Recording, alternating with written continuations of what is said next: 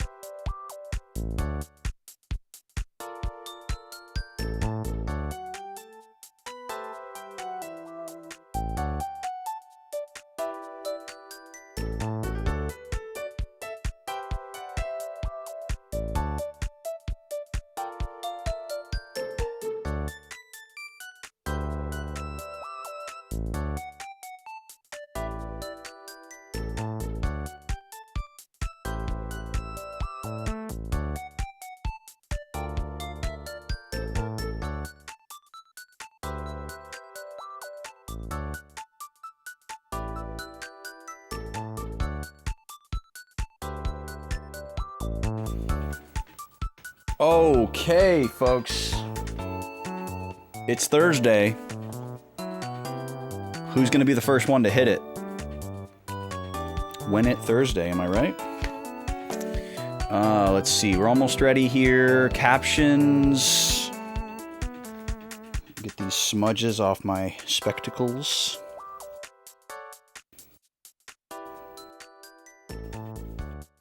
I'm getting used to hearing this song at normal tempo again.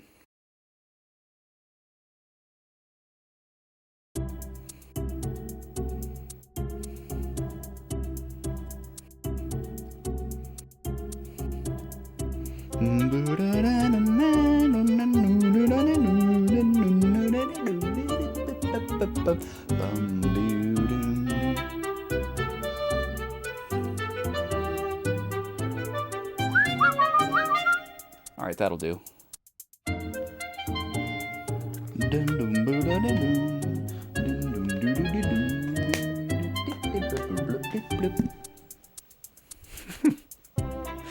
captions loved that. Okay, music down.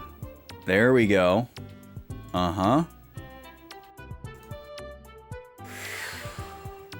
And let's get switched over. Let's go right over here to the PS2 screen.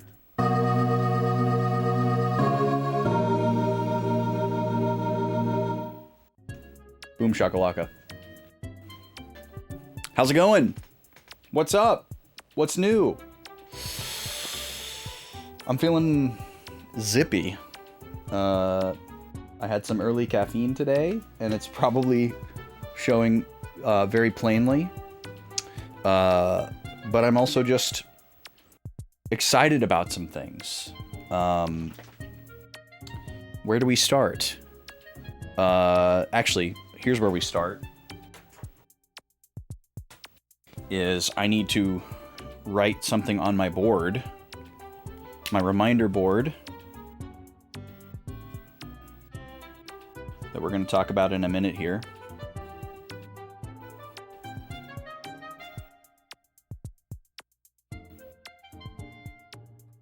There we go. So first off, those of you that are in the Discord saw this already. The lady had to abruptly go back north to where she just came back from in Minnesota for the same family situation, which that's not great news. That's a bummer. Everything about it is a bummer. However, it is resolved now, more or less. She will be back on Monday. With certainty, she will be back Monday evening. And she will get to stay this time. And she's doing great. I'll finally talk about what is going on when I can, which will probably be after she gets back. And hopefully it'll make sense why I've been kept and cryptic about it. So that means that today's stream and tomorrow's stream, we will have the elongated 20 to 25 minute break at 6 o'clock. So sorry, but we'll just hang out and vibe with some Mario Party, and it'll be fine. It'll be over before you know it. Or you can pop out and pop back in, for your meal time while we do ours. But other than that, everything else is going to be very good news, exciting news. What's up, Draconics? Welcome in. How are you? So we've talked a little bit about these charity streams that are coming up next month. But what you may not have heard me say is that we're actually going to open up the incentives 2 weeks before. Because a lot of the incentives are going to affect the gameplay themselves, and they'll want to be decided ahead of the streams. So we'll have lots of time to kind of like pump it up and get excited and see what kind of heights we can reach before we actually start playing the game. So for the Thursday, July 16th stream, we're going to be playing Mario Party 3 Story Mode. And one of the things that you'll be able to donate towards is increasing the difficulty. We're basically going to start on easy, and it goes up to normal, hard, and super hard. And super hard is basically impossible. There are some tricks that you can do in certain mini games to help, mainly pause buffering And then there are other mini games that are actually humanly unwinnable against the CPU. So we'll have some fun with that, and see how it goes. If y'all manage to get the difficulty that high, it'll basically be a milestone that people can keep throwing donations at, and the higher it gets, the higher the difficulty will go. But once we start the story mode run, our difficulty mode is going to be locked. We can't change it on the fly or anything like that. So that's going to be a high priority target to go after before the 2-day event starts. Because that will basically close when the Thursday stream starts, and we will know what our difficulty is going to be. It'll be exactly the same for which character we play as in Mario Party. Because once we start story mode with a particular character, we're not able to change on the fly. So we're going to be locked into our character choice and our difficulty choice for Mario Party 3 ahead of time. So there's going to be a lot of time before the marathon starts for me to explain that to people, remind people, pump up the donations, and see what we can do. The difficulty will obviously just be how high can we push the thermometer, and we'll get the difficulty as high as we can. And then with the character, it's going to be a bid war. You'll be able to basically vote with your donation, and there will be like an individual bucket for each of the characters that we're picking between. I don't think I'm going to do all 6 characters, because that just feels like too many options for like the likely number of people that will be participating and donating. So I'll probably narrow it down to like 3 characters that I think people would probably most want, you know? There are 8 playable characters in Mario Party 3, but 2 of them are not playable in story mode because you have to play against them on specific boards. It's very strange. So no Daisy and no Waluigi in story mode. I'm probably gonna make the 3 characters. Well, actually, I don't even know if I'm gonna do 3, but I feel like I should probably do 3. So I have to decide between like Yoshi, Wario, DK, and Peach. And maybe get Luigi in the mix. I'm definitely going to exclude Mario, because Mario is the character that I'm using to unlock the super hard difficulty, because I have to play through story mode on easy or any difficulty just to completion to unlock the super hard difficulty. So I need that to be available for the incentive. And I feel like Mario is probably the least likely character that people would want me to play as for the actual thing. So I don't know. But I feel like 5 is too many. I think 5 is going to be too many, so I probably need to narrow it down. Maybe we'll take a vote at some point before the donations open up. That'd be kind of fun. For the Friday, July 17th stream of Super Smash Bros. Melee, it's going to be quite different than how we're structuring the incentives for the Mario Party. So, unlike Mario Party, all the Smash Bros. Settings, like our character that we play as and our difficulty setting, can be changed on the fly for the most part. We're going to be playing through a variety of modes, all the single-player modes, so mainly Classic, Adventure, and All-Star. But we also have the event matches, which don't have a difficulty setting, and oftentimes you can't choose your character, so that's a bit of a wild card. And then we also have like Break the Targets and Multi-Man Melee and some other little smaller modes. And what we'll do there is basically the character poll is going to be a small pool of characters. It's not going to be all like 26 characters or whatever it is. I'm going to do some lab work to narrow down my best pool of characters to like 3 to 5. And then that'll be a rolling bid war. So whatever character is in the lead when it's time for us to play Classic, that's who we'll play Classic as. But it'll stay open, and donations can continue to go in towards the character selection, so that when we're done with Classic, whatever character is in the lead after that will be the character that we use for the next mode, like Adventure or All-Star or whatever. So that'll stay open and it'll stay fluid. With the difficulty setting, I haven't exactly figured out how it's going to work, because I feel like people probably just want it to be pushed as high as possible. But like some of the modes I won't be able to beat if we're on the highest difficulty, which is also the case for Mario Party, but yeah, I don't know.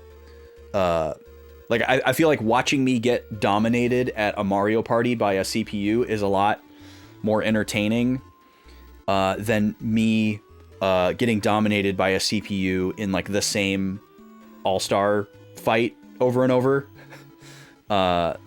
Maybe I'm wrong about that, but like at least Mario Party, like if I lose, we still play the whole party. You know, we get like our full amount of gameplay time that we expect. But the flow is different in Smash Bros. Like if you lose, you don't advance. So I got to figure out how difficulty is going to work for donations. But there is a new event has entered the ring. This is totally separate from the charity streams, but it is happening next month, and it will be after donations are open, so we will be like fundraising during this one special stream, but it will actually just be kind of like a schedule shuffle from normal schedule, and then with a special event attached to it. So July 10th is a Friday, and on July 10th, instead of playing .hack, we're going to play our Tuesday game, which is Pokemon. So that week, I'm going to shift the schedule where instead of playing Pokemon on Tuesday and then .hack Thursday, Friday, we're going to play .hack Tuesday, Thursday, and Pokemon on Friday. Because on Friday that week, a streamer friend is doing a special event, VKTV, shout out V. She came up with this really cool idea. Twitch added this new feature where you can upload a custom badge, it's like a subscriber badge, but you can use it in other streams, I think, or I actually don't know entirely how it works. But basically you can upload a custom badge, and then anybody that watches you for a certain amount of time or like subscribes or what, you know, you can choose the parameters during the time that you've activated like the special event, they can earn this unique badge. And V had this very clever idea to take the 8 Kanto gym badges and have 8 different streamers be a gym leader and host a special badge event for their badge, and then play a Pokemon game. So incentivizing people to go around to these 8 different streams and like check out these streamers that they may or may not know, and like get to know them, and then earn their badge and like do their badge quest. And I thought it was a really cool, brilliant idea. I just ran into it on my Blue Sky feed because I follow V on there. And I hang out in her streams when I can, but I usually am not able to spend a ton of time in there because it's during like a busy time of the day for me with the little guy. But she's great. Love her streams. Very talented artist and very funny, entertaining gamer. But anyways, I'm going to be one of the 8 gym leaders during that event. So we're going to move the Pokemon Black stream. Since we're already playing a Pokemon game, I'm just going to move my regularly scheduled Pokemon stream to that day to line up with the event. And then we'll probably have some new folks come through. I think the minimum watch time for the badge is like 1 hour. But whatever the minimum is, that's what it's going to be set to. If it can be 30 minutes, I'll set it to 30 minutes. So basically some new people will come through, check out the stream to get their badge, and, you know, maybe we'll make some new friends. But I'm going to be giving out the soul badge, which I'm excited about because it's just a big pink heart. So even if people don't necessarily like identify with the Pokemon aspect of it, they can just get like a nice pink heart badge that looks really nice. So I'm pretty stoked about that. I didn't have my full pick of the litter on the 8 badges. I think I was kind of late to sign up compared to everyone else, and I had to choose between 2. And that's the one that I picked, and I'm stoked about it. So I'm also excited to see who the other streamers are. Even being on the inside as someone who has signed up for the event myself, I don't know who the other 7 gym leaders are. So I'm excited because I probably don't know most of these people either. So I'm excited to check out some Pokemon streams. So that's coming up on July 10th. It'll be a regular stream time, and then a regular stream game just on a different day than it normally is.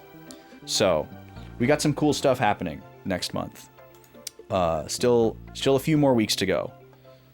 So if you're marking your calendar, I desperately need to make some graphics for this because I know y'all will glaze over and not internalize this information for me just verbalizing it and posting it in plain text in Discord. But Monday, July 6th is when the donations for Mario Party and Smash Bros. Will open. And then Friday, July 10th will be the Pokemon Gym Leader badge earning stream. And then July 16th and 17th is the actual like charity event where we play Mario Party and Smash Bros. Melee. And then the last week of July, I will not be streaming because that's the week that I'm traveling to go do the show, which I also need to get some graphics for. So July is going to be an exciting month.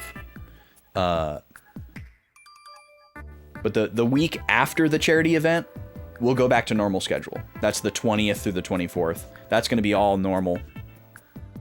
But that last week of July, I'll be gone. I'll be gone. And then into August as well. I don't know what exactly my first week of August looks like yet. But there will probably be no streams the first week of August. There will probably be 2 weeks in a row where I don't stream because we actually have 2 shows now. We picked up a second show that's happening after the Bit Brigade show. And that's a private thing that I can't invite people to. But we're stoked about that. Anyways, that's all the housekeeping for now. Let's talk about .hack. So a couple things happened since the last time we played this game. Number one, I had a pretty solid play session offline because this is getting a little bit ahead of the recap. We're not recapping yet, but last week we did something. And we did an optional dungeon and died right at the end and got a game over. So that sucked. And I assumed that the only thing we missed out on was like the experience and the items that we got. I don't think there was actually like an event associated with it. More on that when we actually get to the recap though. There's a bit of a twist. But I went back and I did that and completed it. We're going to talk about that when we do the recap. And then I haven't watched any more episodes of .hack Sign since I last played. But I did go through my notes from the episodes that I have watched, and I tried to highlight some things. I want to make this into like a kind of a book club process as part of my recap, where I talk about what I have gleaned from .hack Sign watching it offline as it might pertain to the larger story of the PS2 games or what's happening at that particular moment.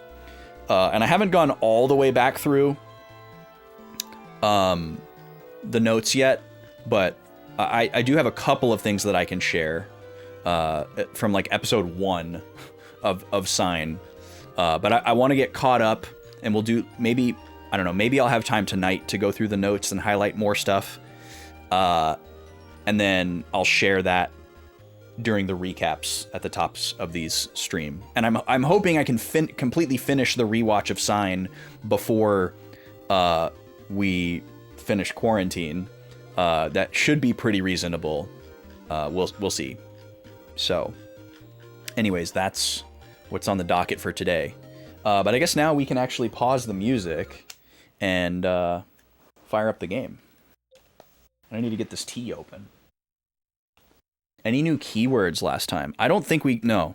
Because last time all we did was that optional dungeon, and then we started working on the required dungeon that's supposed to be the new, like, Cursed Wave fight. But we ran out of time, and I had to just warp out and save. So we got to do that again. So no, nothing much. But we are going to recap what happened last week in full. Even though I already talked about some of it.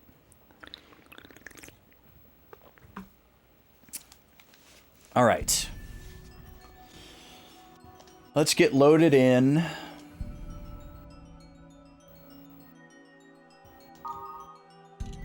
To slot number 5, actually.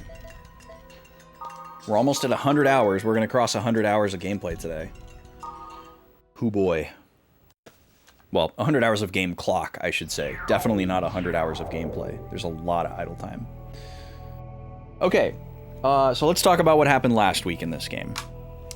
The first thing that we did was the Operation Orca dungeon.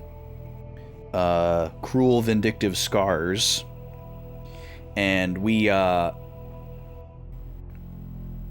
was basically a wild goose chase. It was a dud. There was nothing at the bottom. No data bug, no cursed wave, nothing. What's up, T? How are you? 100 hours in one day, yes. We're hyperbaric gamers. Bending the space-time to our will to play as many video games as possible. We get to the bottom of the dungeon, there's nothing there, and Leos is like, oh, the data volume here is diminishing. All of a sudden, which is like an indication that the cursed wave isn't there. We've been using the surge of increasing data as a way to track the wave's movement. So the fact that it's going back down means, oh, it's leaving. It's not here. It's running away from us or something. So Helba cuts in. She's like, okay, here's a new location. Go there quickly.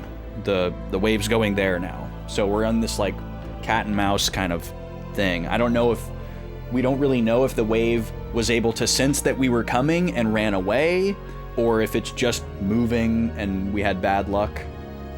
But we get our new coordinates, Graceful Tempting, Fallen Angel, and that was a huge light bulb moment because the third keyword, Fallen Angel, was previously not on our coordinate list, or keyword list, and that was the one that we were looking for that was in the OVA.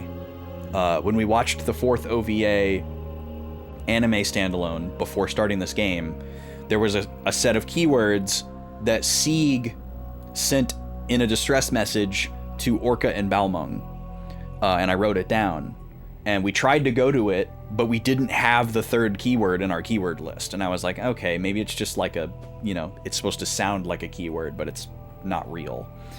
But once we got this coordinate from Helba that had it in there, that was added to our keyword list, and so now we can create combinations with that as a third keyword.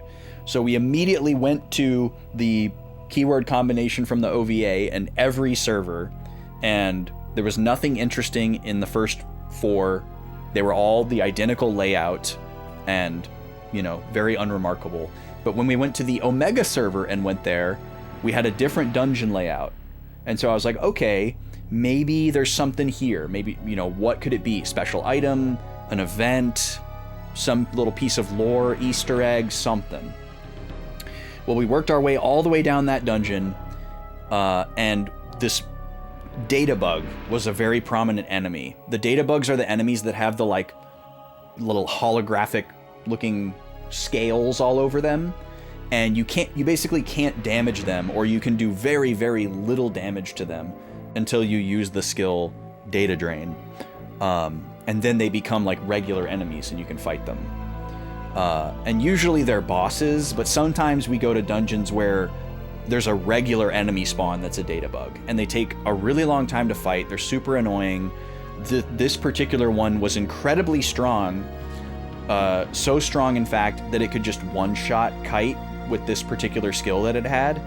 And like most spells and skills in this game, it stops your movement. So as soon as he starts doing it on me, there's nothing I could do. I can sit there and mash the menu to fully heal myself before it goes off. There's plenty of time for me to do that, but even at full health, it would usually kill me.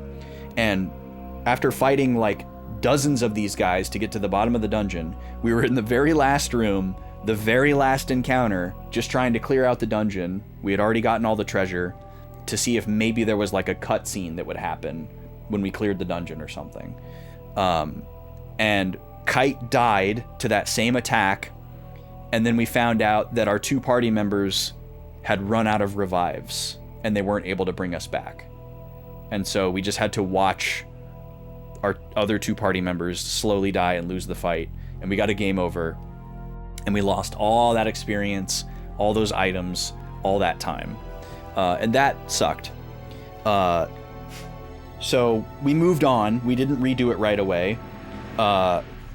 We moved on to the story dungeon that Helba told us to go to. And we got like 2 or 3 floors in, and then I ran out of time, and I was like, I gotta get out of here. Like, there's gonna be a boss fight and a cutscene and lore dump and whatever else. I can't just like go 10 minutes over and get this done. It's gonna be like an extra 30 or 45 minutes. So I just warped out and saved and quit. So theoretically last week we did almost nothing because we did a dungeon that took a really long time, then got a game over, and then we started a different dungeon and got about halfway through it and then warped out and saved. But off stream, in between, I got a lot done. I redid Sieg's dungeon, that's what I'm calling it now. Nothing significant happened once I cleared the dungeon. I just got all that experience and the items again, which was pretty fruitful. The EXP not so much because of the nature of the Databugs, because you have to like level them down in order to damage them. You usually end up not getting very much EXP, or basically 0. So we didn't get a ton of levels in there, but we got some great money and items. But then something interesting happened.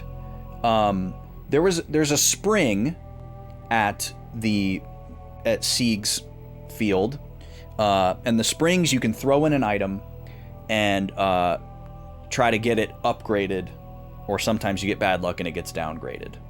But we recently discovered that if the item is really, really high level, it's too high level for that particular spring to upgrade. The springs have various levels, and even though this spring is like one of the higher level ones that we've been to, we have like an absurdly high level weapon, and if we throw it in there, the guy in the spring basically says, hey, I can't upgrade this, here's your item back. But then he also gives you a golden axe and a silver axe, which are just these like low level items that are used for trades. And some characters want them. Well, we met an NPC a while back named Tim, and he wanted 10 silver axes for these 3 different equipment items that were pretty good. 10 silver axes each. So we were hoping to get 10 silver axes and then, go pick one, basically. And that spring at Sieg's level was the 10th silver axe. So after I cleared the dungeon, I went and did the spring, threw in the high level item, got the golden silver axe, and I had 10 silver axes. So I was like, okay, I'm gonna go find Tim and trade him for one of the 3 items. He had, where did I write that down? He had a weapon for Kite, a weapon for axe wielders, and a weapon for Wave Masters. Diablo Blades, Malice's Axe, and Witch's Stick. So I went to go track down Tim, and I was having trouble finding him. I had to go to all the different servers and reload multiple times and run around. And while I was doing that, I took it upon myself to check out everybody's trade lists. I ended up having to do some item management. So I went and cleared out like our storage and got rid of a bunch of stuff that I didn't need to be holding on to anymore. I sold a bunch of stuff. I sold a bunch of scrolls. So we have way more money now. We have like 300K or something like that, which is some of the most money that we've had through the whole playing of this. And I did finally find Tim, and I traded him the 10 silver axes for the Diablo Blades, which is a really solid weapon for Kite. And I was able to pare down the number of daggers that we're carrying around all the time from like 4 to 2 or something like that. But it's still not completely perfect. But the interesting thing that happened is while I was running all over creation to find Tim and talking to all these other NPCs, I met 3 new NPCs that I had never met before. And this was very significant because these 3 characters are dot hack sign characters from the anime. And if I was ever aware that these characters could show up in these games, I have completely forgotten about it. This blew my mind. I ran into Bear and A20 and Mimiru, all in different places. And they had like lore specific dialogue. They like referenced things that happened in the anime, and like talked about Tsukasa and some of the other characters from Sign. And then they also had really good items for trade. So when this happened to me, Bear was the first one that I ran into. When this happened to me, I wondered if there was a correlation between doing Sieg's dungeon from the OVA and these characters showing up. Like, have they just suddenly showed up because I did that? And that's like a sneaky, like, way that was unlocked? Or have these characters always just been running around and I've never run into them before, and or I forgot? Really, really wild stuff. I took screenshots of it all because the dialogue was very interesting. So I'm going to share some of that with you.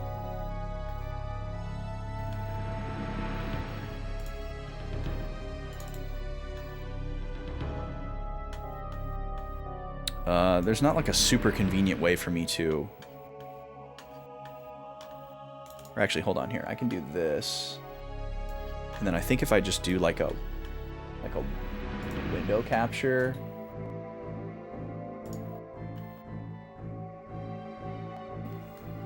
Let's try this.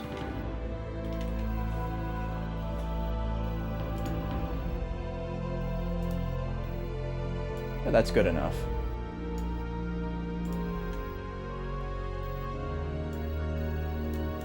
So yeah, check this out. Here's Bear just wandering around Sigma Root Town. And he says, I wonder what Tsukasa is doing now. And then he's like, oh right, you don't know who Tsukasa is because you're just some rando. It's a player that I know. There were a lot of things that happened. And then he talks about this really cool lore point that actually like answers a question that I had. He says, now that we can't PK, this world has gotten much more peaceful. You could PK before. It was the worst when the Crimson Knights disbanded. So essentially, like connecting what might otherwise be a plot hole between Dot Hack Sign and these games. Like a big point in Dot Hack Sign is that there are certain players that attack other players. and bad things happen if they kill them. Like the character Sora, his whole shtick is that he sneaks up on characters whose avatars are pretty girls, and then says that if they don't give him their member address and play with him, he'll like assassinate their character, and they'll lose all their items and EXP or whatever. And so he becomes notorious for that. And then as well in the anime, there's this organization called the Crimson Knights that are basically like cops or mods that are like the police of the video game, and they like go around and like curb bad player behavior, but they themselves are also players, and they're kind of like LARPing as law enforcement in the game. It's very interesting. They're not like actual system admin. So this kind of like explains why the Crimson Knights aren't in this game and why they're not part of the story at all. Is because like they changed a feature about the game from like, 1.0 to 2.0 or something like that, where you can't player kill anymore. And so they didn't need these Crimson Knights. So I found that fascinating. It was really cool. And then he says, if you're stuck, I'll help you. No, I guess this old guy is the one that's stuck. Sorry, it's about the real world. My deadline is close. Bear is famously, in real life, like a middle-aged salary man that plays the game to like unwind. Whereas like most of the people in the anime that play the game are usually like teenagers or, younger people. And so he kind of sticks out once he reveals his real world identity. Oh, sorry, it's just the ramblings of an old guy. Just ignore it. Well, later. And that was, I think, all I got out of Bear. And then I ran into A20, who is, at least so far in my .hexsign rewatch, a little bit of a minor character. But she's important in Mimiru's kind of character arc, I guess.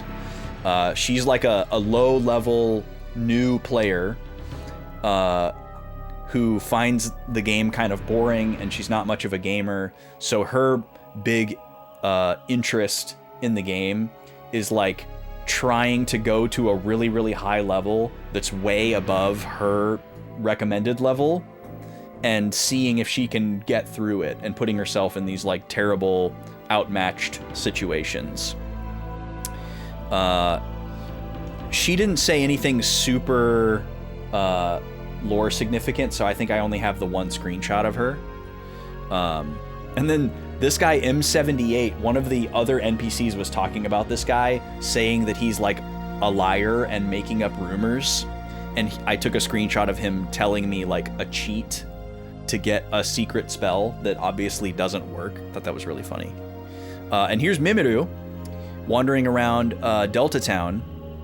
And this really blew my mind because I don't know if this is special text or not. I just happened to have Black Rose in my party because I was looking for equipment for Black Rose and Balmung, since they're like our main two kind of like story mission characters. So it's like, oh, if I run into anything good for them, I want to be able to pull up their equipment and like compare it. So even though we weren't fighting or doing missions, I had them in my party just so I could reference that as I ran around. This is while I was looking for Tim. And so Mimiru says, your friend looks like me. So directly commenting on the fact that Black Rose looks just like Mimiru from .hexsign, and they're like the same character design because they're the same class and like similar, settings, because you assume that there's like a limited number of settings or whatever. And I just thought that was so cool, especially if like she doesn't say that if Black Rose isn't in your party. That's probably not the case, but just because I had Black Rose in my party, it made that feel extremely novel. And then, that's the only screenshot I have of Mimiru. Okay, I guess she didn't say anything else super significant about Tsukasa either. So that's that. That was really cool. I was very surprised by that. I think it's very unlikely that me doing the Sieg field like indirectly spawned those characters into existence. and it's just coincidence that I started running into them after that. So I don't think doing that mission actually did anything, but it was still cool that we could go there. And I'm happy that me running around looking for a random wave master named Tim caused me to run into these super lore significant anime characters from Sign. The only thing that I want to share from my notes for Dot Hack Sign are from the first episode. And the first episode, basically my biggest takeaways were that it does a lot more to establish the disconnect between Tsukasa's player and Tsukasa, the in-game character, who's like the main character of the anime. I thought that it was more ambiguous until like later in the show that Tsukasa's player was a girl, even though Tsukasa is like a male avatar. But it's actually like right away kind of a plot point, where like certain players that interact with Tsukasa suspect that it is a girl playing as a boy character, and there are a lot of conversations about like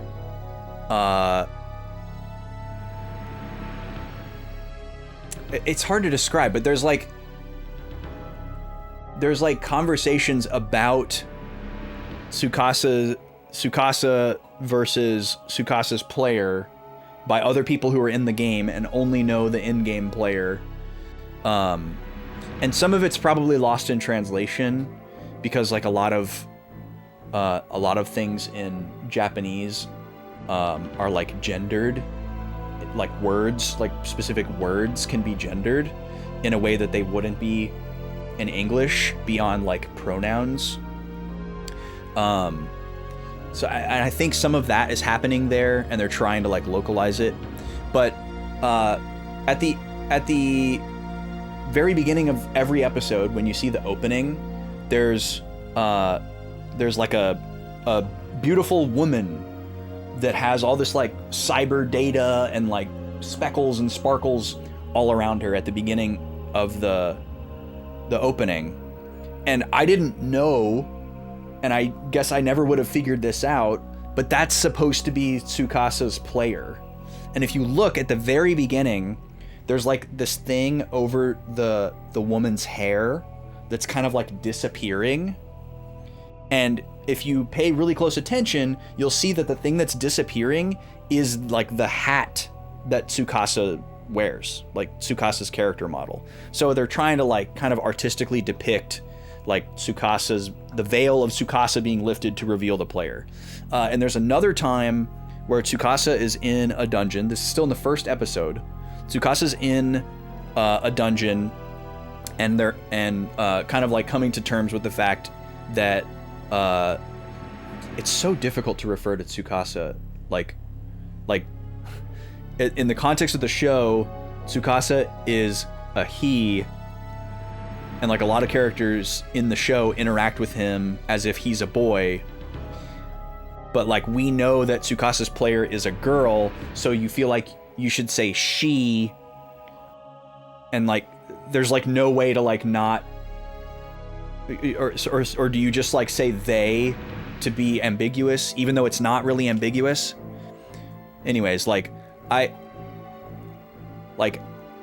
I've looked up a lot of stuff about this too to see like it seems like it's fairly accepted amongst like the Dot Hack fandom to refer to Tsukasa, the in-game character, as he, because it's like part of a plot point that like a lot of characters assume that Tsukasa is a boy, or like a boy playing as a boy, even though Tsukasa's player is a girl. But anyways, there's a scene where Tsukasa's in a dungeon, coming to terms to the fact that they're trapped in the game, and they have amnesia. Tsukasa doesn't remember how they got sucked into the game. They're kind of just like, I know I haven't always been here, but I can't remember anything before I was in here. And they open a chest, and it triggers this flashback, and it shows a silhouette of a person in like a way where you would imagine that's what it looks like when somebody gets sucked into the game. You know, there's all these like ones and zeros and matrixy code, and it's just like the silhouette of a person in this like colorful wash. And it's only on the screen for like a second. But I clearly noticed that the silhouette, despite, you know, Tsukasa's model being a boy, the silhouette that they show is clearly of a girl. So they are kind of like drip feeding you this information like right at the beginning of the show, and it's being called into question like immediately. And when Tsukasa meets Aura for the first time, I had always remembered it and assumed that Aura was like speaking telepathically to Tsukasa, because whenever Tsukasa's around Aura, they hear a voice. But Aura doesn't like move, you know, Aura's mouth doesn't move. She doesn't like turn her head or look or anything like that. She seems like sleeping or unconscious. But now that we know that Morgana is a character, and the voice is very like adult, and Aura appears as a child, now I get to rewatch the show through the lens that, under the assumption that the person talking to Tsukasa is Morgana. So that was kind of wild. And then at the very end of episode 1, you see paramedics. You see a real world scene where paramedics are arriving at a house and rushing in to save someone who has collapsed on the floor, playing the game. And you can see like their controller and their headset, and it's very clearly a girl in like a school uniform. And there's, you know, every indication is that that is Tsukasa's player. So it's not nearly as ambiguous as I remembered it to be. Maybe I just wasn't paying as much attention when I watched the show the first time, or I just, you know, wasn't as smart of a person or something. I don't know. But in my memory, it was like, oh, it was super ambiguous all throughout the show, and then it was like a twist towards the end of the show where they revealed that Tsukasa's player was a girl, despite Tsukasa being a boy character. But it's not like that at all. It's like right at the beginning, and it's not just like you can pick up on it if you're paying attention. It's like, it's pretty out there. Like other characters are talking about it.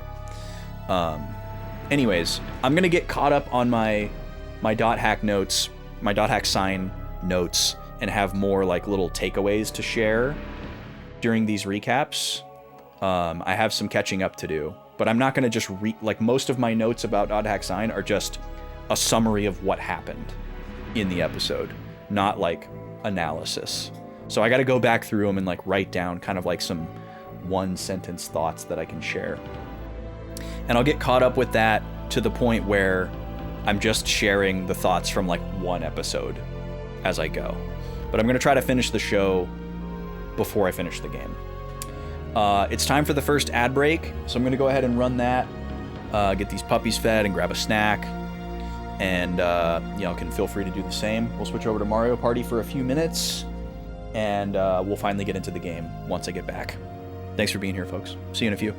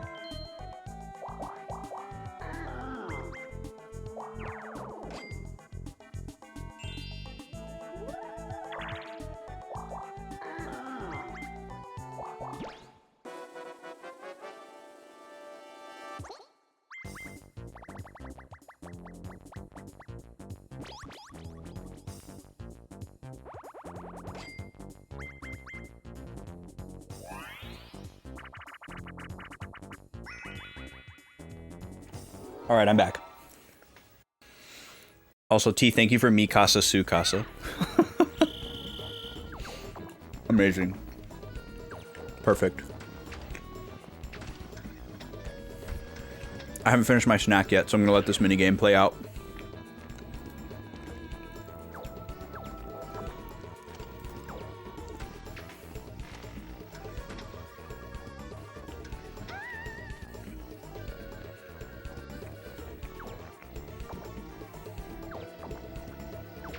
Wario just beating up on Peach.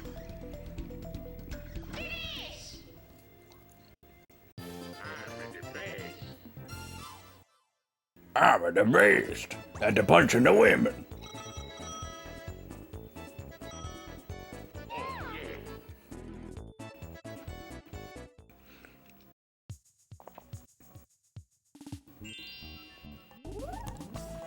Yummy.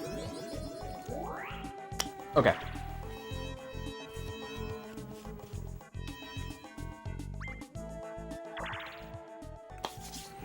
Welcome back. Now we can actually play the game. We're going to go right into a story dungeon. So, no further delay.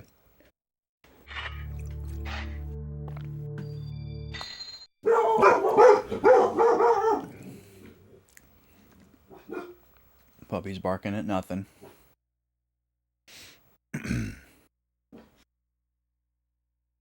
Gobi is the worst about barking at things that do not need to be barked at. Like, barking at me when I'm just talking out loud. Or, when, me or the little guy, like, move or, like, make a sound after having not moved or not making a sound after a while. She loves to bark at that. And of course, Nima just blindly trusts Gobi and will bark whenever she barks. She's like, oh, something's happening. Better go support. Nima doesn't, like, check. So here's our new Diablo blades here.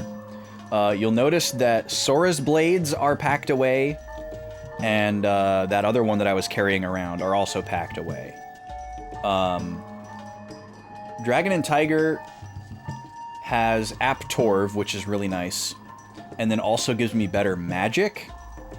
But other than that, Diablo Blades is an empirical upgrade. Deck Vorv is not great. It'd be great if it was App Vorv. The deck versions, the debuff versions of the spells are not as useful. So most of the time we're going to be using these Diablo Blades. Because they have the highest attack. We're gonna form up here.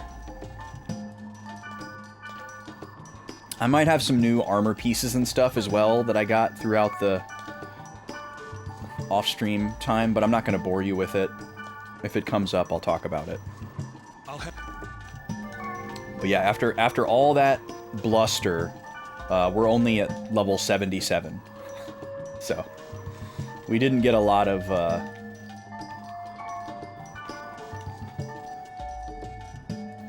yeah, we got some really nice weapons for both of our party members as well. Black Rose's attack stat is 91, which is unreal.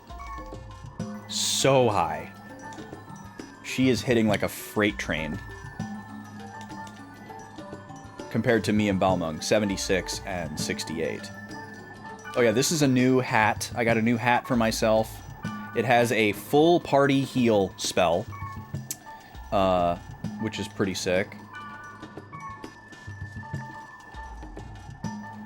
And I think everything else is pretty much the same as it was before. So we're gonna immediately warp to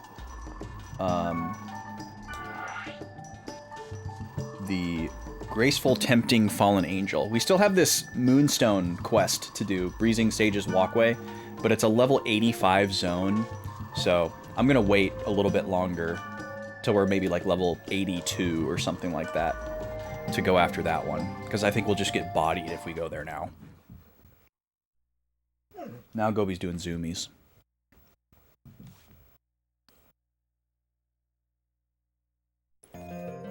That's awesome that Peanut heard them. Hi, Peanut.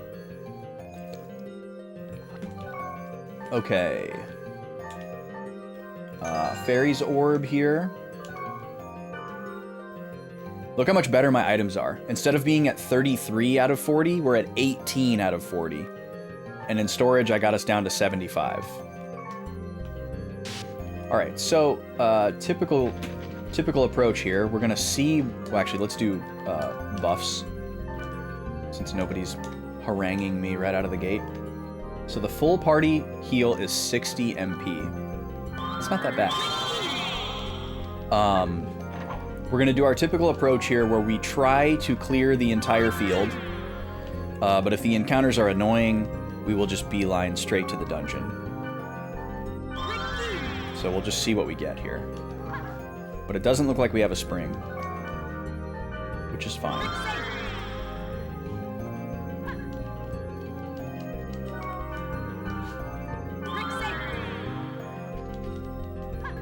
I'm very curious to know, like, how many springs there are in the game.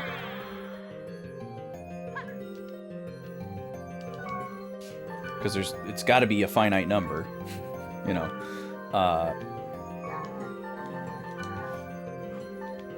And I'm sure somebody's figured out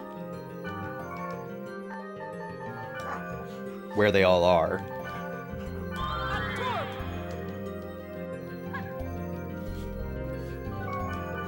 So I switched weapons really quick so I could get Aptorv on everybody. Black Rose used to have this on her old sword, but now that she has this better sword, she doesn't have it anymore. So I have to be the one to do it. But yeah, I think maybe one more weapon upgrade for Kite, and we can finally just go back to having one pair of daggers to rule them all. Oh, this is the song that I really like. Okay, this enemy really sucks because it dodges everything. I literally have an accuracy up buff right now, but it's just dodging all of my regular attacks. Let me try... Wow, I have to be really close for those to go off, huh? Yeah. So she can't dodge these ones. Oh, yes she can. I was wrong. The first one just went really well. She's not very strong. So that's great.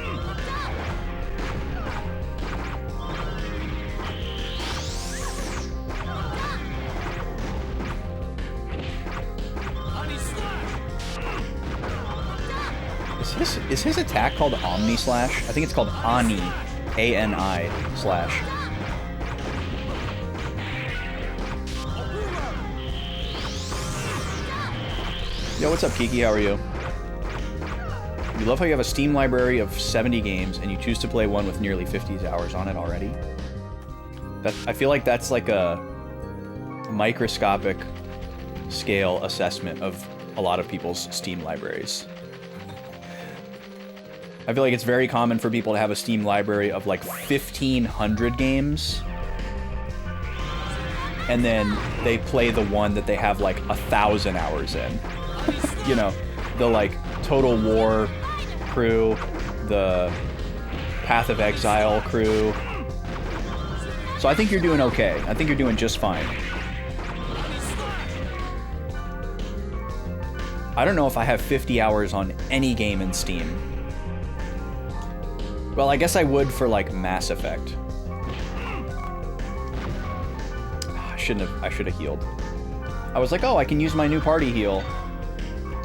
But Black Rose died. So now I'm gonna have to redo all of her buffs. I'm still gonna do this though.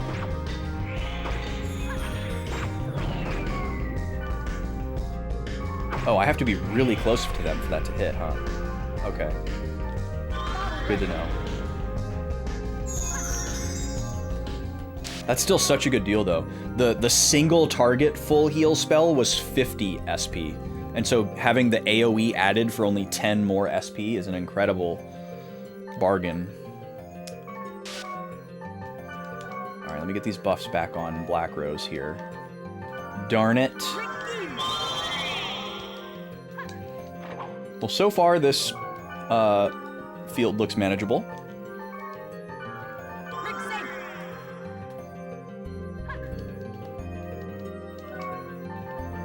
So far.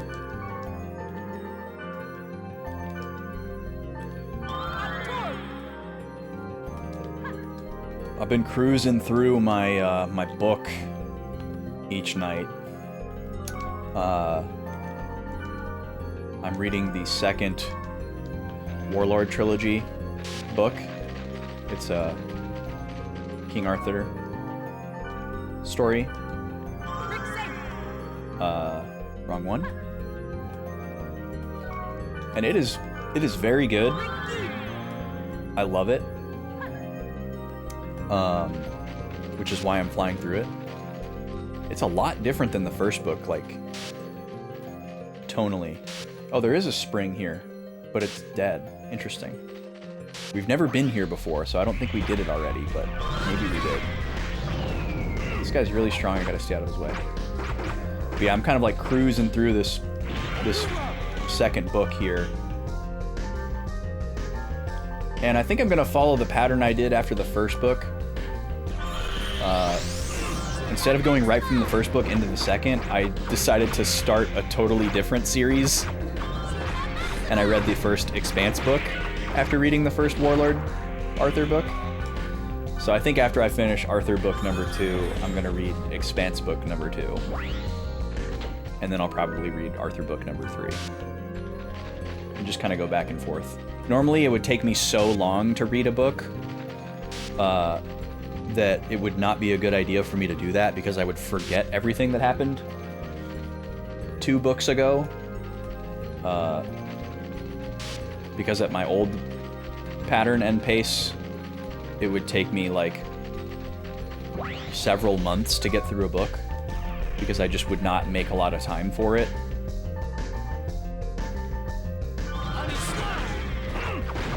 But now I'm in a completely different reading schedule, and I can get through a book pretty quickly, which is fun. So I've been excited about that. And then I just gotta make sure that I can find the Expanse books that I don't have before I get to them. Oh, I have both of these. That's actually nice. How is my infection still yellow? That sucks. But I got some wiggle room there. I'm on book 2 of the Expanse. Well, I haven't even started it yet.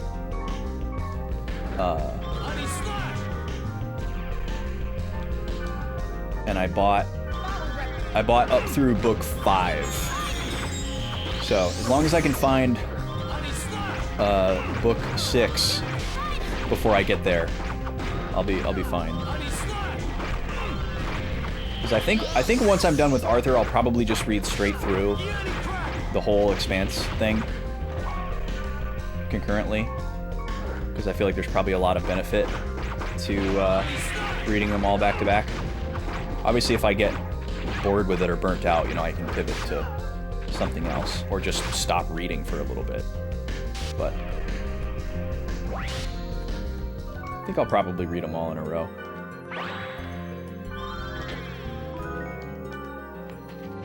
I might try to get the lady to read some of them too. She's way like more she's more of a daredevil when it comes to books than me. She'll just like read a random book on a whim and like see if she likes it. And she'll like finish the book and be like, yeah, it kind of sucked. And I'll be like, man, I would be so mad if I spent all that time reading a book and it like never got good. Dang it. Took too long to go off. Someone died.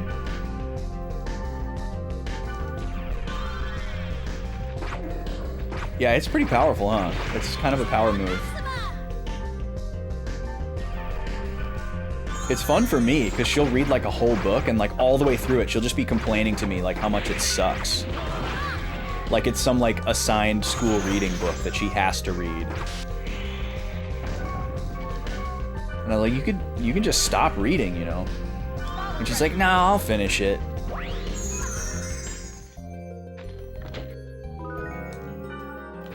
And I guess, like, I'm kind of that way with certain media as well.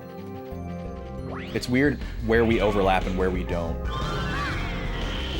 Like, if it's a TV show and she doesn't like it, she immediately wants to stop watching it. She's like, nah, I'm not gonna, like, sunk cost fallacy a series.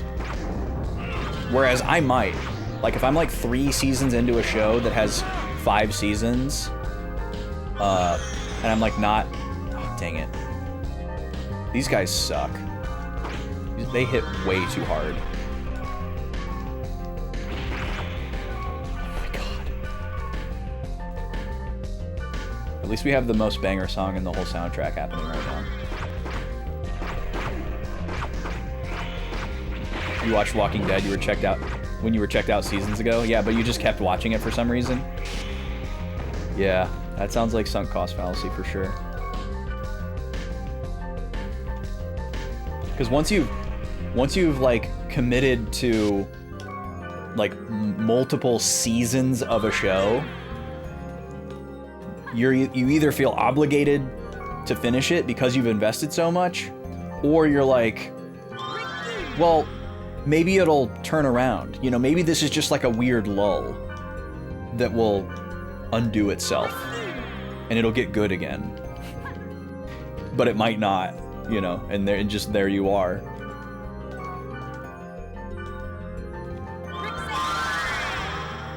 But yeah, it's interesting. Like, I feel like me versus the lady, I'm more of the like stubbornly stick to it type, where like even if I don't like it a whole lot, I'll still finish it, whether it's like a series or a video game, or whatever. But I'm also like the type of person where I will really, really heavily sell myself on something before starting it. Like I don't try as many things spontaneously as most people, and not as much as her either. So I wouldn't just like randomly dive into a book.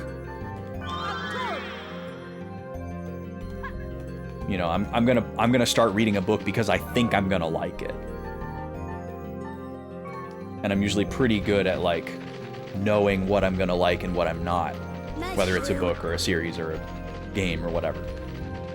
So it's very rare for me to drop stuff anyways, because I've already kind of like committed before I've even started. So I guess that's the difference. That's where it lies. You have a lifetime movie subscription, you love trash TV? Man, I can really enjoy like a bad movie, but that's it. Like I can really enjoy like laughing at a bad movie, especially if I'm like with a friend or friends and we're like laughing at it together and kind of like, you know, doing the Mystery Science Theater thing. But I can't do it with a TV show. And I guess like trash TV is different, where it's like, it's not cheesy, it's like meant to be like drivel. I can't do any like any of that kind of TV stuff that where it's like a bunch of 20-year-olds dating. I cannot. No way. God, this lady is less annoying than the other guy, but still really annoying. Actually, wait, what are you weak against? You're a wind? But you have wood tolerance. Okay, I can't even use my best magic on you. Okay. Curse of Oak Island? It's been going for 15 seasons and they have found nothing. I've never heard of that before. Oh yeah, and one of my party members, I think it's Balmung, his new sword has death on it, so it kind of replaces Sora's blades. But man, this lady's hard to hit. There we go. We're getting good EXP here, though. Like 40 or 50 per fight, that's super solid. So yeah, it looks like we're going to clear out this field just fine. Hopefully the encounter table in the dungeon is identical. I really don't want to run into a bunch of data bugs, especially not if they're data bugs of this guy. This guy frickin' sucks. The first thing he does is increase his attack. And then he does that. Dang it, I should have healed Balmung.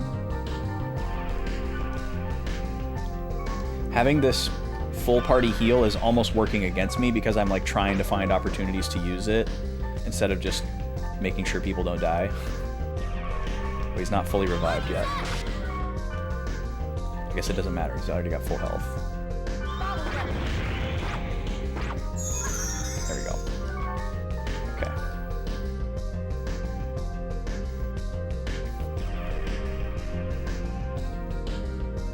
It sounds like a very similar premise to like One Piece. Where like the overarching premise of the show is like a very concrete and specific thing. And then the show is just like everything that happens on the way to that. But they just never get to that. Balmung died again.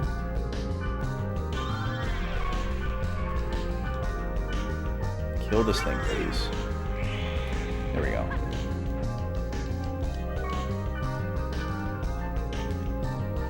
I don't necessarily mind a show like that on paper, though. Like, if it's fun and I like the characters, you know? Like, we're watching X-Files right now. And if you really, like, abstract it, like, there's a lot of, like, really,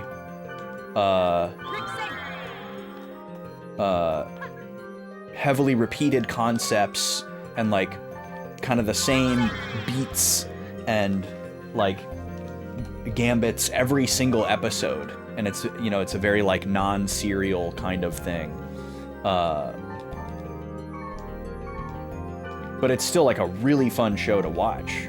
And there's a lot of, like, really interesting stuff going on.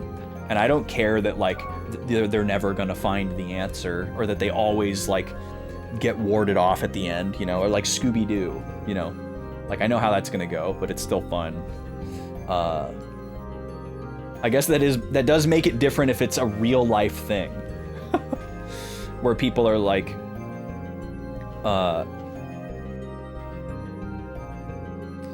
I guess it's, yeah, that's a weird blurring of lines between, like, reality show and reality. That's kind of fascinating. I bet there's a really good video essay about the ethics of that show that would be super fun to watch.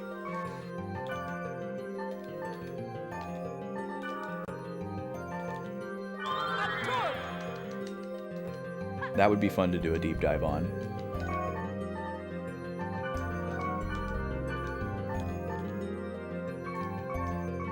Okay. There we go. We're back.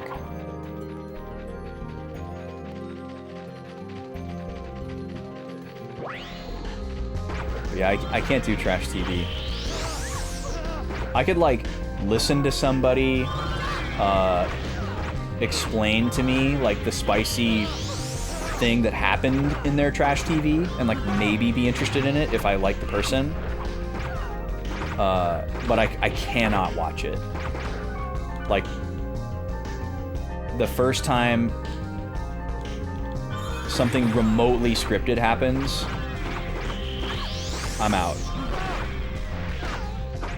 Because I can't,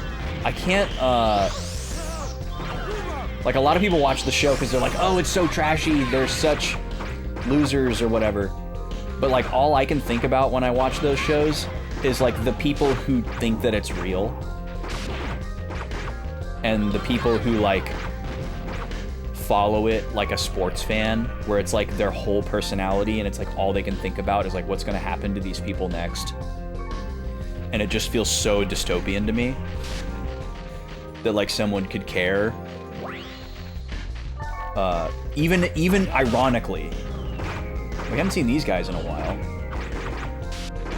They're annoying because they can heal themselves. So seeing them in a group of 2 is not great. We would love to see them solo. Okay, cool. He didn't come back. Yeah, I totally respect having, like, a brainless turn brain off comfort show.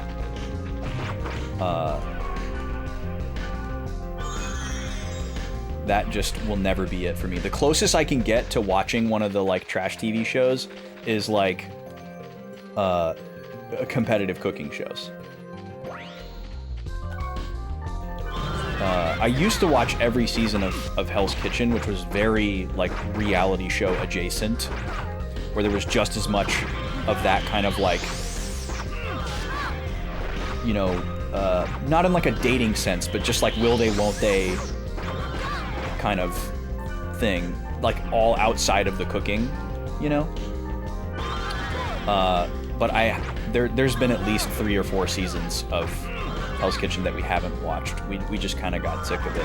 We still watch MasterChef, though, and that doesn't really have a lot of the, like, drama. They sprinkle in just a little bit of it. And obviously, you know, it's a little bit more scripted than it appears, of course, but those are definitely, like, comfort shows for us, but they're also, like, seasonal. And also, I could never re-watch anything like that. Some people will, like, re-watch stuff like that. I can't do it.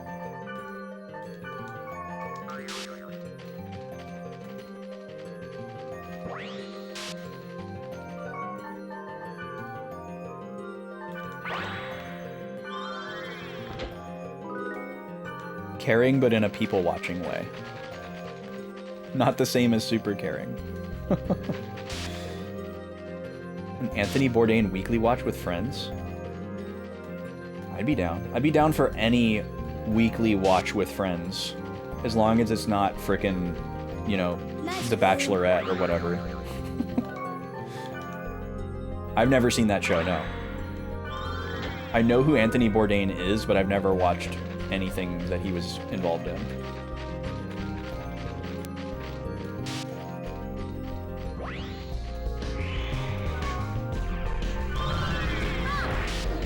But yeah, reality show, like reality show / dating show as one category, and what was the other one that I was gonna say? Wow, I just completely forgot.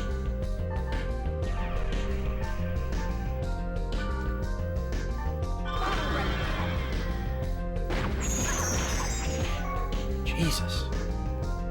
Yo, what's up, Sness? How are you? What's going on, dude? I was gonna say the two types of TV shows that are an immediate no for me, and then my brain just died. Oh yeah, any like reality or dating show, or a sitcom are my only like immediate no's when it comes to TV.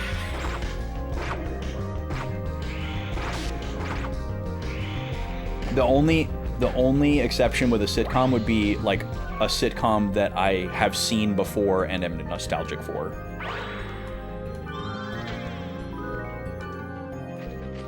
Or maybe just something that's like from a time period where I'm less annoyed by the pop culture references. But any sitcom from like 2005 forward is like an immediate no. Oh yeah, I was wondering about that, SNES. I didn't want to say anything to her because I didn't want to like make her feel obligated, or like, I guess, spoiled if it was planned for a specific time. But I was thinking about it. But I don't care if it gets read out on stream. I wrote what I wrote. I meant what I said, and I said what I meant. Yeah, that would be sweet. Are you tagging in to vote yes? Yeah, the therapy for me would just be being in the same VC as friends. I don't really care what we're doing. I'm so starved for that. What am I looking for? I'm looking for my rigs. Here we go. Alright, we cleared the field and now we're gonna head into the dungeon. Oh yeah, I'm sure it's great. I'm sure it's great. I have you all here.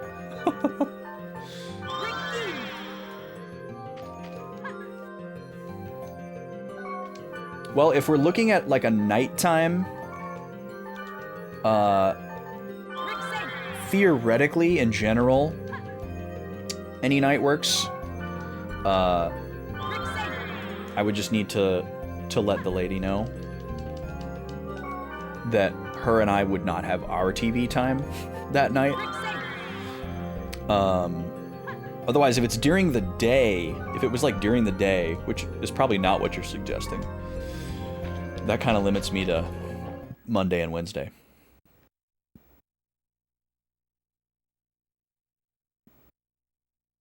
You have the most flexible schedule.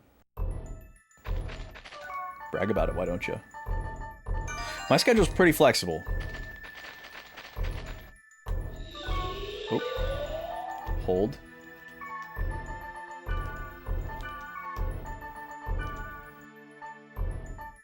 So we're assuming there's going to be wave 6 of the Cursed Wave at the bottom of this.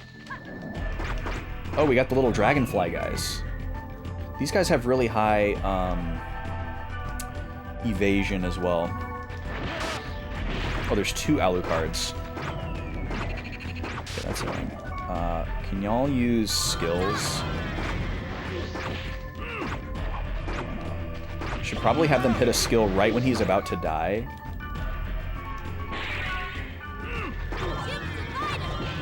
Ah, see, he brings him back. That's so annoying.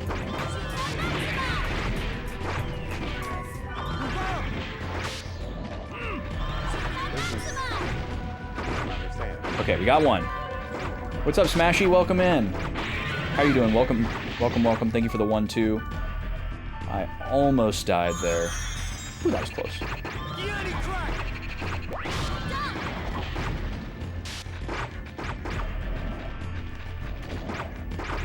Okay, I'll let y'all finish him off, and then I will click file rep.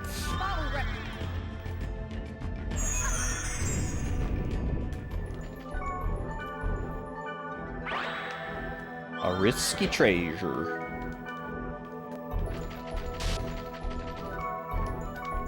Oh, we might as well refresh our elementals here.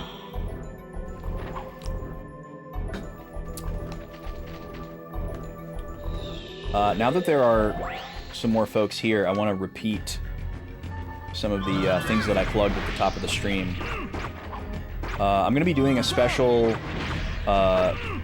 username badge event on Friday, July 10th. Dang it. They always revive. So that week, I'm going to move my normal Pokemon stream from Tuesday to Friday, because the badge event is on the Friday, and it's Pokemon themed. And anybody that hangs out in that stream and watches... Oh my god, he did it again. Watches for the appointed amount of time will earn a special badge. Some of you... Oh my god, stop reviving him! These guys are the worst. They're just endlessly reviving each other. You have to, like, kill them with a spell. Or, like, freeze the other one immediately in an animation so that they can't do their revive. Okay, finally got him. Jesus. They can't do it to themselves, luckily. So once there's only one, it's not a problem. That must have been a record for the most times that's happened in one encounter. Anyways, Friday, July 10th, we're going to do our normal progression of the current Pokemon playthrough, the Pokemon Black version Boys Lock that we're doing. Just going to be on a Friday instead of on a Tuesday.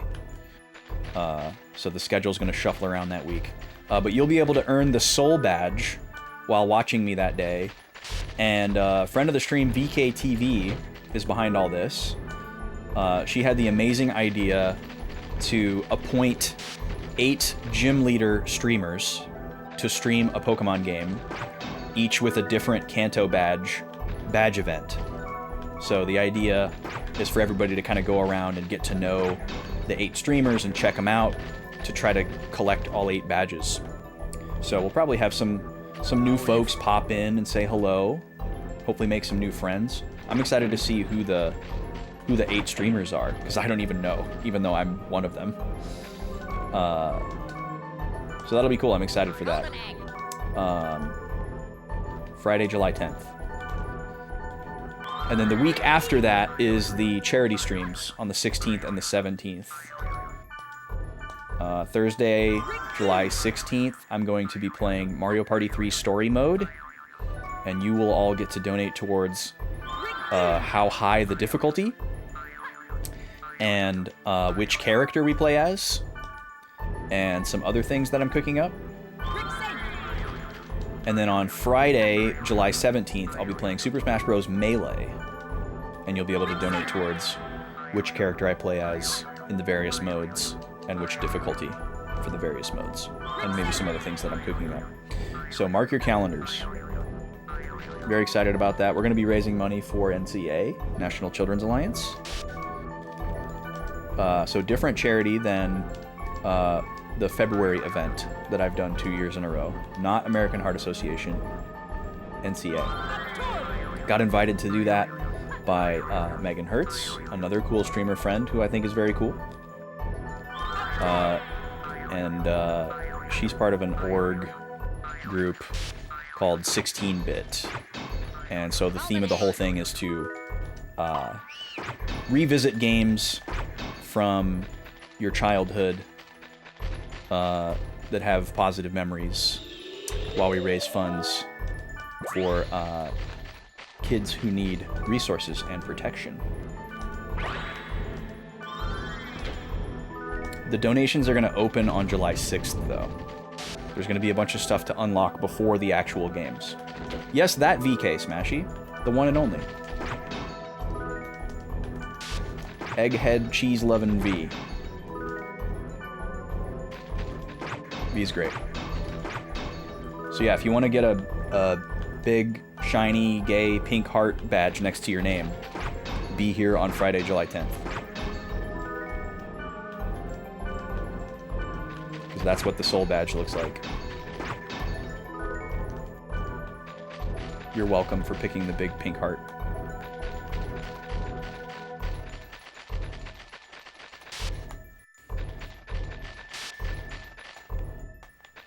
I don't know how far along we're going to be in Pokemon at that point. That'll be interesting to see. I'll try to make sure that we're doing something spicy that day. I don't know how we're going to top what happened on Tuesday, though. That was one of the wildest things that's ever happened.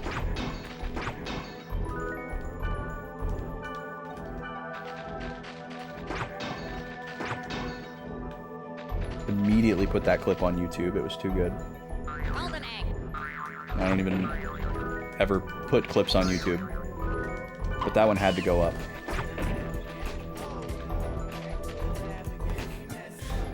Draconics back to the lab, thank you.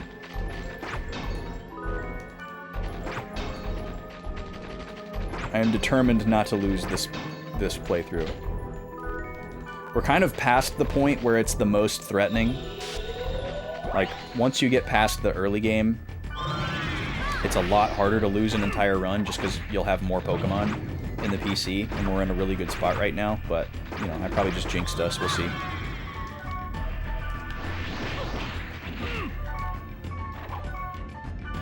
Okay, I gotta make this happen.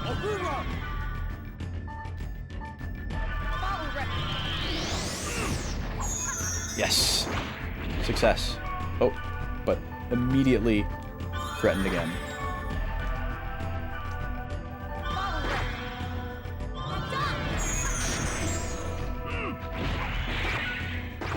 Okay, we did it. Sorry the camera's so wild right now. That was a little stressful. We're obviously making good progress level up wise because instead of getting like 40 to 50 experience per fight, we're now getting like 8 or 10, which means we're getting closer to the level.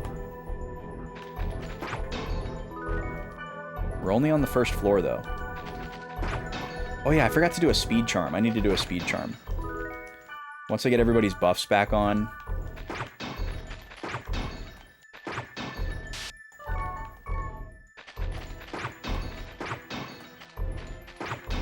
After Lucky's goated misses. Well, we definitely aren't going back to the lab after that. That's stuff like that saves us from going back to the lab. I'm questioning whether or not y'all know what going back to the lab means. Starting to wonder.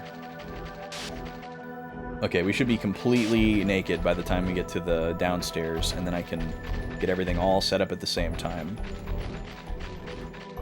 I think I'm going to commit to always using a speed charm in dungeons now, just on Kite. Not because I want to save a bunch of time, but because it prevents me from having to reset my buffs as often. So, that'll be nice. I think it will really add up in a very big way.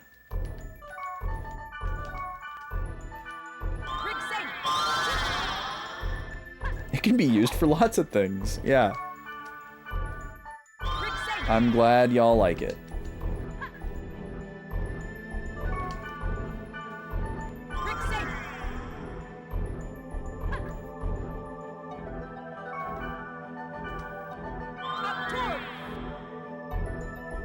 I don't think casting it on someone who already has it will reset the timer, but I'll try it.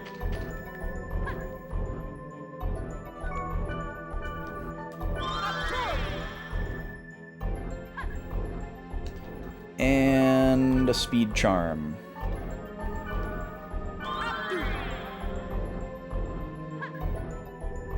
So yeah, this allows me to get through a room and to a door faster, which means less time just walking and letting the timer tick down on my buffs.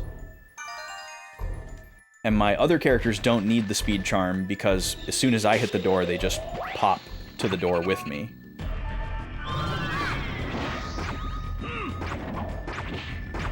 Okay, these guys are no problem. Let's do attack. So these guys have magic tolerance. Or they have water tolerance. And Balmung is a water guy. So, make sure he doesn't use his magic. Because all his magic is water.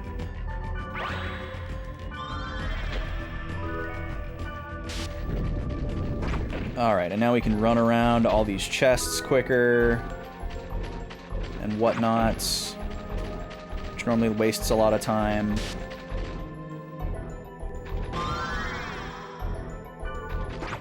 Okay, nothing wrong with that korma. Take that.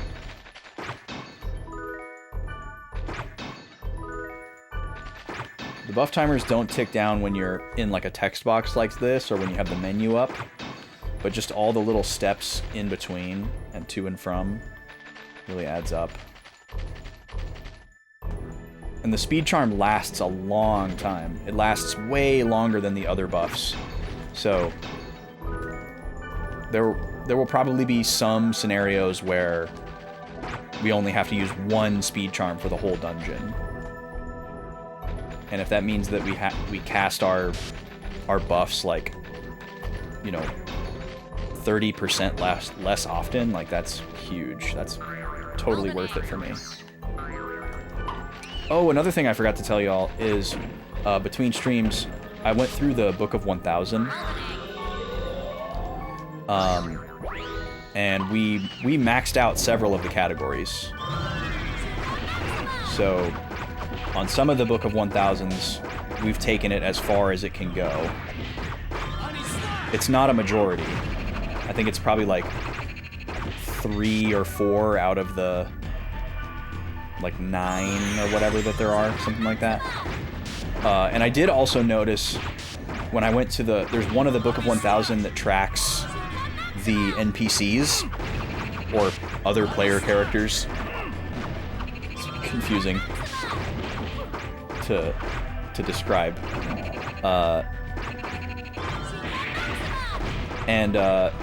Bear, A20, and Mimiru had all been added to my list, and they were all kind of like in sequence right next to each other.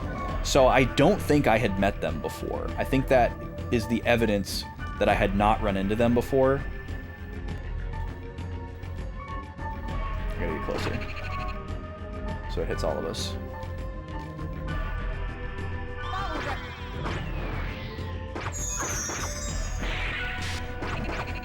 Because I think it records the characters like kind of in the order that you meet them, but I'm not sure. Because there was one blank spot between 2 of them. But that leads me to believe that maybe there are other characters from .hack Sign that we can meet somewhere, somehow.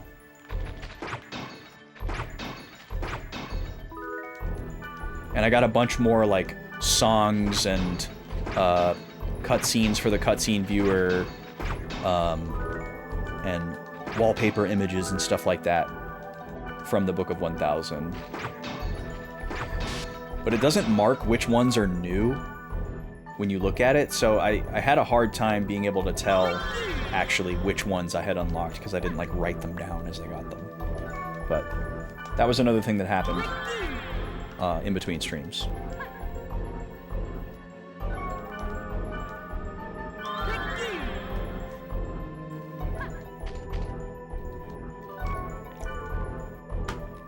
My left elbow is bothering me. I've been practicing a lot for the show next month. Been trying to run my set list once a day. And definitely can feel my medial epicondylitis trying to flare up. So I gotta be careful.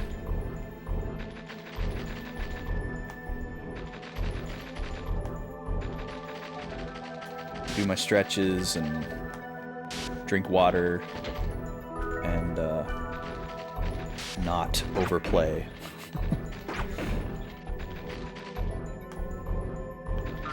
Invisible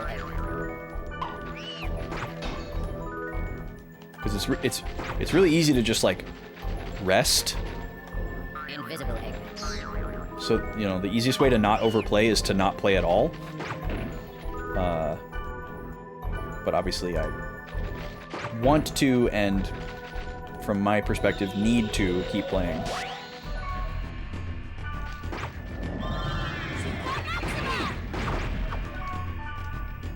So it is a delicate dance.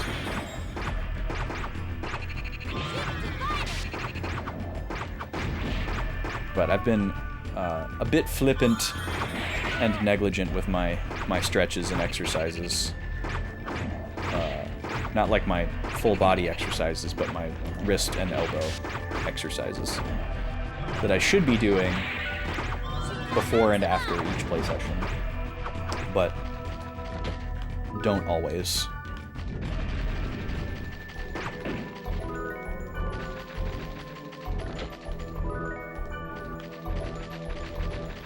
Okay, floor 3. Here we come. Let's see if this is the bottom. Thanks for watching, everybody. This is an interesting layout. So this is not the bottom floor.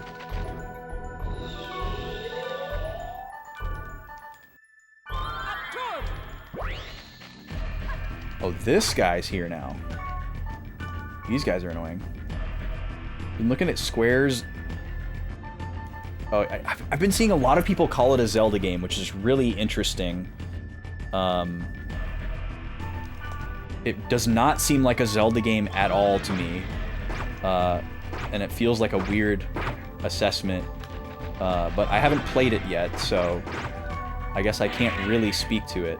But it seems like it's very clearly an action RPG, which I guess some people think Zelda is.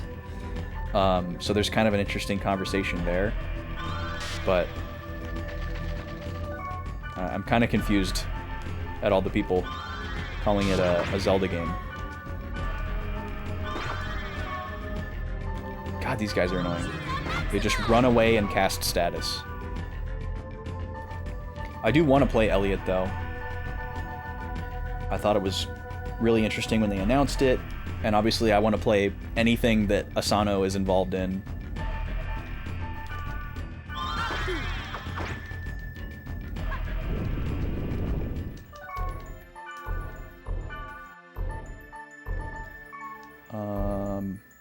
What are we...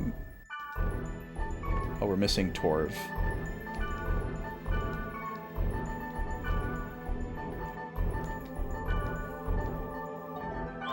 Me and Black Rose, okay.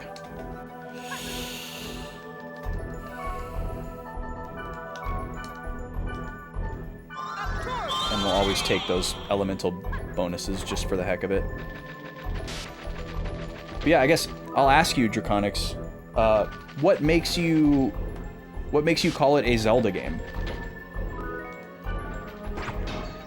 Like, are there puzzles? Is there, like, item-centric platforming?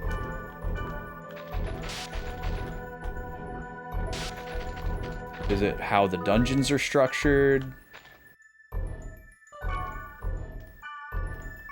I would have guessed people likened it more to, like, Ease or a mana game.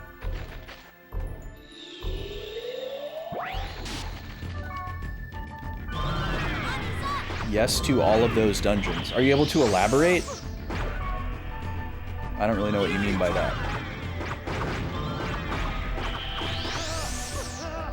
Like, I know it has a free camera, but it's still like an isometric 2D game, so I would be very interested how they would do any type of, like, item-based platforming. Also, sometimes a game will have, like, a grappling hook or a glider, and then people will be like, oh, it's Zelda. But that's, like, the main crux of their argument, is that you can, like, hook shot to things.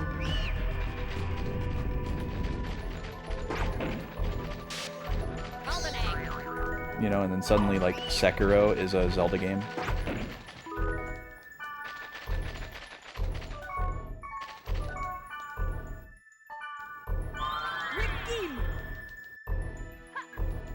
But I only saw the initial trailer when they announced it. I haven't seen, like, a release trailer, and I haven't watched anybody streaming it since it came out. It's also been very hard to avoid poking my head into a Star Fox stream. But I have decided that I don't want to see or hear anything about Star Fox until I play it. Because there was, like, so much cynicism and negativity around its announcement. that I don't really agree with, I'm assuming that's going to carry over into, like, people's perception of playing it, or reviews, or whatever. And so I just don't want to engage with any of it until I've played it. I don't want to have any of my expectations colored or presuppositions foisted upon me.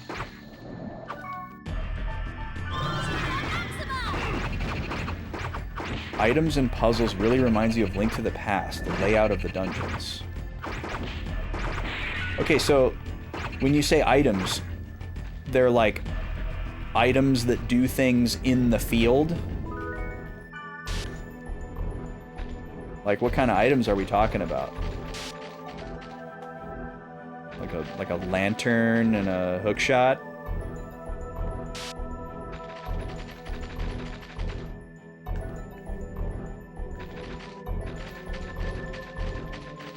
And do these dungeons have, like, keys? Boomerang, bomb, sword. Interesting. I had no idea. I didn't feel like any of that was indicated in the reveal trailer. I'll have to watch it again. Bows. Huh.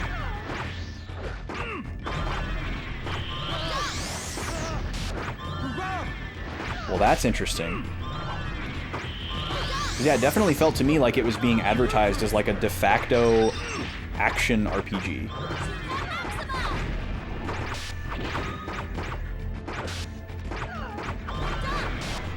Not a Zelda-like. But honestly, that could be way better for me. Like, I would definitely play a Zelda game over an action RPG, just on paper. So, that is quite intriguing.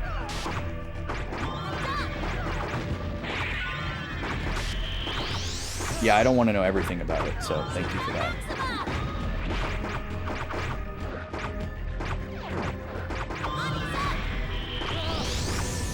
Well, I'm glad there's no data bugs in this dungeon. Saving me a ton of resources, and saving me a lot of time and stress. This is a big dungeon, though. Does the 10th enemy have the bomb? Alright, let me see if I can get this off. Come on. Nice. That's so satisfying when it works. Okay, we're not messing around with that one. Should have targeted the other guy first. It's this annoying guy.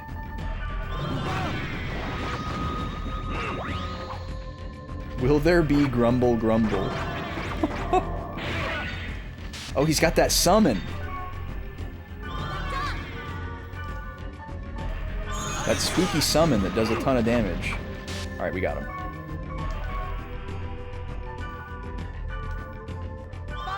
If I master using it, can I have this? Just every Zelda text ever in the form of a question. Zelda Jeopardy. Is it a secret to everybody? Oh, my speed ran out.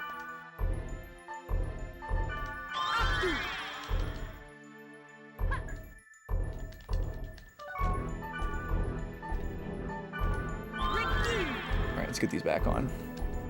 And then we're gonna run an ad break.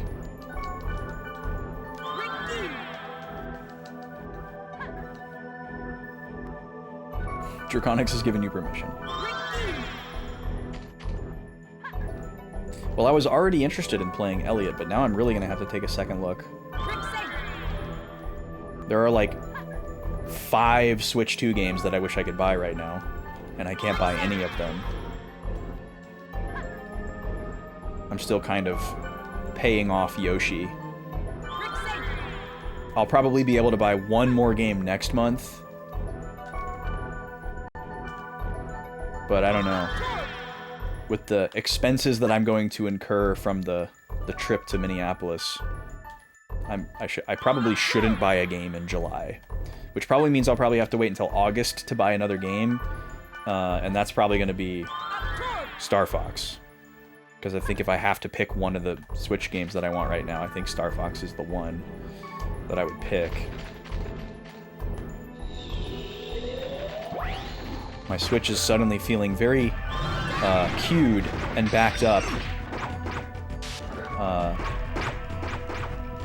I'm trying to finish Yoshi so I can start playing Xenoblade 2 so that my Switch 2 can be a Xenoblade machine. But then I also want to play like 3 other Switch 2 games. What game is next up? Like, what are the games that I want to buy, T? I want to buy Star Fox. I want to buy Metroid Prime 4 still. I want Adventures of Elliot. What's the other one I'm forgetting? Oh, no, you don't. I'd have to look at my wish list to remember the other one that I'm forgetting. I think there's one other one that's like out and has maybe been out for a while that I want to buy. Obviously, there's a lot of games that I would like to buy, but as far as like really high priority. And then I also have like another brand new Switch 2 game that I already have that I haven't played yet in Donkey Kong Bonanza. I still want to play that, even though the hype has crested for it. I still want to play it. I haven't touched a lick of it. Oh, you bought Star Fox and you loaded it yesterday. Nice. Yeah, I think OOT is going to be November as well, Draconics. Zelda has a long history of releasing in the month of November, and I think it's going to be a holiday game to sell systems. Oh, I'm sorry to hear that, Kiki. I hope everything's going okay. That sucks. What is this other Switch game that I'm thinking of? I gotta look it up. I'm gonna freak out if I don't. Yeah, I don't think I'm gonna have any money to spend at CGF Draconics. That's like a recipe for disaster. It's like, that's the weekend before I go on my trip. So I probably just shouldn't buy anything at CGF at all, which is gonna be hard. Star Fox, Elliot, Prime 4. I don't know what the other game I was thinking of was. I still really want to get Super Mario Party Jamboree, but that's not high priority. Kirby and the Forgotten Land Switch 2 version, super low priority. And then like 5 or 6 Switch 1 games that I'd like to have that are all low priority. No, I'm not really interested in Air Riders. No. Or Splatoon. I think they're cool games, and I'm glad that they exist, but I don't need to play them. Maybe the other game I was thinking of was just Donkey Kong, but I already have that game, and it's more about finding the time to play it. Okay, there's the ad. I'll be back in a few minutes.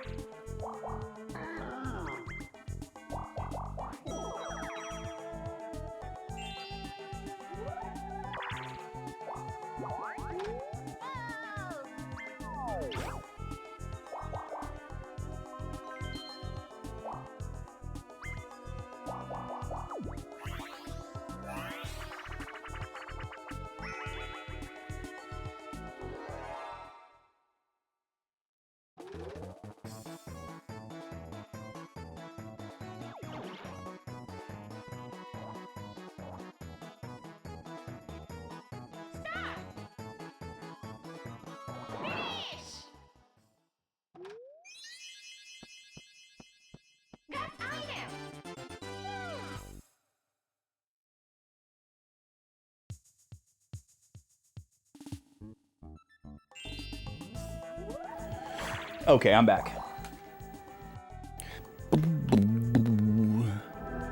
Welcome back, folks. The next ad break is the last one. Or the long one, not the last one. The next ad break is the long one. Yeah, the Dragon Quest remakes I would like to own, Smashy, but they're very low priority for me. That's just like, that's like a shelf game for me. Like, I probably wouldn't even play it. That's just like a, you know, 20 years down the line kind of purchase.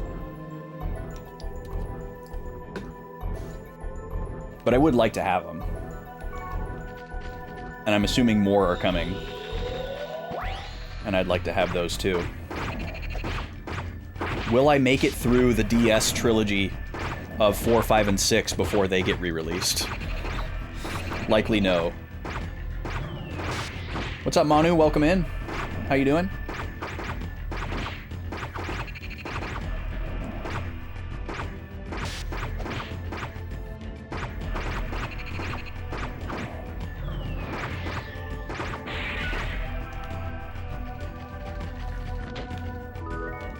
Yeah, now that I can only buy, like, one game every once in a while, it's a little easier to focus on, like, okay, what is the game that I, like, most want to actually play right now? Instead of just like, oh, these are all the games that I want, I'm gonna buy them. There's a virus core, finally. It's been 4 floors not seeing those. I always associate these story dungeons with getting those. I would have thought we would have seen a bunch of those by now. Watching a theater show that your friend was in. Very cool. That's awesome.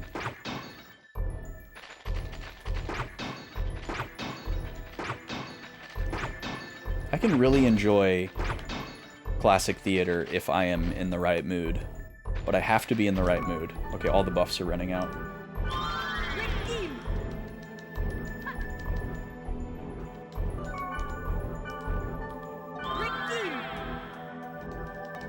And, like, sometimes I'm down for a musical, sometimes I'm not. But I haven't seen, like, a small-scale, like, local black box style production in a really, really long time. I've seen, like, 3 or 4, like, Broadway-style large stage productions in, like, the last 10 years, and they were all musicals. Because I guess that's the Broadway thing.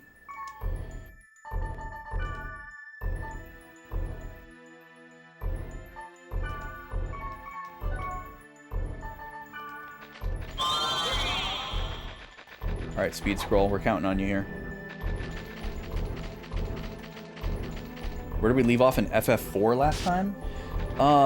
Good question. Let's see.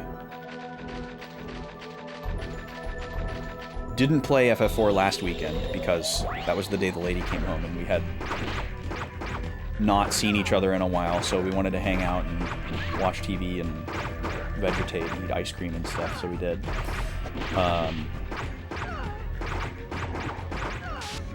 So 2 weeks ago, when we played FF4 last,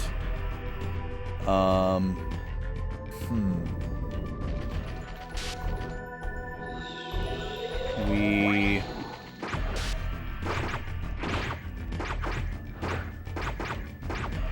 trying to, like, retrace my steps.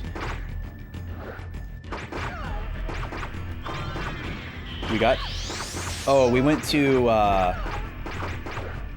whatever Golbez's dungeon was, and we got Kane back, and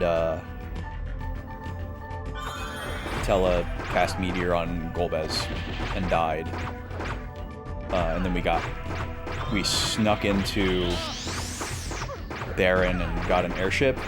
Maybe that happened before that, I don't know. Those were, like, the big things that happened. Oh, and we're in the underworld.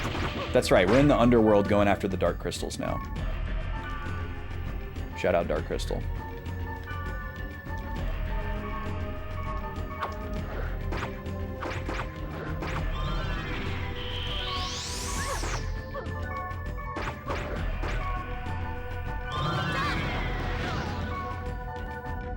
That's what happened last time. We're about to do the first dungeon in the underworld.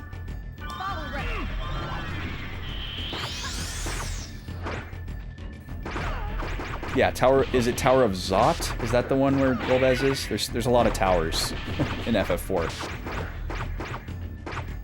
Not Tower of Babel.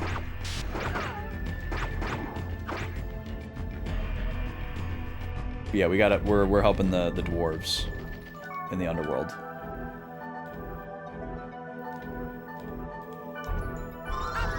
That's where we're at. Black Soul Gym? I have no idea what that is. That doesn't sound familiar.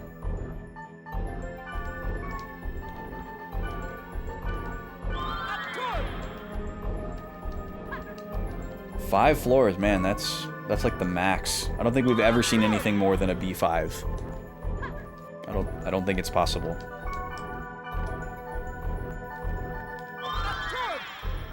It's really a big commitment when you think about it.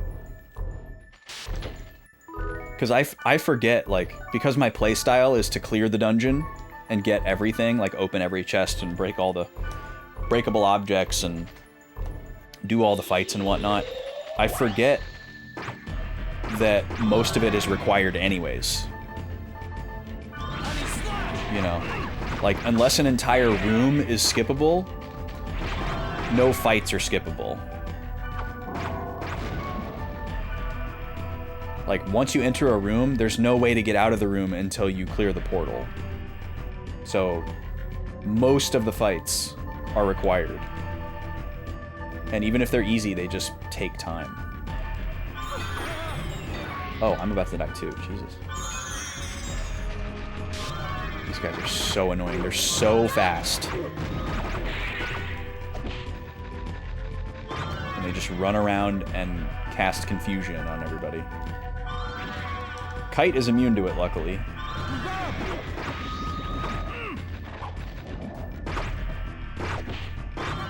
Will we see a B6 or B7? Maybe in, like, the final dungeon of the game or something? Or some, like, special optional dungeon?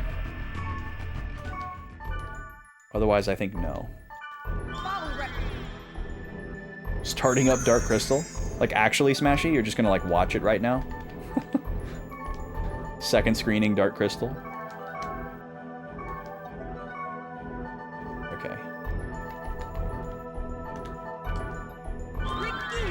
Every time I watch Dark Crystal, I want to play Final Fantasy IX afterwards.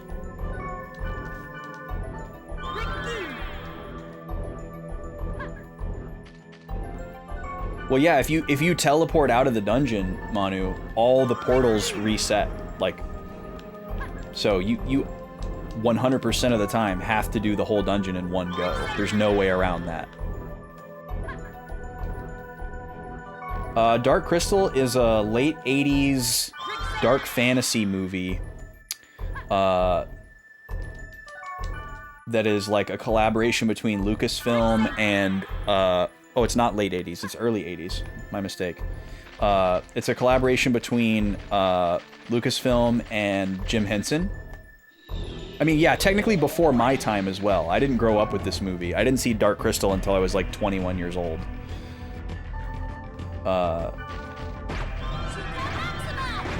But it's really cool. It's got amazing filmmaking techniques. There's no humans in the movie, but it's all live action. So it's a mix of like puppets and people in costumes to make them look like something that's not a person. You know, all that kind of like Jim Henson style. Jim Henson Creature Shop style. There's nothing like it. It's got really cool music, and you might think that sounds like a kid's movie, but it's like, and it is technically a kid's movie, but not in the way that you would, it's like not tonally a kid's movie. It's like dark and kind of scary, and there's a lot of like gross stuff, but it's just like a masterclass of practical effects, and there's nothing like it.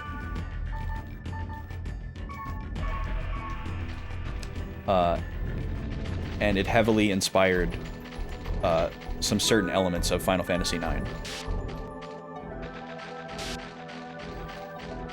it's way darker than Labyrinth, but you're kind of on the right track, Manu. Like, Manu is like a musical, and it's got a lot of like silly stuff, and there's people. It's a little bit more campy and goofy. Dark Crystal is just straight up dark. It's like super, it takes itself very seriously, I would say. Like, there's some humor in the movie. It's not like completely humorless, but I'd say the tone is more in line with something like Willow than Labyrinth. Like, Labyrinth is a pretty fun movie, despite it being kind of dark.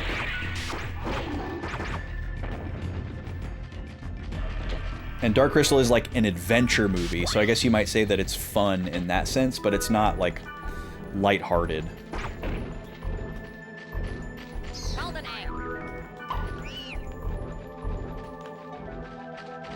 Okay, so this is our last floor. We have 2 empty rooms, according to the map, in succession here. This is probably going to be a boss in the next room, and then like a, I don't know, like a special room in the next, or this is just like a glitch. So let me get all of our buffs reset here. I'm just gonna wait for them to expire so they can be fresh, because they're probably about to run out. Oh, you've seen Dark Crystal. You don't think you finished it though. The turkey guy scared you. Yeah, see, it's a scary movie. It's spooky. If I had seen that as a kid, it would have messed me up for sure.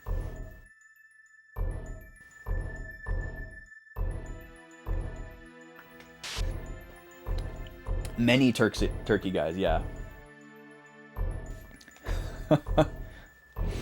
Yeah, they're iconic. The one guy who's like, I think about him all the time.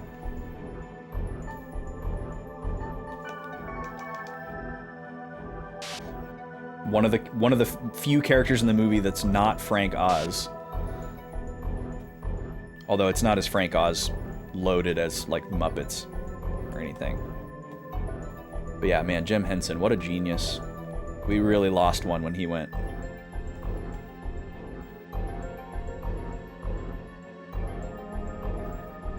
Okay. And then by the time that I get the rest of these on, the Torb should run out.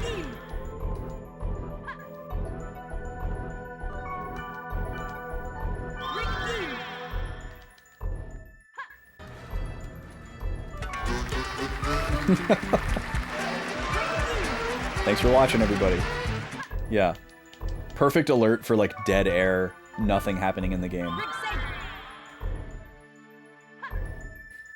Called out. Burp, burp, burp, burp, burp.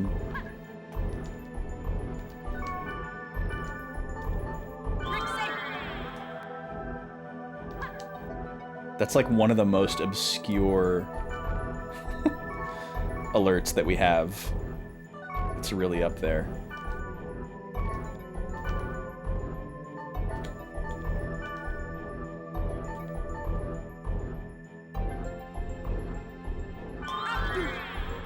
Because that's a clip from a Backlog Boys episode from like 2016. But it didn't originally have the Sanford and Son freeze frame moment.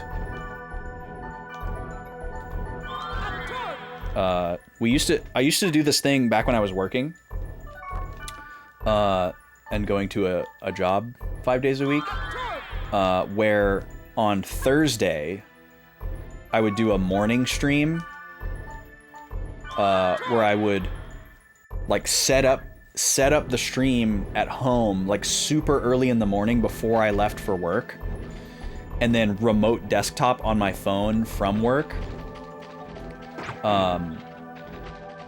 And would just run like old Backlog Boys YouTube stuff, and we called it the Throwback Thursday Theater. And I would pick like a different like YouTube series, one of our old playthroughs, to play, and people could just like hang out and chat if they wanted, you know. It was almost like a co-working stream.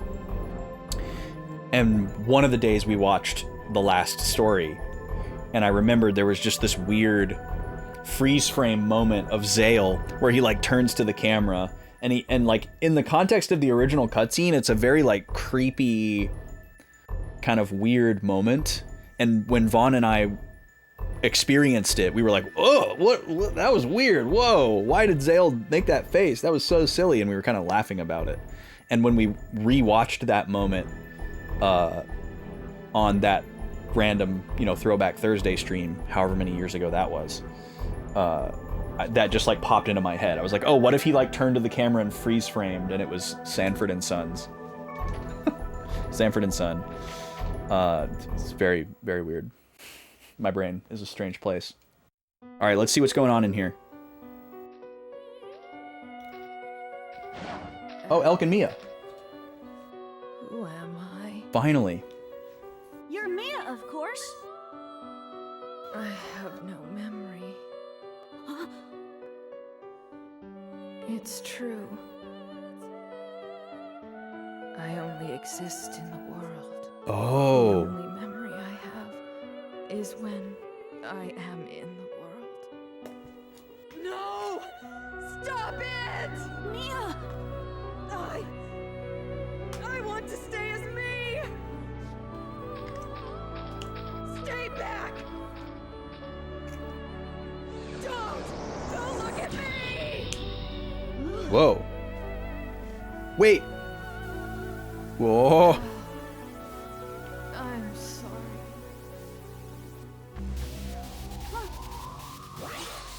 Oh. She was being embodied by Wave 6. Whoa.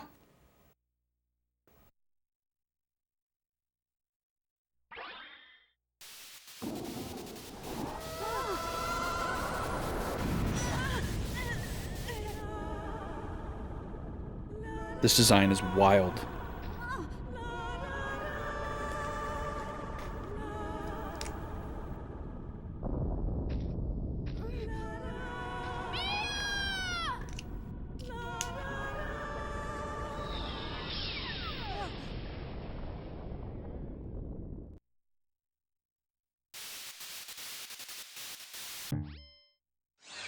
Okay, here we go.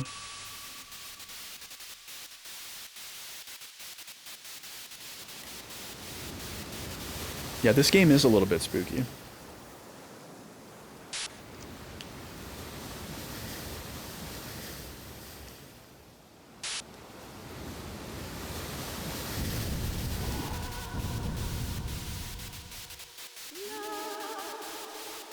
The Temptress Matcha? Hold on. Hold on. Wait a minute. Okay. We have some things to talk about. Mia says she has no memories from before she was trapped in the world, and she wants to stay herself. This mirrors Tsukasa's state in Sign when Tsukasa got trapped in the game. They couldn't remember anything before that, or it was like hazy, you know, amnesiac type of vibes. So do we assume that Mia is a comatose player? But unlike anything we've ever seen before, Mia is enveloped by colorful textures and corrupted data, which is the exact thing that I described earlier.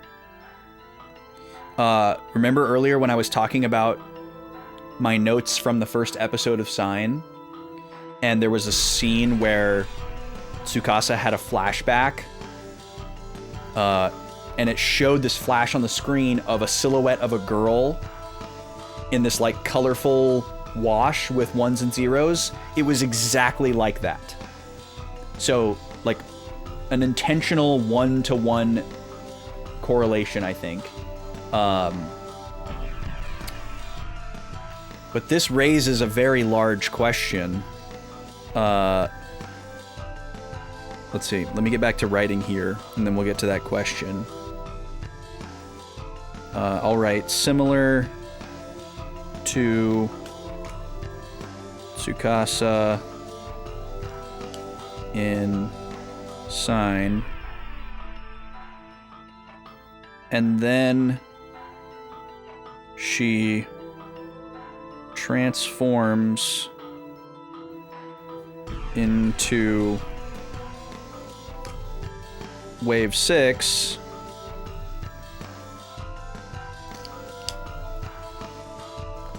who is revealed to be named Matcha with no T, or Maca. Now that is a very loaded name as well. Let me just make sure that I read that right, and it's not like Maltha or something. Just give me something. Yeah, okay. Macha. This is the exact name given to a character in Sign who looks nothing like this. And it's the cat character that Tsukasa is accused to be at the beginning of the show. Or there's like a discrepancy there. So this is really making me wish that I had already finished my rewatch, because this might be more illustrative than I'm able to intuit right now. Because Matcha is a recurring character in the show that seems to only appear to Tsukasa, at least from the viewer's perspective, but clearly other people have seen this character before because it's like rumored on the boards and stuff. And whenever Matcha talks to Tsukasa, we can't hear what Matcha's saying. Like, you see Matcha's mouth moving, and Tsukasa understands what they're saying and responds, and they have like a conversation and a relationship. But we have no idea what Matcha is saying. So I don't know what to make of that. I have a lot of questions about why they have the same name. Nothing in this game is ever assumed to be coincidental or strictly referential. So I have to imagine that there's some type of connection here. But anyway, we got to fight this thing. So first things first, make sure I got my best weapon on. And then let's start hitting it with stuff.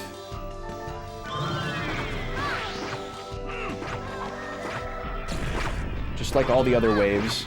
Oh, you have the ability to attack my SP. That is a problem. That's not the worst thing in the world, I suppose. And I still have my speed charm as well. We're not really doing any damage right now. We're just kind of learning what she does and trying to hit protect break so we can click data drain. Okay, this is a debuff, I'm pretty sure. Yep, that's confusion for everybody except for me because I'm immune, thank God. Oh, it didn't hit Balmung. Great. Okay, well, I won't be able to rely on... Oh, that was very strong. Okay. Also very scary because, unlike a typical enemy spell, I couldn't heal during it.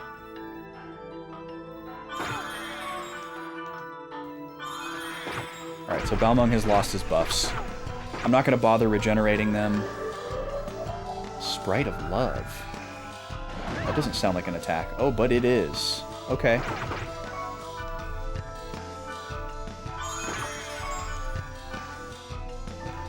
Yeah, that was a very powerful spell. that Faraidon, or whatever it was. So we're gonna need to stay topped off.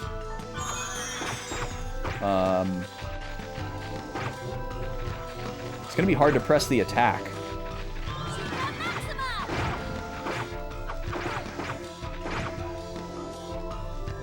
Okay, this is the confusion one again. It only seems to hit Black Rose, which is fine. Maybe it's a single target. I think that's the attack that targets my SP, so we're just doomed to have no SP. I can restore my SP and then like immediately use a spell if I need to. Okay, please don't kill me. I think Balmung is especially weak to that one because he's a water guy. There's no actual... I'm clicking the wrong item here. There's not like a... Like, characters themselves don't have an element, but you have a stat for every element. Okay, we're fine on this one.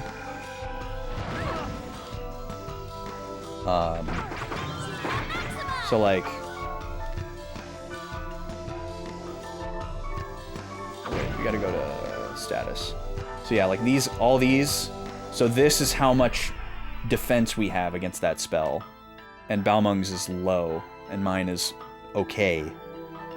I'm assuming these max out at 99, but I don't, like all the other stats, but I don't really know.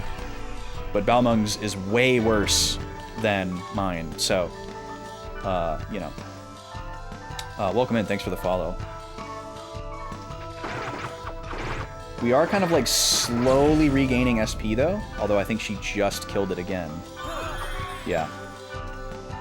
So yeah, she has like a massive skill drain AoE, and then we just lost our rig beam, which I probably won't bother regenerating.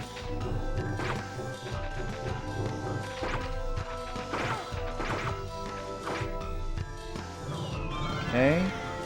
Confusion, no problem there. Also, this song is pretty nice. I like this song. So yeah, I'm worried about how many potions I have.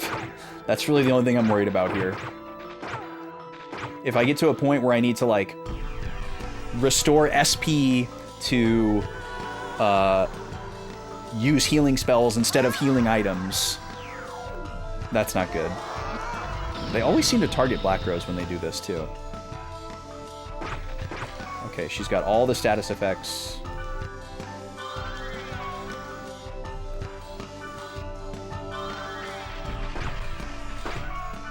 And she took some damage.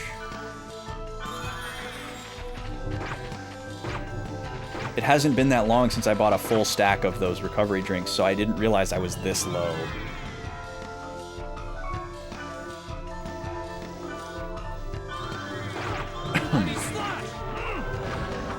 Suspicious Seduction. Oh, okay, Charm. Apparently I'm not immune to this status effect. And I'm just gonna kill my friends. Okay. Well, I guess if two characters are gonna die, that's the two that need to die.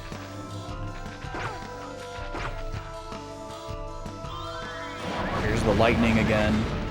Oh, nice! Balmung was out of range. Actually, that was fire. But still great that he was out of range. What's my SP count? Yeah. Ah, they ran out of range. That's too bad. Try to use that if I get an opportunity. I guess I could have told them to stand still real quick, but I didn't think about it. Oh, nice. Double miss. Huge.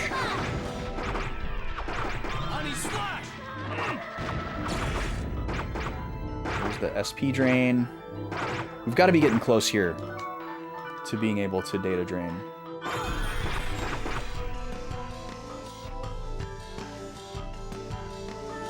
We're just tickling her. Yeah, here comes another data drain on Black Rose again.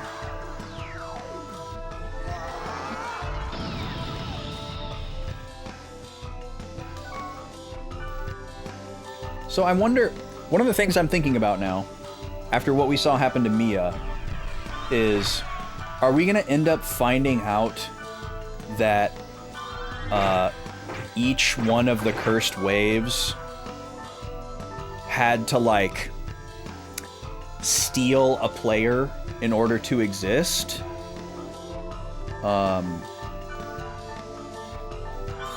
And, like, that's why and how the players that are in comas. Because Skaith was wave 1, and he put Orca in a coma. And he, like, already existed, so that's a little bit different than what we just witnessed. But maybe this character already existed and was, like, just kind of, like, inhabiting Mia, because we've been seeing Mia behave really bizarrely for a while, all of Volume 3. Okay, please don't kill Kite.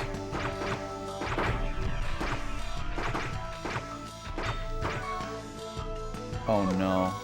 Oh no. Come on, Black Rose. Come on.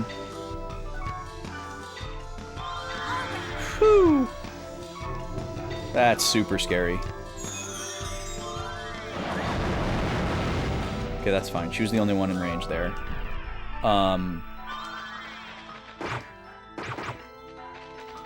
If we die, we have to rely on our characters having enough consumable items to revive us, or a spell that they can afford. So, very easy for us to game over from that suspicious seduction. Might actually be a good reason for me to, like, just stay out of range entirely and let them fight.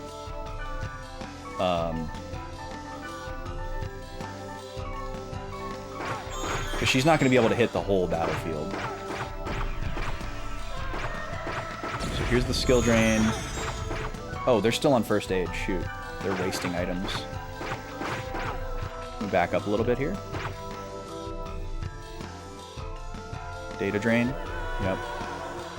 Third data drain. It's also interesting that this cursed wave is so human-esque. Because all the other ones have been, like, very eldritch, bizarre, you know, Salvador Dali-looking things. Where they're more like an object or a symbol. I guess Skaith was vaguely human shape.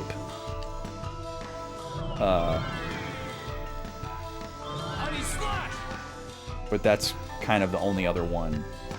Where this really just kind of looks like a person. This is like very Final Fantasy boss kind of playbook here. Like, attractive person top half, and then like nothing bottom half. Here we go, here it is. Okay, I don't think I'm out of range. Okay, but I'm just gonna click first aid now. Okay, I should win the War of Attrition here. Okay, good.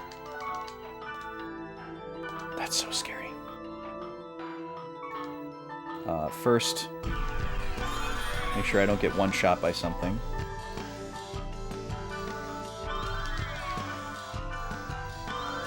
Once we finally get the data drain, this fight should be, like, close to over.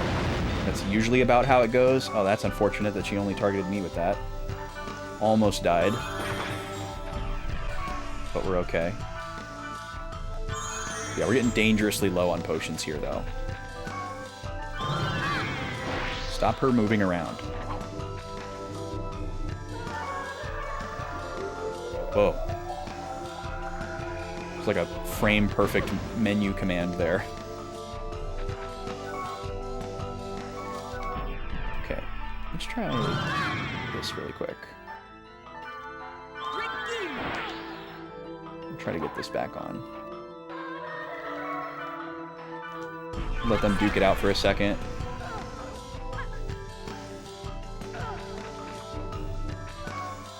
Can any of my spells reach that far? Another data drain? Okay, this is the 4th data drain.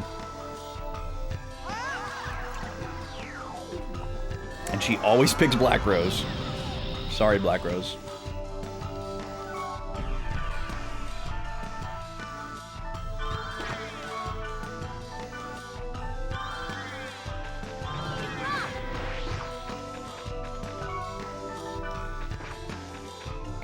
Switch them to attack. It's really annoying that she's moving around. Okay, that's fine. We love that attack.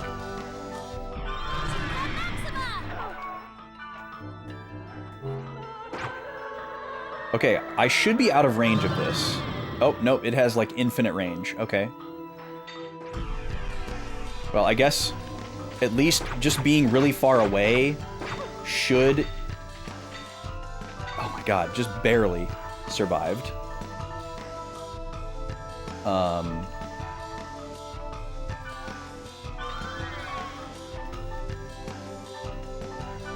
over here. She's way over there. Let me click this. Oh, that didn't hit Balmung for some reason. Okay.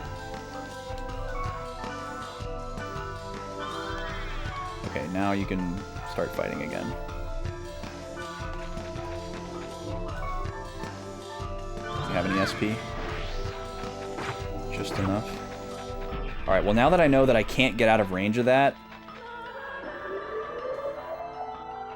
I'm not sure what to do.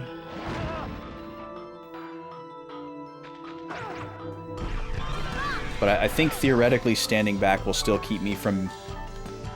Or it'll make it as likely as possible for Kite to be the third character to stay alive.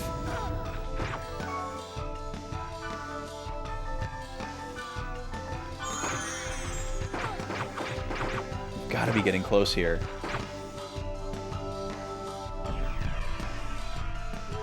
Data drain number 5. I'm convinced that she can only target Black Rose with this. Maybe she can tell that, like, she has the fewest immunities?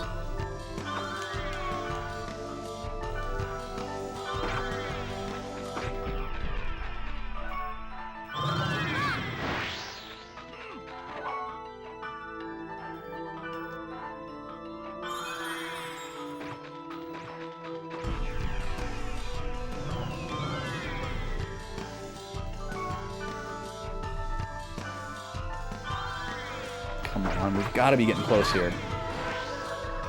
Great. Right as I move in.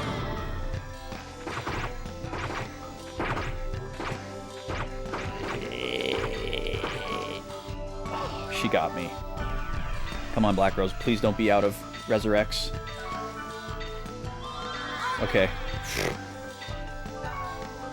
I gave her, like, 15 a couple of dungeons ago, and I have no way to check how many she has or, like, keep tabs. So. Oh, this is new. Okay, really powerful Earth spell. Glad only one of us got hit with that. That would have been a disaster. Because that's pretty much like a one-hit KO. Can we get a Protect Break? Thank God. Finally. Okay.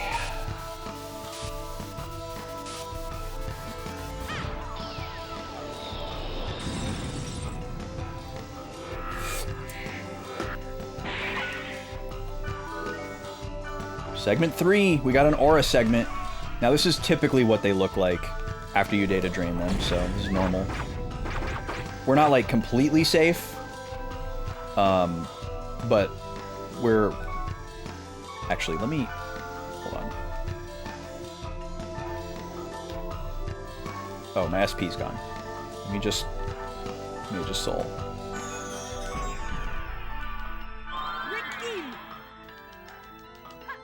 I'm also going to give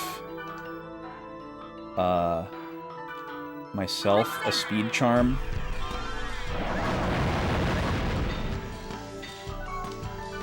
I kind of want to give them speed charms too.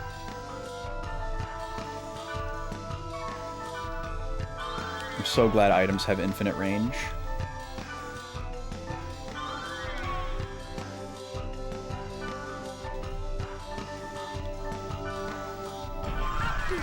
Because if we really wanted to be super scummy and safe, I can just kind of have them fight it.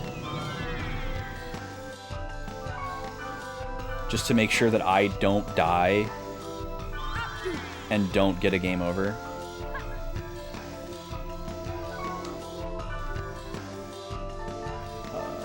Should have done this first.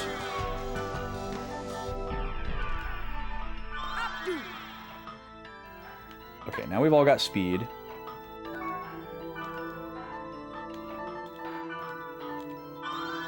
I'm much less worried about my item count now.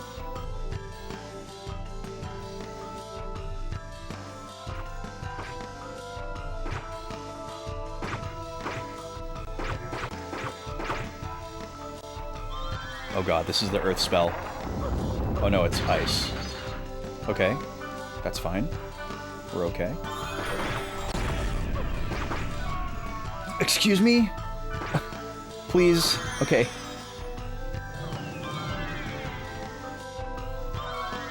So it still has some tricks and most of the same attacks.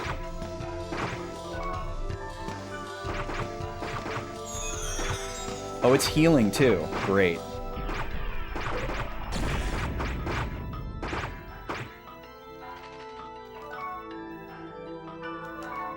Okay, I'm gonna back off for a second.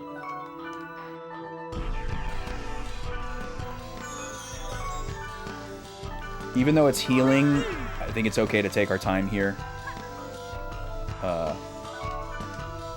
Because I can outpace it if I need to.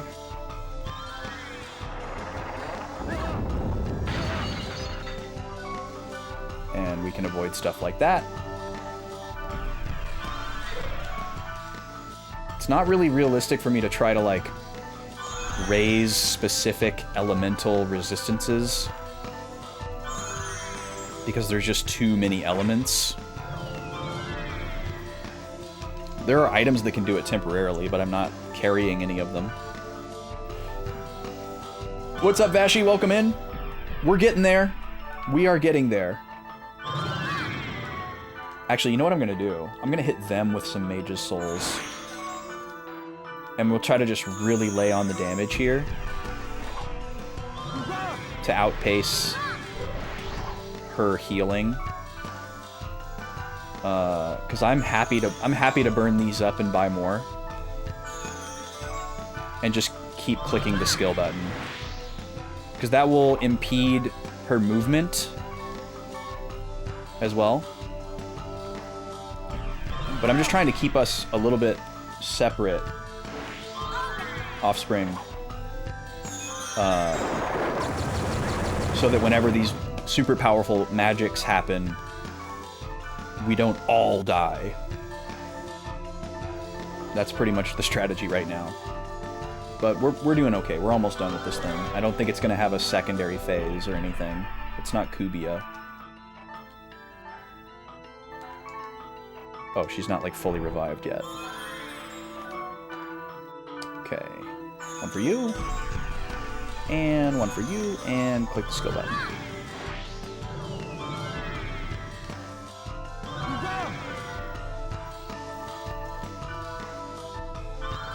Yeah, this thing has absurdly powerful AoE magic. So I'm just fighting cheese with cheese. It's almost dead. Letting my party members have all the glory here.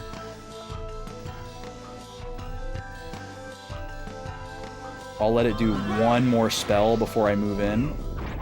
Okay, we got it.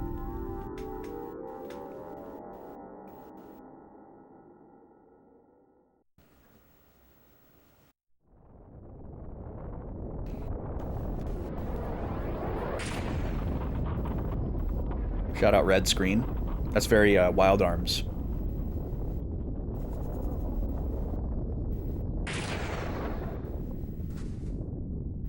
Oh, hey, do we get Mia back?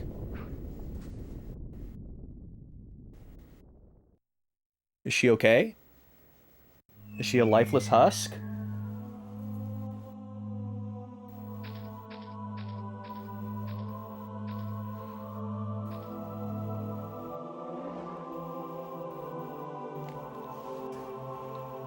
Mia.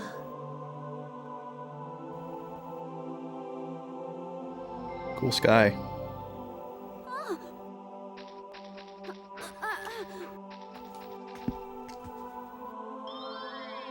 Wrapped. All wrapped. All wrapped. Ah! Whoa. Mia! What have you done to Mia?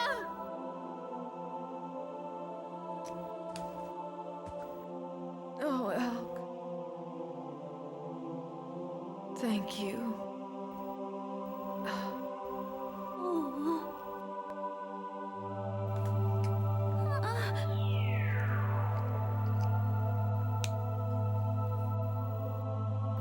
What?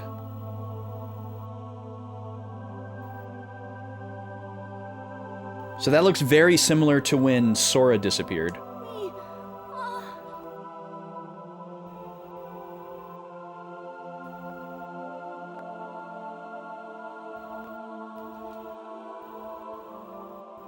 The data that vanished has returned.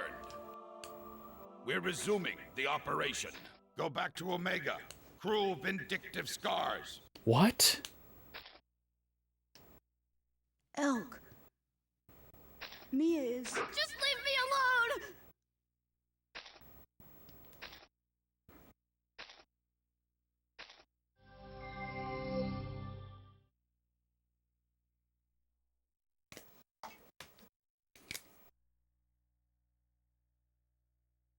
Dang.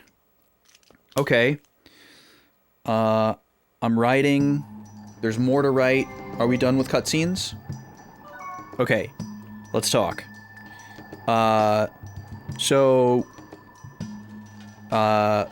Mia's body gets freed. Elk reappears. He casts healing magic on her. Something resembling like a data drain wave rushes out of Mia's body.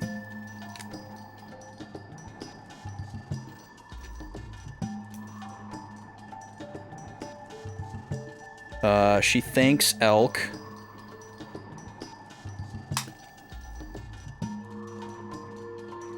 She wakes up. After waking up. But then disappears into green fireflies. Just like Sora.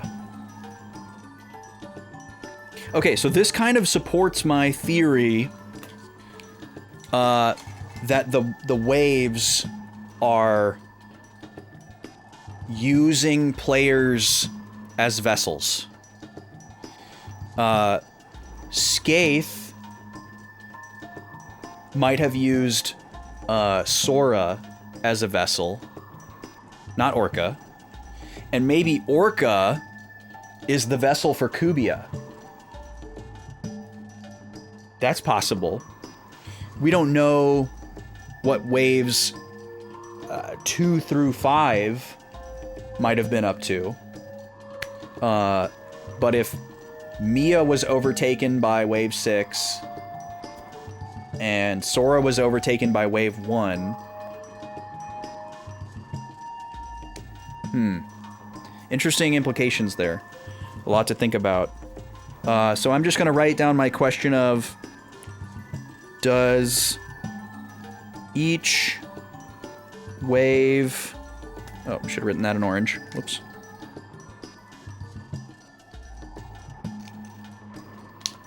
Use a player as a vessel. And then, I had another question earlier. To highlight. And then also, secondary question,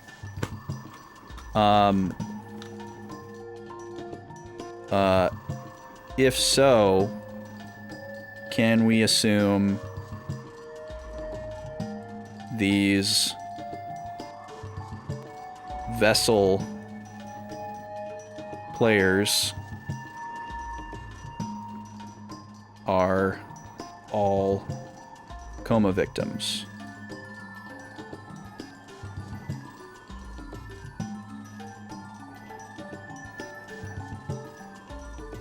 Which would mean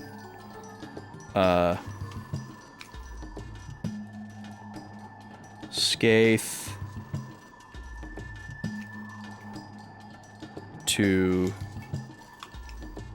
Sora question mark and Kubia to Orca.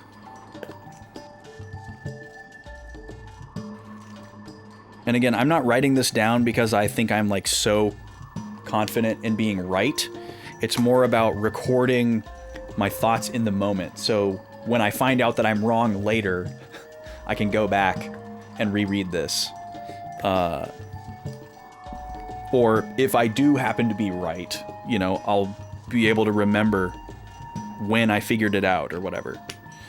I don't want any confirmation from you, obviously, if you know. Don't tell me anything. This is perfect timing. I've got to step away for an extended ad break. The lady is away again, which means I am on solo parental duty until she returns. It's going to affect today's stream and tomorrow's stream, but that's it. She'll be back on Monday for certain. Flight's already booked. So I've got to step away for about 20 to 25 minutes to feed Backlog Baby. And I'm going to take that time to feed myself a little bit as well. We're going to switch over to Mario Party. Those of you that get hit with the ad will get to see a bunch of Mario Party after the ad. I'll leave that up the whole time that I'm away.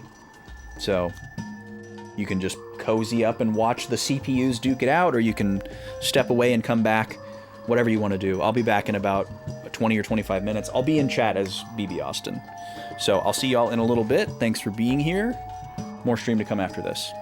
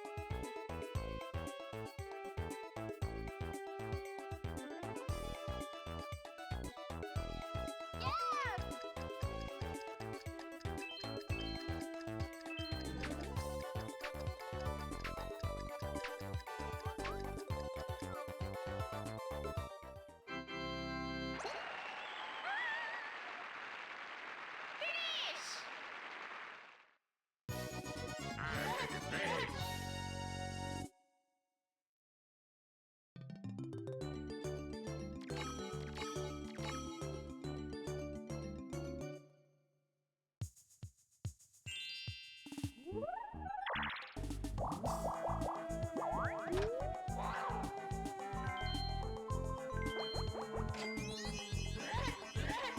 yeah.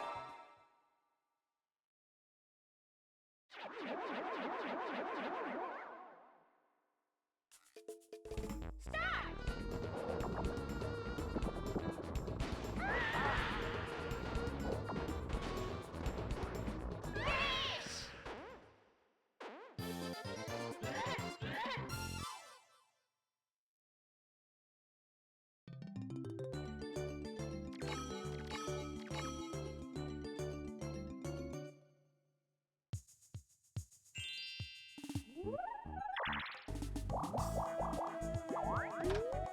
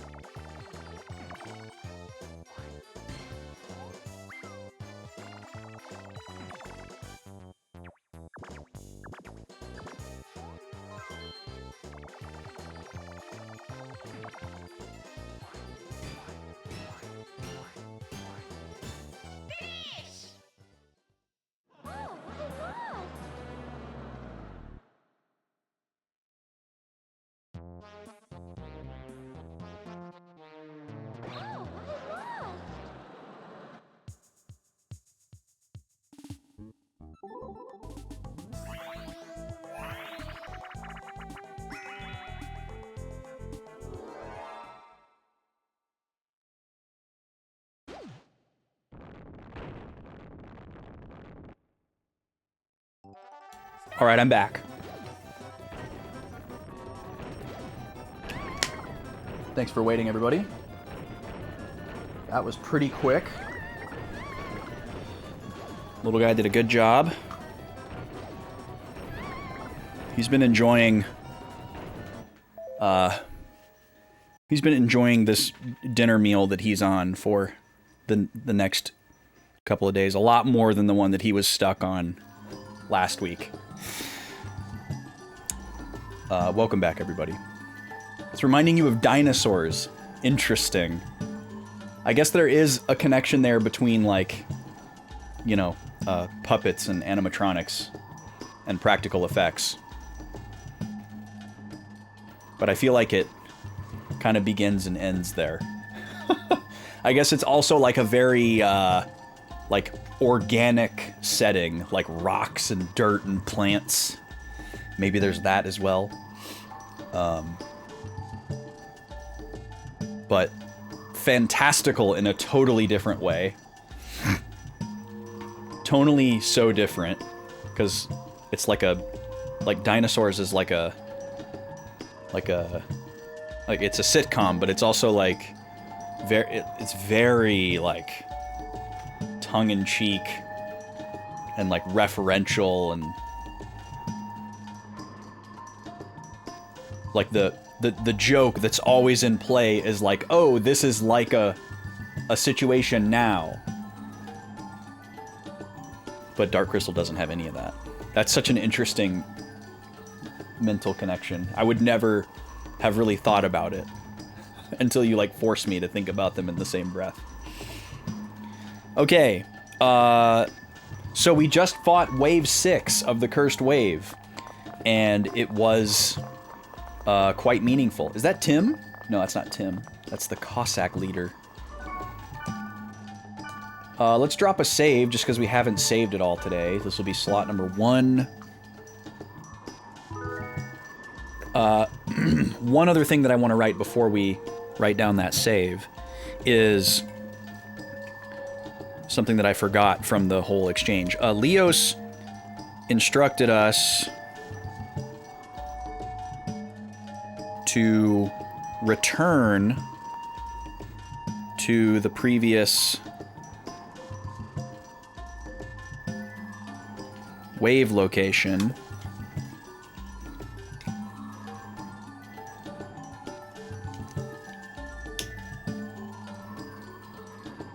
saying the data was surging again. And that is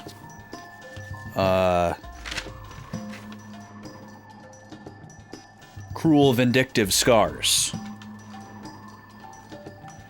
that we're supposed to go to. So, a dungeon that we already completed and found nothing at the bottom. Not sure what to think about that. We've never been instructed to revisit an area before, other than the church where we like have designated cutscenes. And then the other thing that I forgot to write down was data draining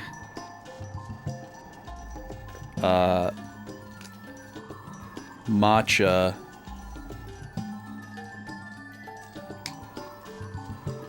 gave us fragment 3. Now this is a very clever and beautiful play on words here. Aura's body has been split into pieces, and we have been slowly reobtaining the fragments of her body. But fragment is also the name of the beta of the world.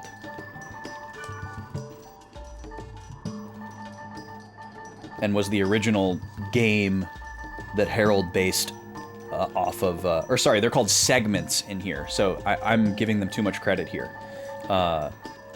We don't know how many segments there are. It seems like we roughly get one every 2 cursed waves, since we have 3 and we've defeated 6. So we might assume there are 4 segments of Aura, but we really don't know. And the epitaph fragments, I really don't know. either. These are referred to as fragments in the description. We don't seem to be getting these at any regular interval. Okay, and then we did save, but I forgot to write it down, right? Yeah, we've crossed 100 hours. Look at that, 101.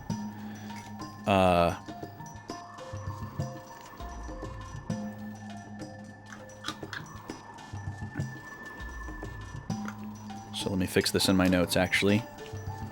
Segment 3. Maybe they're using the word segment instead of fragment for the specific reason that I was applauding them, and they don't want those lines to be connected. Or maybe it's a mistranslation. We'll just call this Wave 6 defeated. So I'm curious. Oh, another thing that I forgot to write down, shoot, is that Elk, like, kind of ran off and was like, leave me alone, don't ever talk to me again, you know, emo moment. And I was wondering if we might be able to call him. I'm assuming we can't, but let me just try really quick.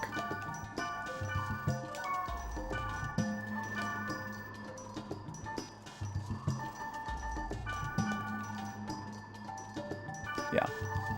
Dang it. I really want Elk in my party, like, all the time. And of course we can't call Mia, because we assume that Mia is gone, in the same way that Orca is. Maybe even more so. What level am I now? Only went up 1 level. Okay. We need to do some item management. What server? It's on Omega server. Okay, let's go to Omega server and do some item management, because it's a way easier to get around Omega Town than Sigma Town. I hate Sigma Town. It's so unnecessarily spread out. Oh, there's a cutscene. The wave is active. Hurry to Omega. Cruel, vindictive scars. Yes, sir. Okay, thanks, Leos. I gotta do some item management first. Oh, hey, John. Denial Greaves. Raga Raja Mail? Sacred Guard. Ooh, Rig Same. Very nice. It would be so nice to have a party member with this. This is a very, very good piece of armor. But he wants a specific item for it that we don't have. This is a really good piece of armor, too. It's got a level 4 magic. 2 different elements. Kite can wear this. And then anybody can wear these, too. Wow, huge magic defense on this. And level 4 magic. These are all very good items. Okay, what do you want again? I don't have any sports drink. These items are super valuable, actually, because you can't buy them. You only find them from, like, raiding dungeons and making sure you, like, break every box. And they all, like, increase your element of a certain element. That was a really dumb way to say that. Cooked bile. I do have 12 cooked bile. I might have 12 cooked bile. But I've been finding a lot of these NPCs where they, like, kind of specialize in wanting a specific one of these items. I only have 6 cooked bile. Darn. So yeah, we just randomly picked these up. If I was really diligent, I could probably make notes of where to farm these. Just, like, find a dungeon that gives them out. And it could be a very low-level dungeon. So we could just, like, one-shot all the enemies and break a bunch of crates, warp out, repeat. That would be the way to do it, I think. First, let's do some item management here. Let's do some selling. I don't have any reason to keep this.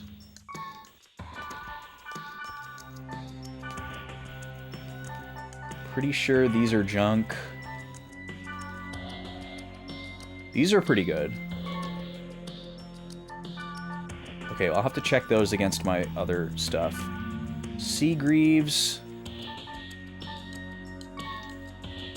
12 Spirit is pretty great. Ice Leg Mail I know I have a bunch of. It's pretty good though. Gad, my dude. Backlow 8 Patcha, Backlow 8 Patcha, Backlow 8 Patcha, Backlow 8 Cool. Patcha. Thank you for 3 patches and a cool. Certainly exactly what you would want to go for in a Backlog Boys slot machine that for some reason has 4 things instead of 3. Can you imagine if there was a slot machine that just had B-Boys emotes as all the icons? And instead of 3 sevens, it's 3 patches? Incredible. How you doing, Gad? Thank you so much for 69 months. Nice. Everyone hit Gad with a nice. If you're in chat. I'll get a wheel spin for you in just a moment here. We just came back from the extended break, and we're doing some item management. I need to re-summon my party. And then we're going to be doing some shopping. You'd lose so much money. Yeah. Let me bring my party members back here.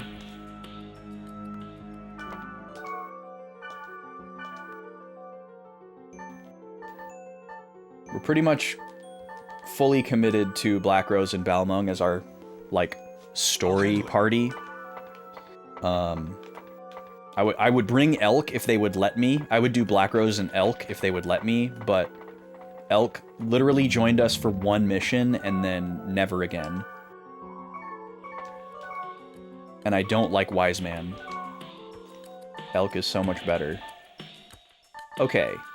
So I've got these Aqua Hands. 8, 1, 11, 22, 13.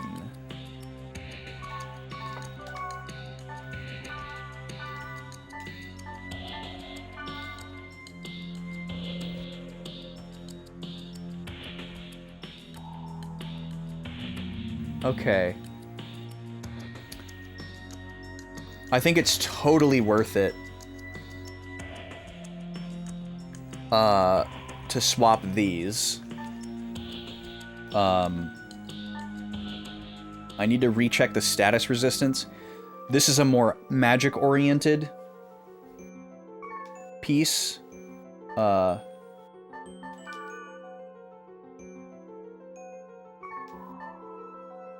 Which is good because her magic defense is significantly lower than her physical defense.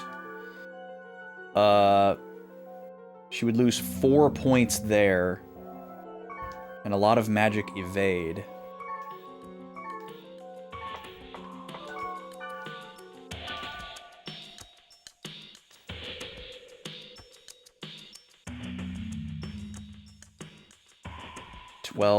Twelve body. Doesn't she already have max body, though? Yeah, she does. Maybe it's not worth it.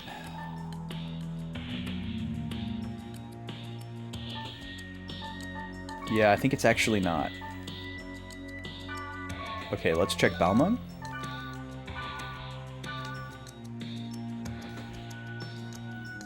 Interesting. He's kind of in the same boat, where his hand armor is focused on supplementing his magic defense.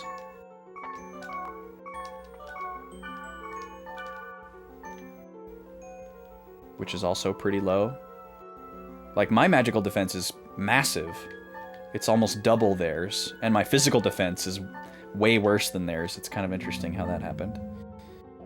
But look at that! 2 99s. Man, you love to see it. That's fantastic. The most possible resistance we can have to status effects. I don't know if it means full immunity, but it kind of seems like it does.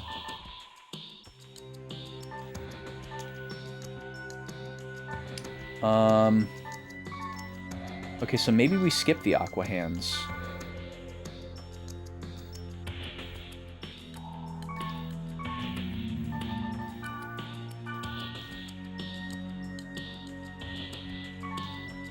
Alright, how about the Seagreaves? 16115.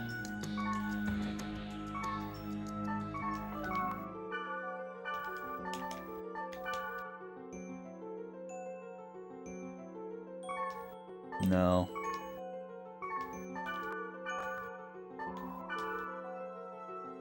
Definitely not. Okay.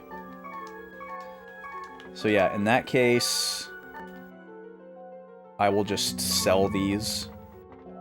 Rather than, like, throw them in storage because they might be good for somebody else, I'm just gonna offload.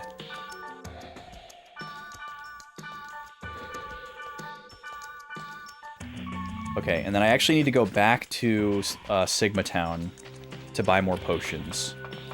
Because Sigma Town is the one that has the potions that I use. And we're gonna spin the wheel for Gad. Get the roaming mic engaged here.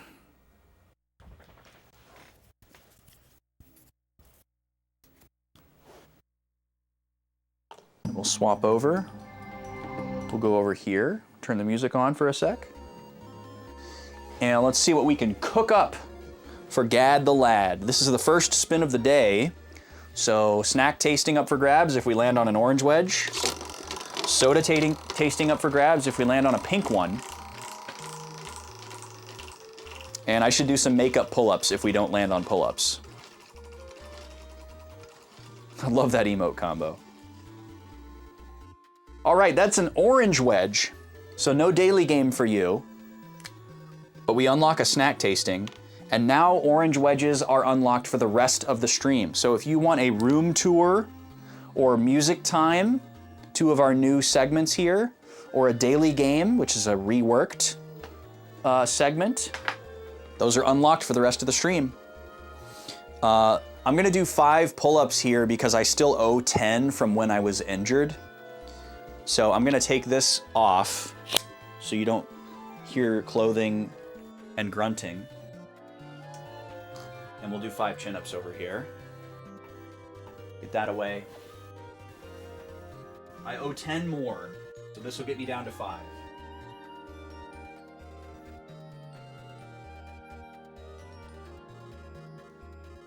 Also took a peek at the little guy. He's just looking out the window.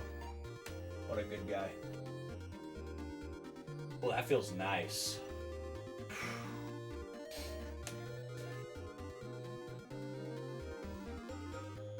All right, here we go.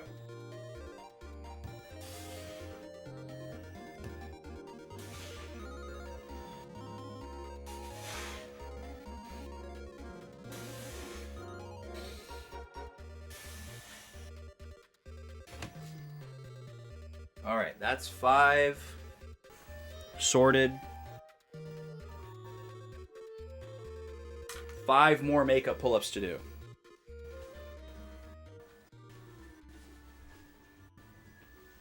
And let's just do this snack tasting now.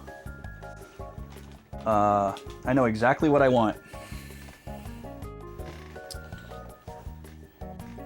There's a very specific, famous snack, and we're going to taste an imitation of it.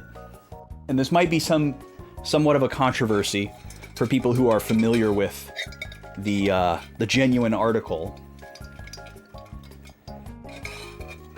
because many people who love this snack say that the original is the only one worth tasting, but it's not available near me. It's a Canadian staple, and I am at about as far from Canada as I could be and still be in the US. So there's probably somewhere I could get them near me, but I don't know where it is yet. I should try World Market. I bet World Market might have them. What they are maple flavored sandwich creams. And this is not the genuine article. This is a Central Market imitation. But I've been thinking about these because they've been talked about many times recently in multiple circles that I'm in. So when we were going down the snack aisle at the store, I was like, I need the closest thing I can get. So we're gonna try these. Central Market is it's a confusing brand name because there is an actual store called Central Market that some of you may have heard of before. This is completely unrelated. This is like a brand label at the grocery store I shop at HEB. And this is like one of their like fancy or upscale store brand things. So they're really going for the gusto here, is what I'm trying to say here. Redolent. Wow, they used the word redolent on this packaging. That's how you know it's fancy. The flavor of maple syrup and rich creme. A sweet, crisp, indulgent cookie. I hope it delights my palate. We'll see. Charles Butt. Let's see. Not that much sugar in these, actually. I mean, it's a cookie. But like, honestly, 9 grams of sugar per cookie is less than I would have thought. Because these are pretty sizable boys. Let me switch back to the roaming. You've never heard that word before? Yeah, hitting you with some vocab on the maple leaf sandwich cookie box. Because these are pretty good size. These are much bigger than an Oreo. They're hefty. Not quite palm size, but pretty big. Also, why are there just not like 6 more cookies in here? What's going on there? Needed to leave room for nitrogen or something. Played trivia last night. Friends brought some snacks from Aldi, like they always do. Took a big full hand of the Cheez-Its that were there, not really realizing they were garlic, and boy were they. Oh, like in a bad way, Gad? They're like garlic powder, where it's like way too strong, and it like sticks with you for like 9 hours. I'll give you a close-up on just one of these.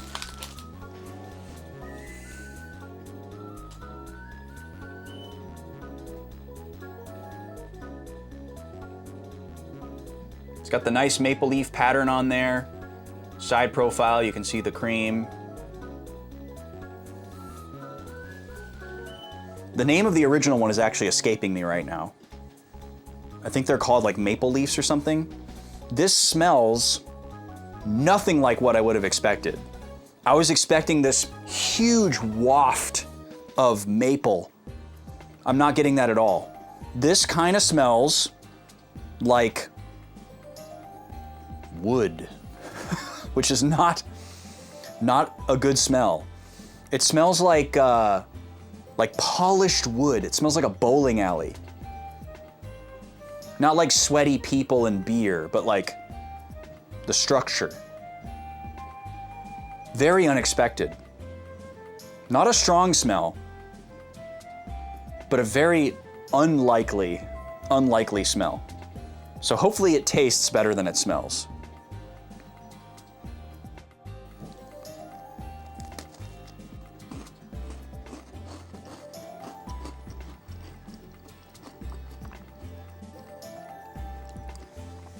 Okay, this tastes very familiar actually.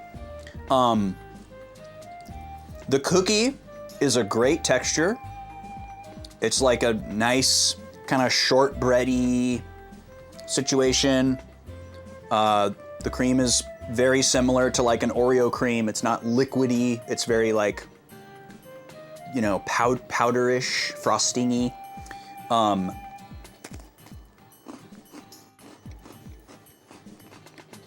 Yeah, texture-wise, fantastic. However, I'm very sad to report that this does not taste like maple at all. This tastes like a golden Oreo in the shape of a maple leaf that's much larger. So It is tasty, but it is not what it says it is. And it's definitely not a replacement for the OG. So yeah, that's pretty disappointing. And I don't think it's like my palate being dead because I have like had caffeine recently or something like that. My palate feels pretty clear and awake. But yeah, it really doesn't taste like maple at all. Luckily, it doesn't taste like a bowling alley, or wood. I don't know what's up with that smell. That's so strange. But yeah, not detecting any maple whatsoever. And these are like fresh, brand new. These haven't like been sitting in the box for a long time or anything. We bought these like last week. Huh, that's so strange. Everything else about it is great. Like if I didn't know that it was trying to be maple, and if it was just like, it's a golden Oreo, but larger. Fantastic in that regard. There's like a little bit of saltiness in the cookie, a little bit of butteriness. It's kind of nicely crumbly and flaky, but the fact that there's the cream in the middle keeps it from being like a crumbly, sandy mess because it's all stuck to that cream. Not too sweet, but still sweet.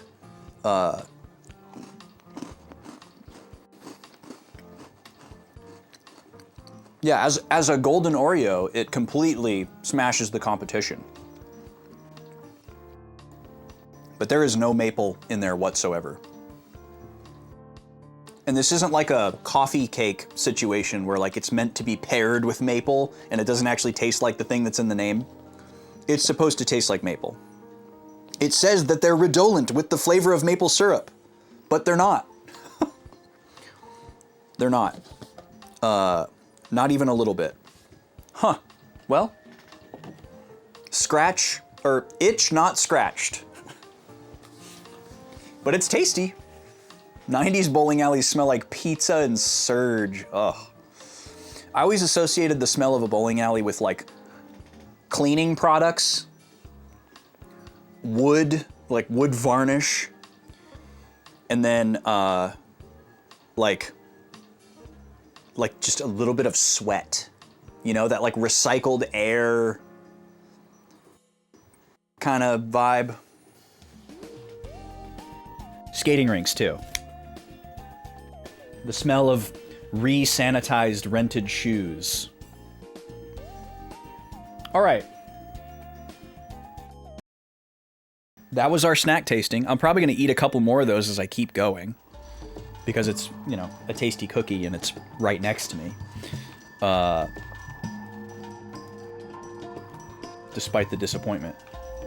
All right, we need to buy more potions. We're gonna buy a full stack of recovery drinks because we got really low there. I'm gonna grab a few more Mage's Soul. Antidote, Restorative, we're fine. Resurrect, I'll buy a full stack. Fortune Wire's fine. Fairy's Orb, fine. Okay, cool. And as a matter of fact, I should probably top off Balmung How are you faring? and Black Rose's Resurrects. I'm gonna give them both 20. Where did Black Rose go? Ugh, I hate this town so much. Here she is. No, don't run away. Stop. Stop. Yeah? Alright, we'll give them both 20, and then I'll go top off the rest of the way. The smell of floor wax, BO, and beer. Ugh. Yeah, I guess it depends on the bowling alley. Like, all the bowling alleys that I frequented in the 90s weren't like, you know, Big Lebowski style bowling alleys where it's like a bunch of adult dudes who are like in a league trying to be semi-serious. Like, all the bowling alleys I went to as a kid were like combination bowling, laser tag, arcade, you know, kid-centric places. And there's a very different smell profile to that kind of a place. the like fog machine smell of the laser tag arena. The fog juice has a very specific smell. That's what they call the stuff that you pour into a fog machine. Fog juice. You pour in this liquid to a thing that looks like a car battery or a video camera lying on the floor, and then it spits out the fog. Or I guess the really big ones are much bigger than that. They're like the size of a car engine. But it starts as a liquid.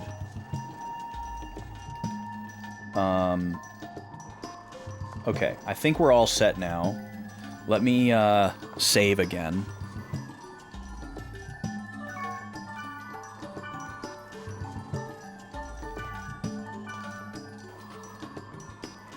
Where's my pen? Where did my pen go?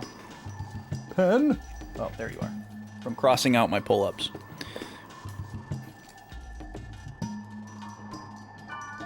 Alright, and we'll call this item management. I was expecting that we might get an email or something after this, but we didn't. I'm gonna log out and see if there's any news or board posts before we go straight to this mission. But maybe they're trying to give us a sense of urgency, sense of momentum. Yeah, nothing. Okay. So we're just going. This makes me think that nothing's gonna happen again. I would be very surprised if we just immediately went from Wave 6 to Wave 7. But maybe this game does need to hurry up a little bit since there's 8, presumably, and this is the last game. Usually we fight 2 per volume. But they changed that up. Well, actually, no, that's not true. Because we only fought... Well, it's confusing. Plus, my memory is not good for Volume 1 and 2. It's kind of non-existent, actually. Alright, Black Rose... I hope their consumable stock does not depend on them being added or removed from the party. Like if every time I dismiss them and bring them back, their like consumable counter like resets, you know? And so that like they lost those 20 resurrects that I gave them. That would not be good. But I have no way to check. So here we go. Back to Omega server. And we're gonna go to the previous Cursed Wave dungeon that was a bit of a red herring.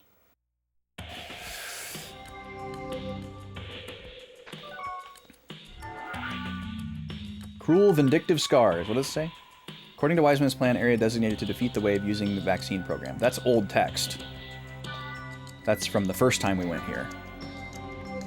So interesting that our level is now above this.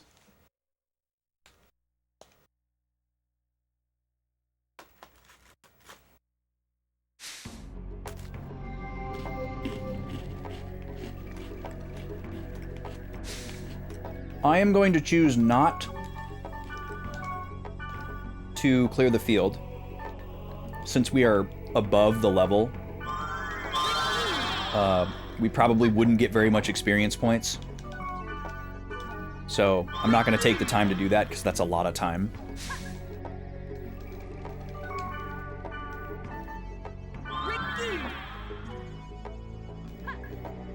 And we may have done it the first time we were here.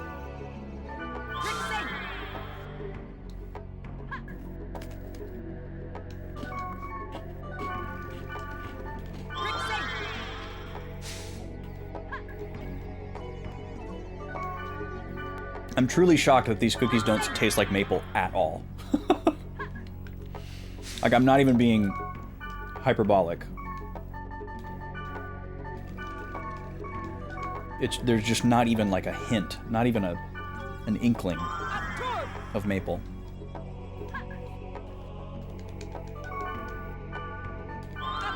Not sure how you messed that up.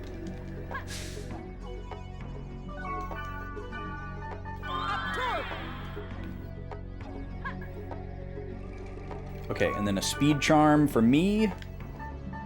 I can leave my friends in the dust. But I am going to tell them not to fight anything. Because we'll probably hit a portal or two on the way.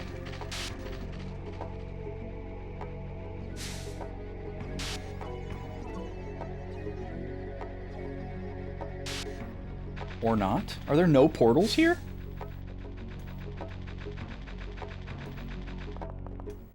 Weird.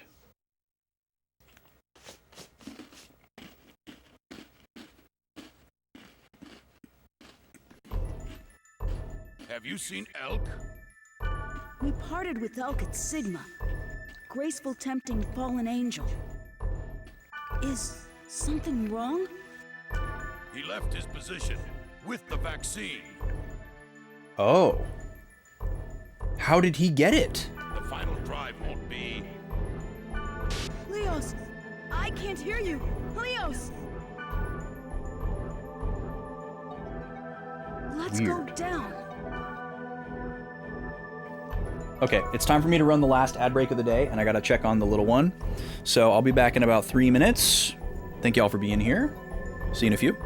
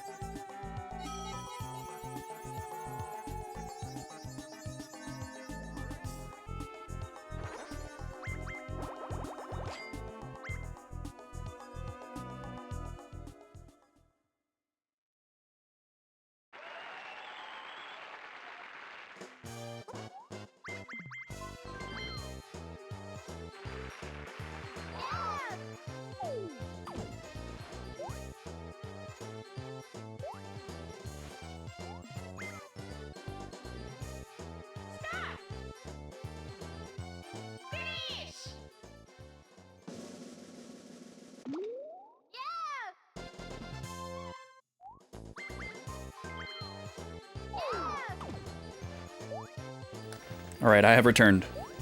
Game Guy! Don't see him super often.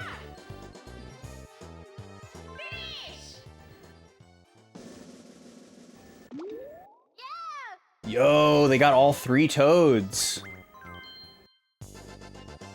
Good job, Peach. I think you can just keep doing that forever. I don't know how the... Like, at some point it's got to cut you off, theoretically, but... You'd have to, like, TAS it. But I don't know what the actual limit on that is. Okay. Here we go. The final hour of stream is upon us. Oh, I needed to write something down, actually, from that conversation.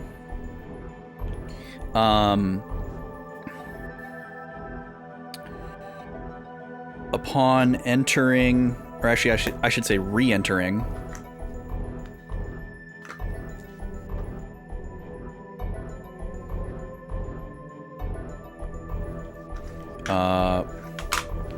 what is it? Vindictive Scars?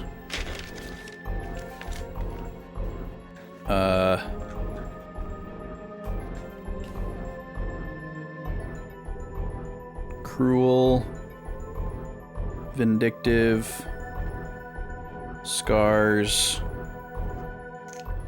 Dungeon.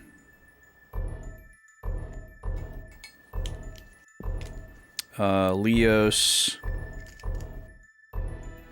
asks us if we have seen elk.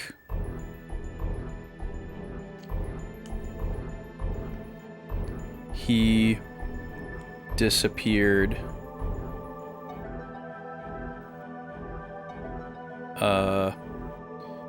Distraught.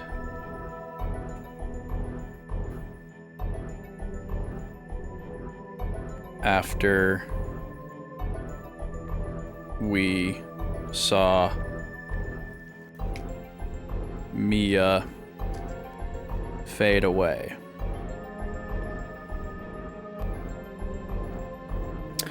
Leos says that elk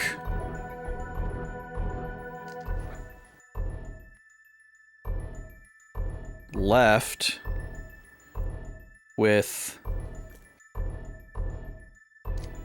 the I guess I'll write this in green, vaccine. And my immediate question here is, how would elk even know it existed? How would he have gotten it from us? And what does he think he can do with it? Like, I would think that, like, if he was misguided to think that he could somehow use it to save Mia, you know, I would believe that. But we literally saw her disappear. So I feel like, as inconsolable as he may be, he doesn't, like, think that she's still savable. You know, she might be, but I don't feel like we have a reason to believe that she is based on what we just saw. But yeah, that's just so many layers of confusion there. Like, where...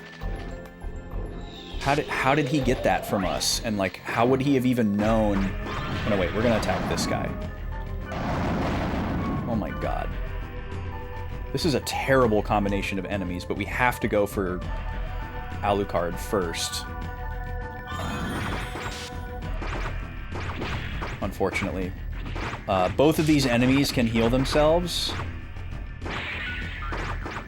So we're gonna use the same strategy here where we immediately click skill as... We have to, like, immediately click skill as soon as Because look at them. They're just reviving each other back and forth.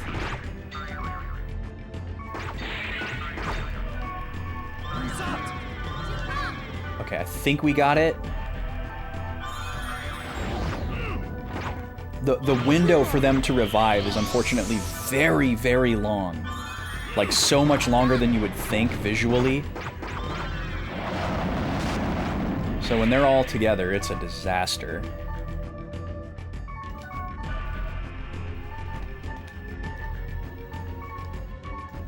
What happened to my SP? Weird. They must have skill drain.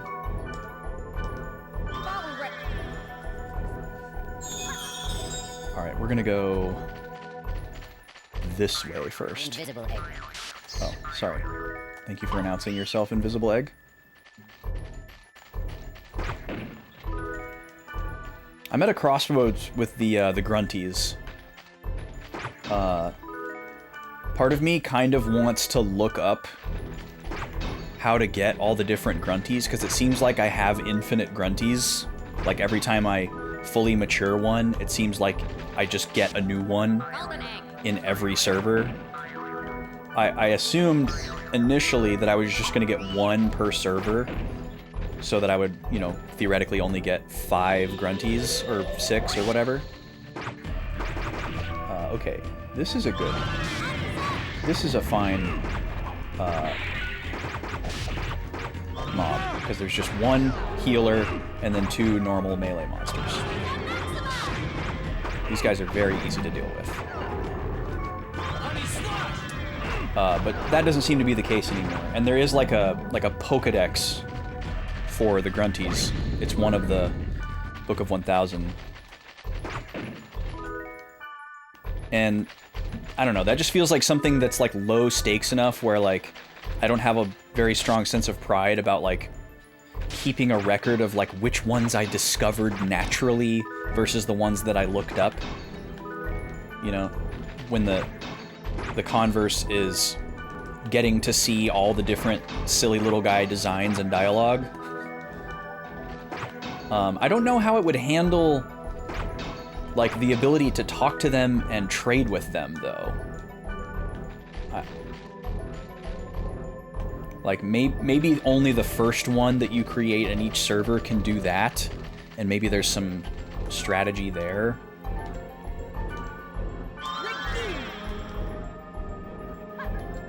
But, yeah, I don't know. I don't know how to go about it, because, like, I feel like if I just look up a grunty guide, like a full-on grunty guide, I'm gonna learn way more than I want to learn, and I'm gonna know some stuff that I don't want to know.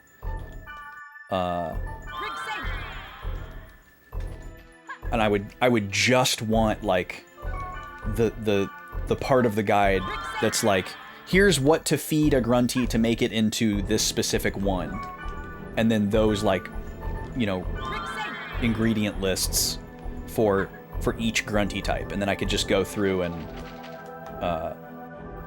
you know, do the ones that I want or whatever. So I'd probably have to, like, elect someone and put them up to the task of pulling that information so that I don't get more than I want. Nice.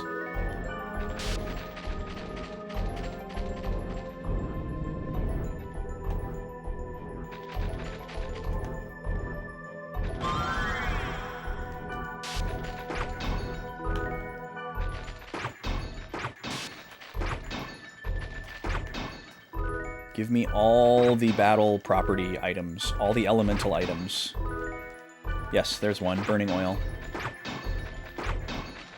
That would be a fun little project off stream too, is just like going to a bunch of low-level dungeons in the first server that are like different, because it might just correlate with the element of the biome.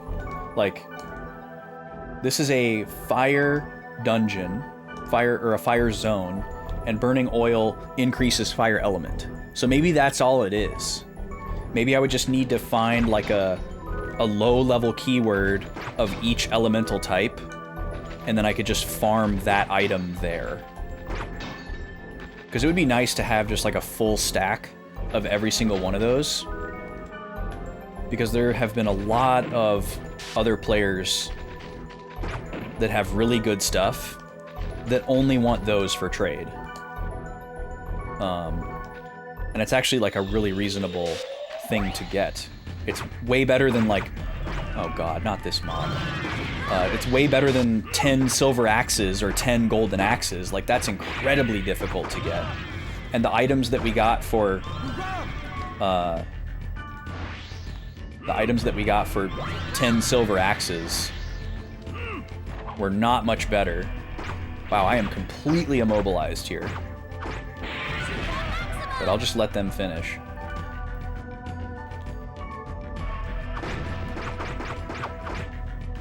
Nice. So yeah, I might do that off stream.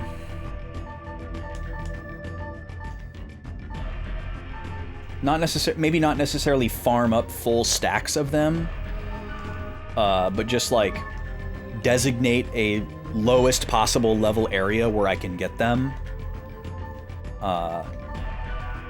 and you know, be ready to farm them.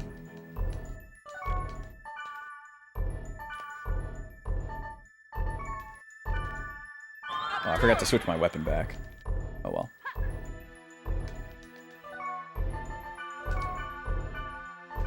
I'll do it after this.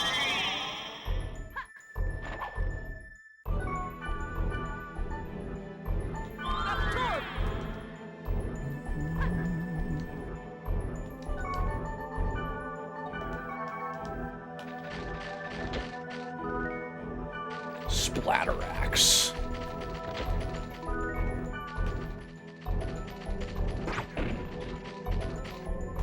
Yeah, it might be fun. It might be kind of fun to complete the grunty decks.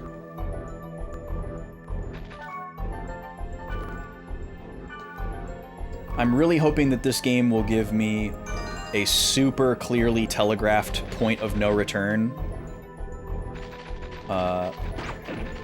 so that I can put myself at a very specific juncture where I need to oh, wrong. Yeah. Where I need to decide like how much optional goofing around type stuff that I want to do before the final boss. The first 3 volumes do not do a very good job of telling you like, hey, this is the end of the volume mission. Make sure you do everything that you want to do before this. So I don't know if this one will be the same, or if because it's the actual end of the story, that maybe it will go out of its way a little bit more.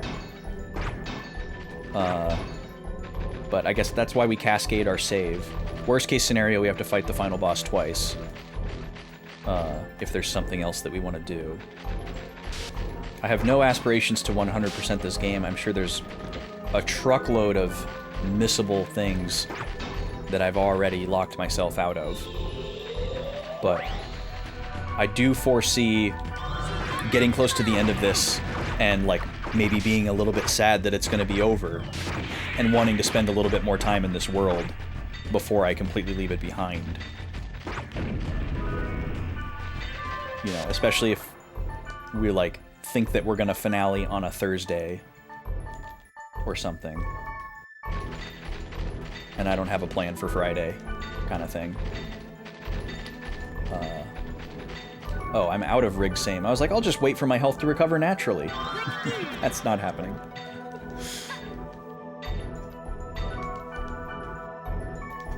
Let me do that first.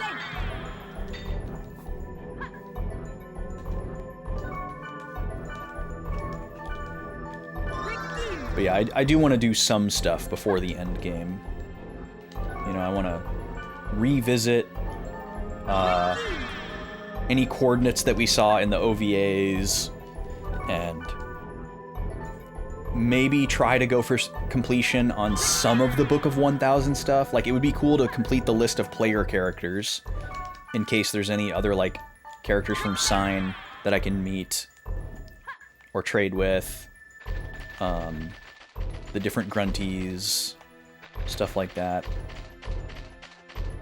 But not like every monster or every item or whatever, you know, nothing like that. And I'm sure there's like an ultimate weapon for each type, but probably like no way to find it. Okay. So more than 3 floors. I don't remember the layout of this dungeon, so I couldn't even tell you if this is the same as last time or not, but we'll go this way first. Oh, it's you. Oh, nice death, Balmung. Very nice. It is tempting to bring back the Sora Blades just for enemies like this that like dodge everything. Just to try to like land a critical more often, basically. Golden egg.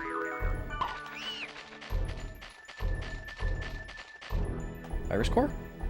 No? Alright, give me some burning oil.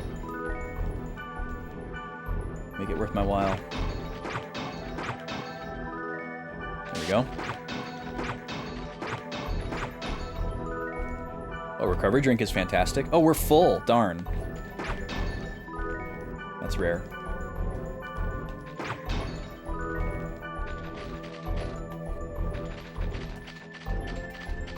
Buffs are good still. Maybe this is a virus core. Nope.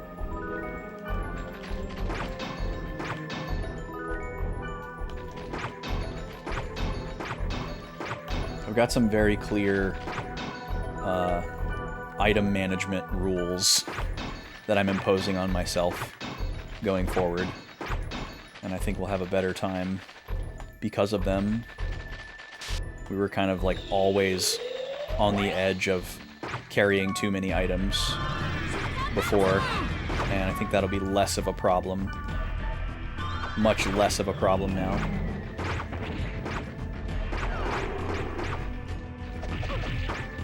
Ow. Shout out no damage though.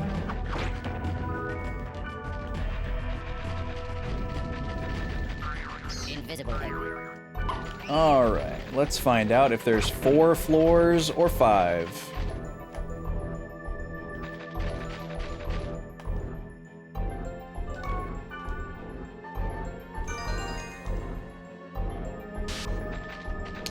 Looks like 4. Yep. Okay. That's the boss door.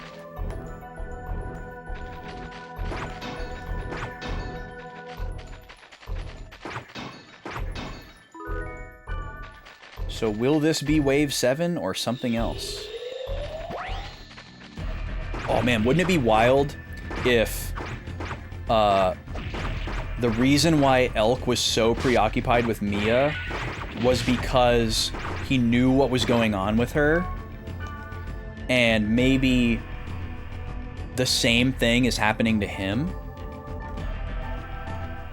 And so he was trying, like, he cares about her so much for, like, multiple reasons, and he was trying to, like, find a way to cure her so that he could cure himself. So maybe he stole the vaccine because he's the vessel for Wave 7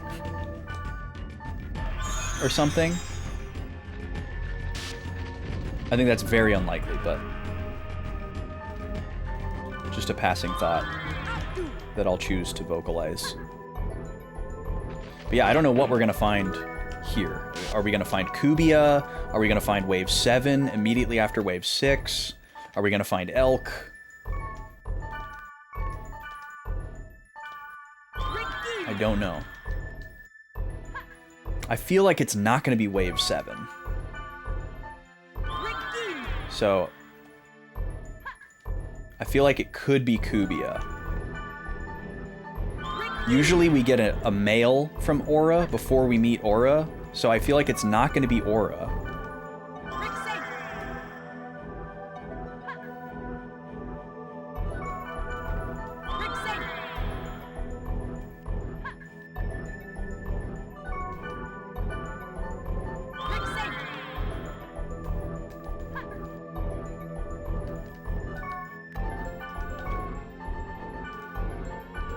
Just gonna get all the buffs back on.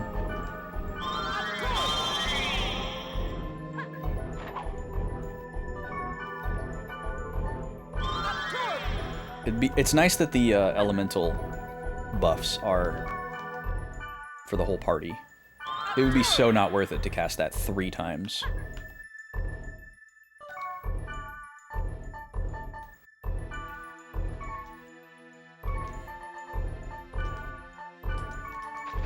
Okay.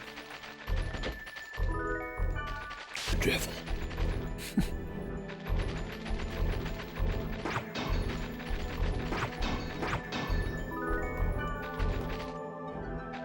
And then we don't go in that door yet. No Got statue, though. Kind of weird.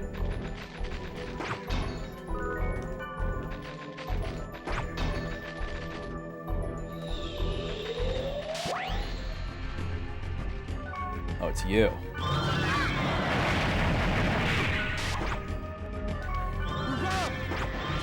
These guys used to be really scary. But they're not anymore. Because we have better magic.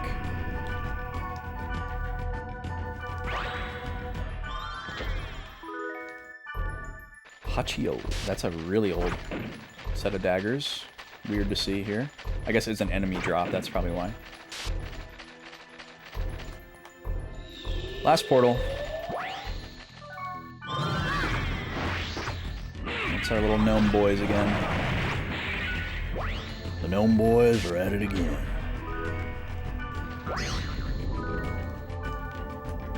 We have 99 golden eggs. Wow. Okay, I'm gonna have to remember that. We can't sell those or anything. They're key items. So I gotta just remember to stop trying to pick those up.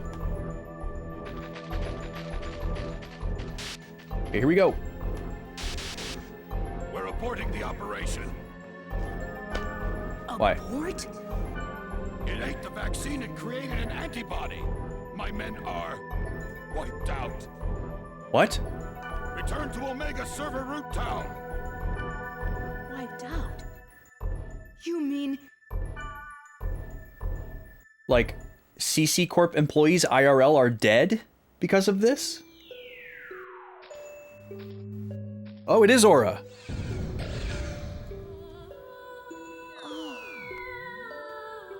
We're giving her segment back.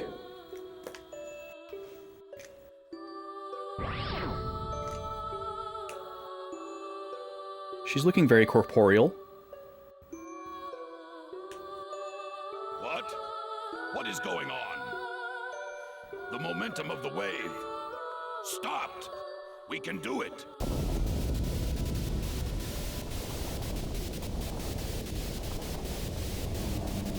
Oh, there's Kubia. Classic.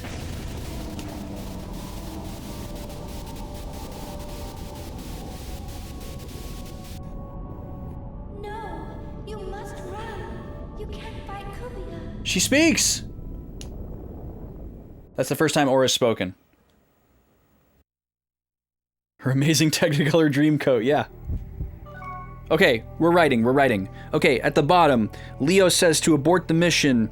He says it ate the vaccine.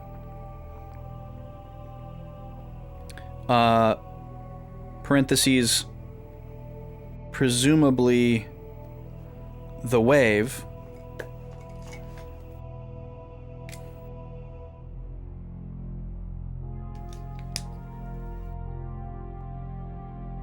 And that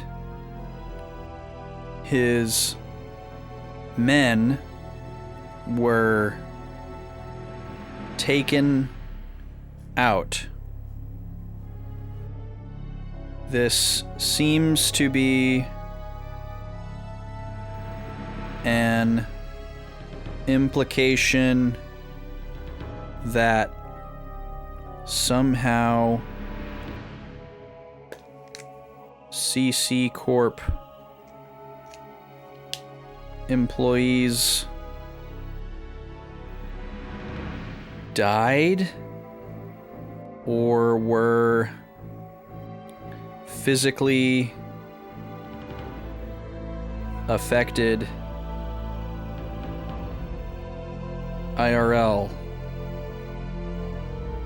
due to this event. I wish I could remember exactly what he said after he said that it consumed the vaccine.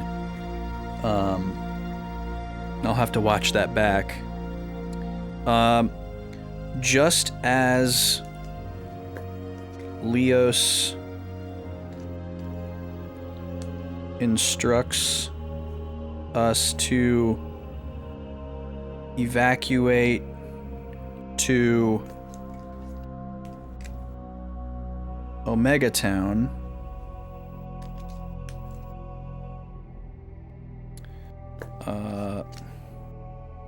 Aura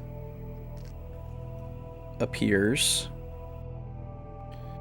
and takes back her next segment that we just acquired. She looks more solid and corporeal, and then speaks to us. She says we mustn't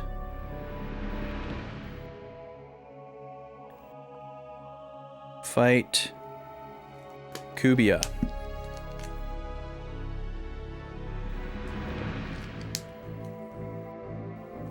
But here we are getting pulled into a fight with Kubia. Now, this has been a pattern for a while now, where every time we see Kubia, or every time we see Aura, Kubia shows up. In a very kind of Clark Kent Superman kind of way.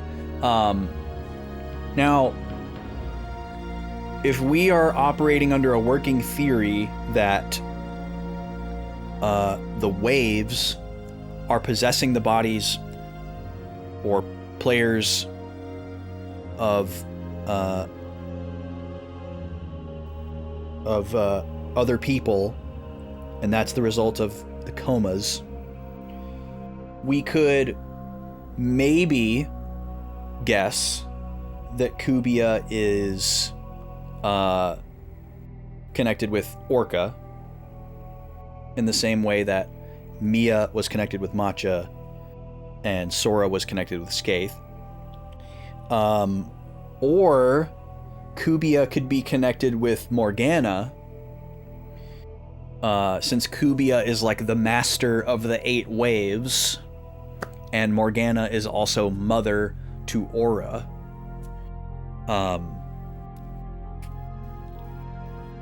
Those are kind of my two working thoughts here.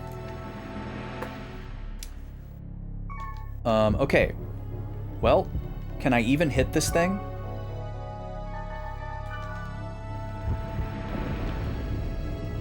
Is there...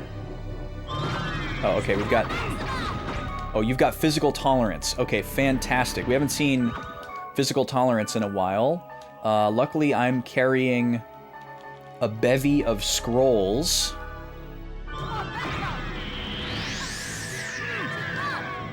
So we can just test out a couple of these and see how they do.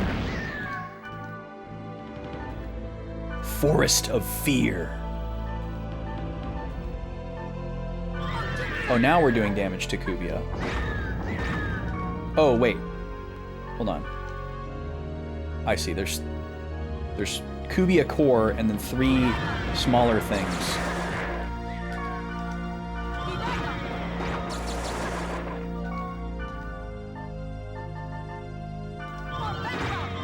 All of these scrolls are level 3 in AoE, so they're probably going to do pretty similar damage to each other. And there's no elemental affinity here, so... I have to keep telling them to use magic, which is really annoying. Oh, something's happening. Legion's Reach. This is also, like, the best environment for Rig Same and Rig Agim, the ones that gradually restore our stuff, because it happens during the like pause time for cutscenes. So that's fantastic. Okay, what is bouncing off like that? Oh, it's switched to magic tolerance. Okay, fantastic. I don't remember if the last one did this or not. But we would much rather do physical attacks. Do any of these do AoE? I don't think any of mine do AoE, but...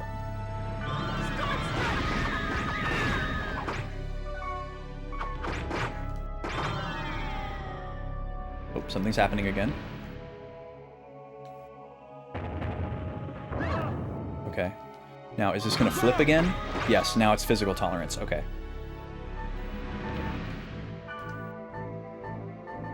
Oh, she got rid of her status. Oh, but some buffs are expiring. Okay, let me make sure we get those back on, because those are very high value in this fight. Y'all need to use magic. For all the ways that they really tried to make it seem like your other party members and even the NPCs are like real people, it's kind of funny that they're just not able to figure out enemies at all. You know, that this like level 70 legendary player that obviously does some amount of dungeon crawling on their own without us isn't able to figure out that their physical attacks aren't doing anything unless we expressly tell them. Like, hey, use magic. Oh, okay. Thanks. Like, look at him just whacking away.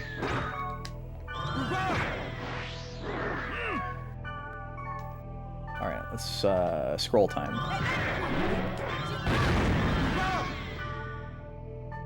Okay, hold on. I'm low on health.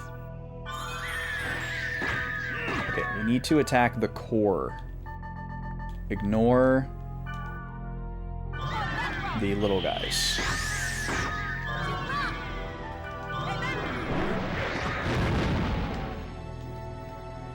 Okay, something's happening. So I'm just like gaining health during this, which is fantastic. Okay, that is a very strong attack, but not unmanageable. Okay, so now attack, and then I'm going to hit my foul rep. Beautiful. Okay, we killed the core. Now what? Phase 2? Or just you're gonna make us rinse and repeat here?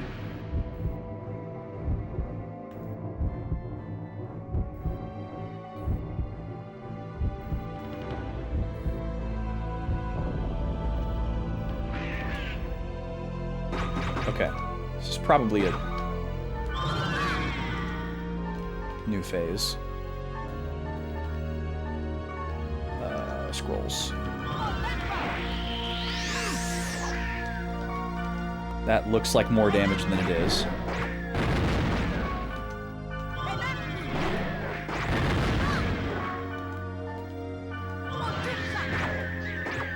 Forest of Fear is such a cool spell name.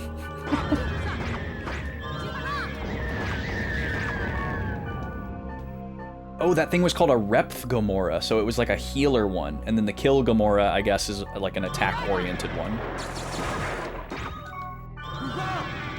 He just goes back to physical attacks every once in a while, and I have to retell him, no, you gotta use magic.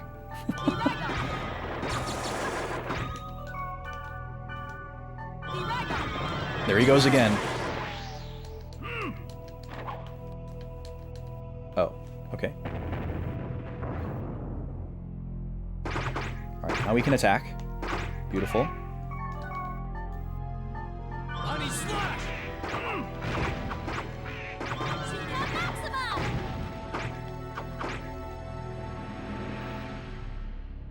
Okay. Okay, here's Jihad again.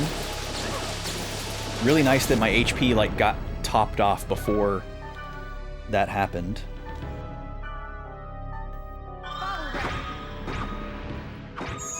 I guess physical attacks won't work, but they just keep doing them.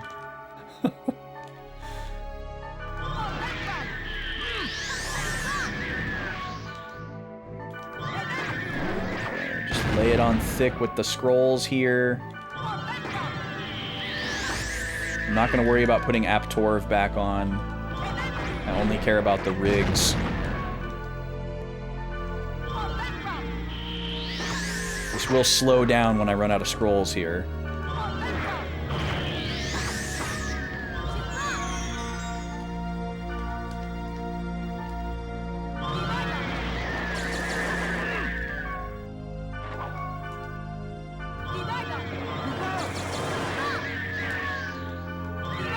But I do have attack magic, so I just want to burn up the scrolls while I have the opportunity. Because this is like the type of thing that we hang on to them for. Okay, so I've got what have I got here? Level 3 wood spell. It's gonna be the one.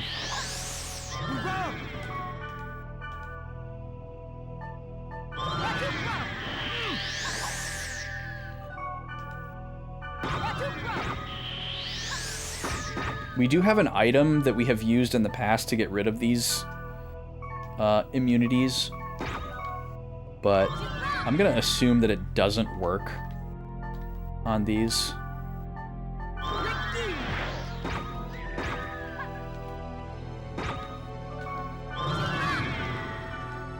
Put these buffs back on as they're expiring.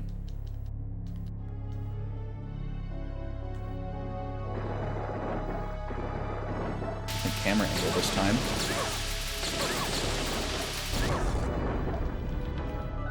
Okay.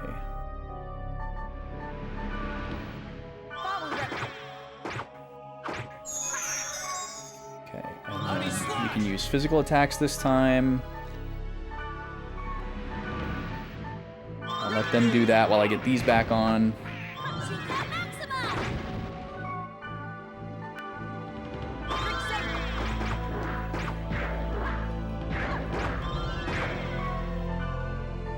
Confusion. That's new.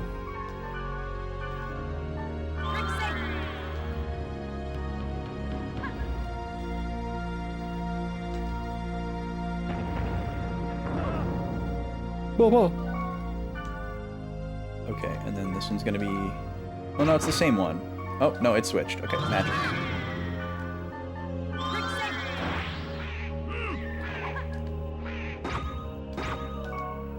Oh my god. Balmung. Stop, dude. He does like one spell and then starts doing physical attacks again. I have to tell him every time.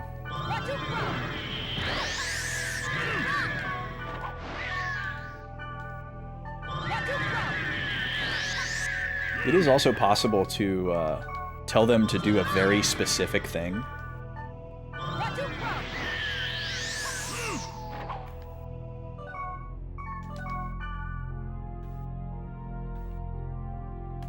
Okay, I think he's dead. Yep. Another Holy War. Xenogears moment. And this immediately. Attack it. Yeah, because if you kill that thing, the other ones disappear immediately. Okay, phase 3. So far, this is basically identical to the last Kubia fight that we did. So I wonder why Aura would say you can't fight Kubia. Is that like a... I care about you and I don't think you can win, so run away? Or is that like a... Kubia is my mom, so don't kill Kubia? Or is that like Kubia is your comatose friend, so don't kill Kubia for that reason? I feel like there's 3 possible ways we could interpret that. It's probably one of those three.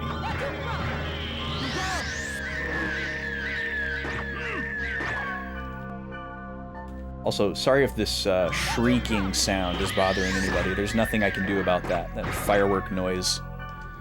That's just the sound that these things make when they get hit with attacks. So.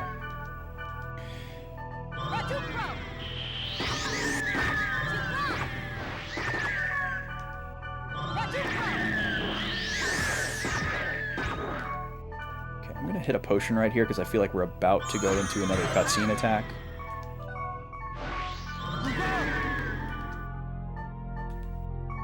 I need a mage's soul too while I'm at it. I'm just going through SP faster than it can recover. Yeah, there we go.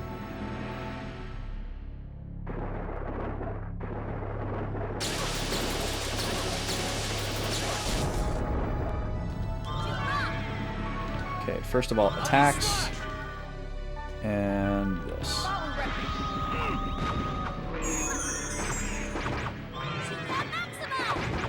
These fights are very, like, nice and kind of predictable. They're obviously not aesthetically cozy, but, like, mechanically, they're pretty chill. It's very patternistic, very predictable. Arc bullet! Okay, that was scary. I thought it did, like, 2,000 damage, but it was just, like, 500 twice to all the characters. Okay, just in case... Okay, y'all need to do magic now. Buffs are expiring.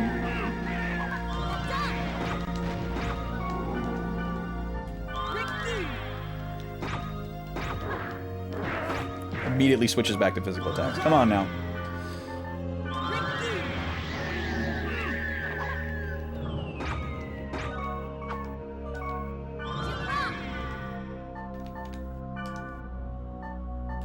Various Gamora. Wow, there's so many of them.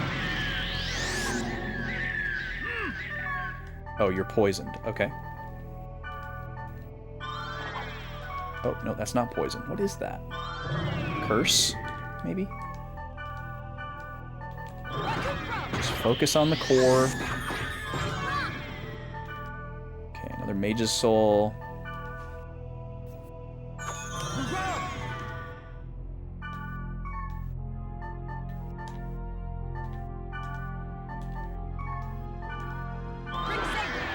HP.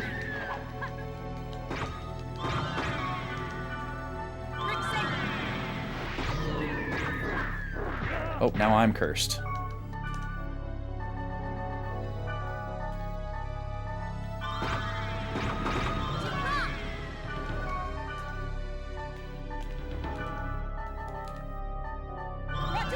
Maybe that's what the various core does. Instead of attacks or healing, it does status. We're gonna stay focused on the core because we're doing AoE. Okay, get rid of this on Balmung and put this back on Balmung.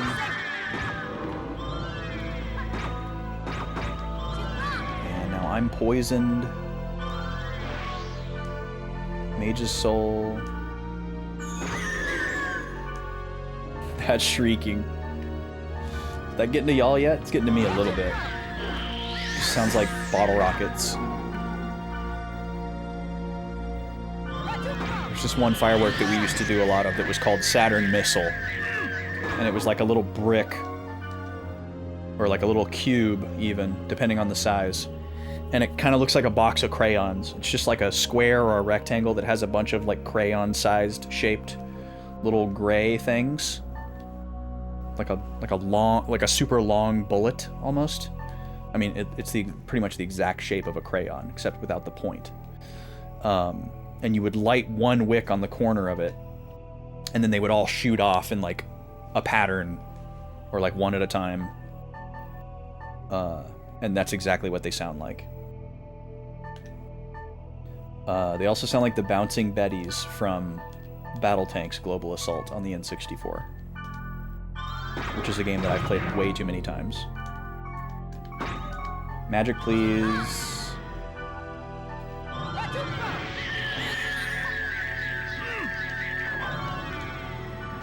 Alright, you know what? We're gonna focus on the Repth one, because it keeps healing the core. I didn't notice it amongst the offensive ones.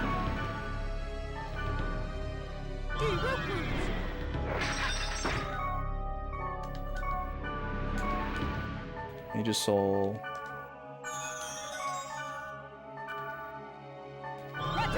Get this thing out of here before it can heal again. There we go. Okay, now focus on the core. Oh, we got more status. Okay. Not worried about the status. I'm fine to heal those off while my party members continue to do spells. At my behest, of course. Because they can't do anything autonomously other than just attack. Which is why we love enemies that can be hit with regular attacks. Because it is inevitably our specialty.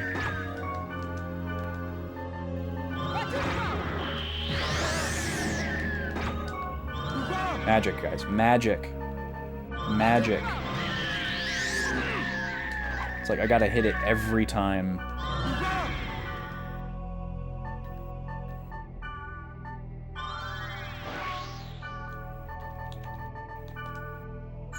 Glad I bought more Mage's Soul.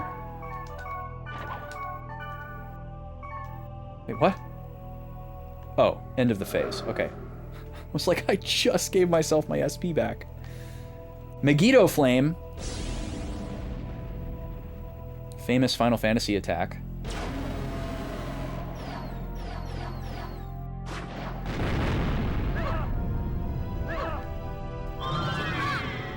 Okay, that wasn't super scary. We're probably using attacks now. Yep.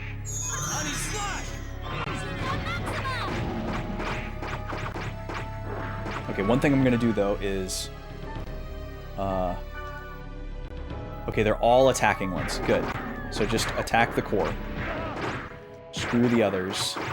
Take the hits. Chaos Gehenna? Ow. Ow. Okay, that was a very powerful attack. And now magic. How are we doing on buffs? Still up, okay. Time for some wood magic. Gobi, please. That is your little brother playing. Okay, attack the Repth Gamora. They should automatically target whichever enemy I'm targeting. Because that's the mode that they're on.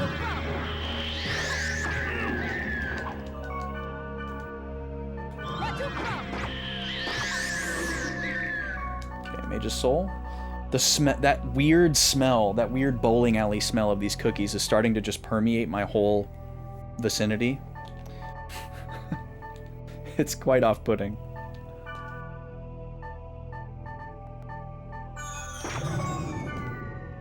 Now it really smells like a skating rink in here.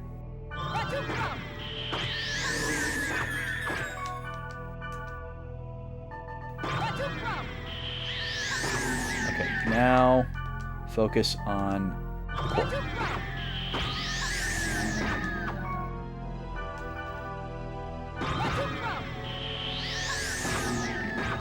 Okay. Spells, guys, come on. Yes, a skating rink. It's like a very specific, like, wood varnish kind of smell. Very weirdly nostalgic. It's not an unpleasant smell, it's just not a smell that I associate with food. It's not an appetizing smell.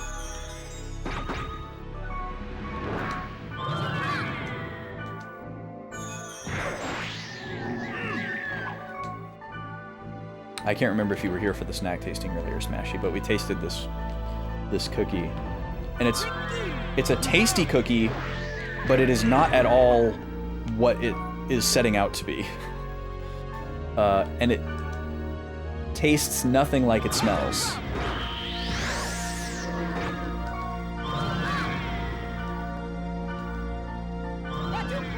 Nobody gonna break on my stride. Nobody gonna slow me down. What is happening? I'm getting lyrics, but a specific song is not popping into my head here. Oh, we must have just ended the phase.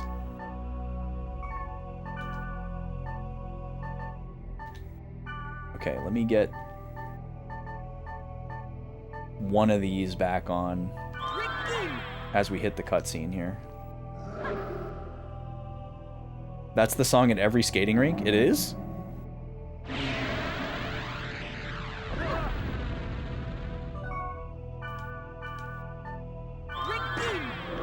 Like now?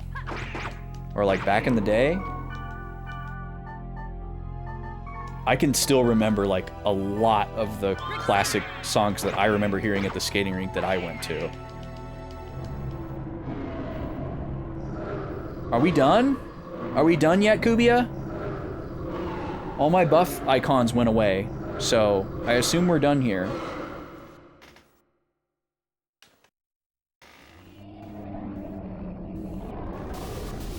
Can we learn something about you, please?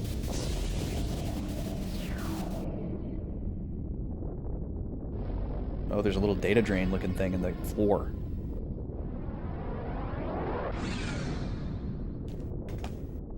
There he goes. Back in the day, but probably still today. Kubia doesn't want me to meet Aura. There's no doubt about it. The wave has resumed its movement, unable to determine course. Let's return to Omega server Root Town. Okay. After defeating Kubia, there might be another cutscene here, so hold on. Yep, there is.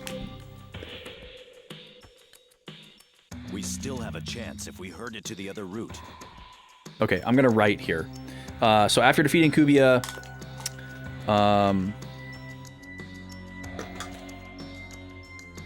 Kite and Black Rose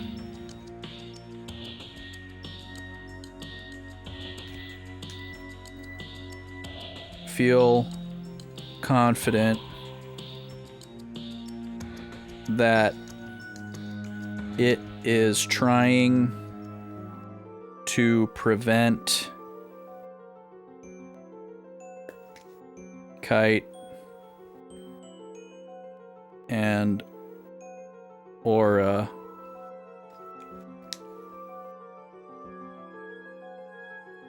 from meeting.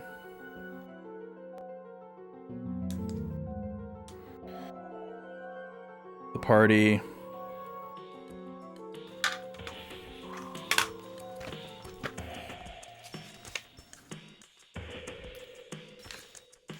Taking a lot of notes today.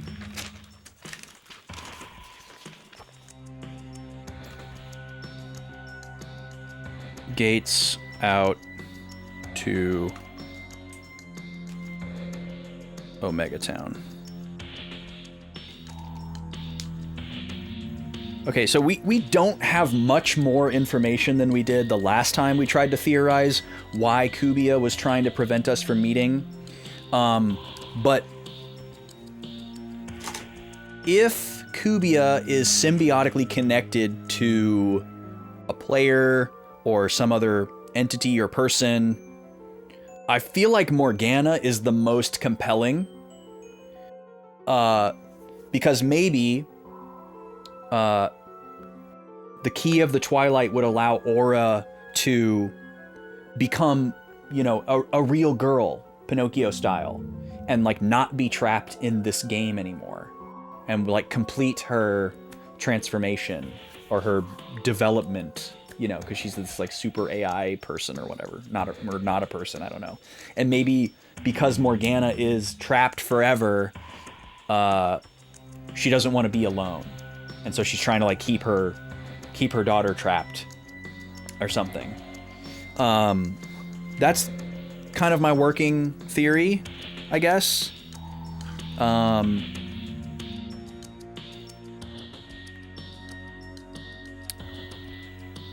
I'll write that down in a second.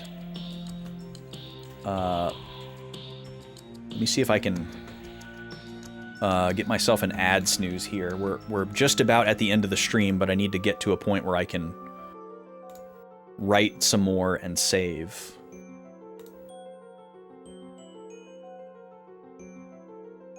And Tuesday we were able to, yes.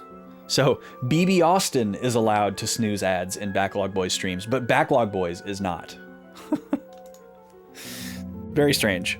So I have to like open up my own stream in a different browser where I'm logged in as BB Austin instead of in my own stream manager. Okay. We still have a chance if we herd it to the other route. How would we do that? My men are in the hospital. How are you going Okay, to so they're hurt not dead. Okay, sorry, I need to write again. Wise Man suggests we herd Kubia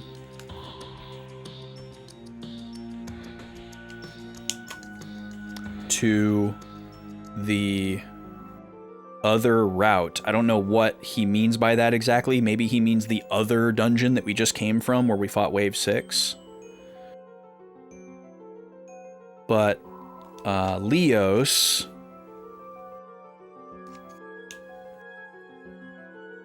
indignantly reminds us that his men are in the hospital and that we have therefore no effective way to track / herd it.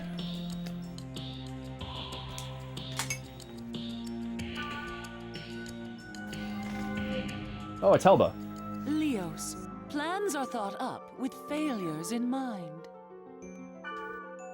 Huh? Helba, that was quick. Everyone will help us. Everyone? Our friends! Even Mistral! We also have the improved vaccine. We can resume the operation anytime. But not Elk. I've heard about your men, but for their sake, can you stop now? What? Okay, hold on. Helba appears.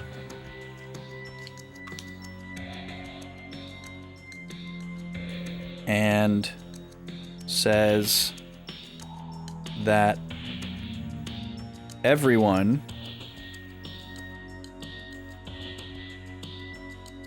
will help us,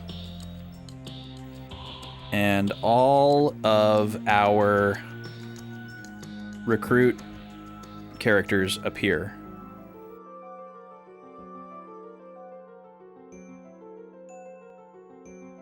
Minus Elk.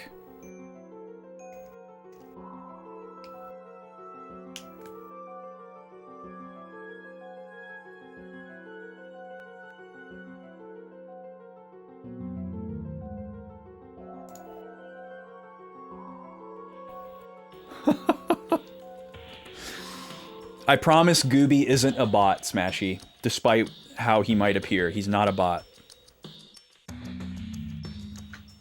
He is, in fact, a real person, who I know in real life. I can confirm that Gooby has a body. A human body. Maybe he's a skinwalker, I don't know, but he's definitely not a bot.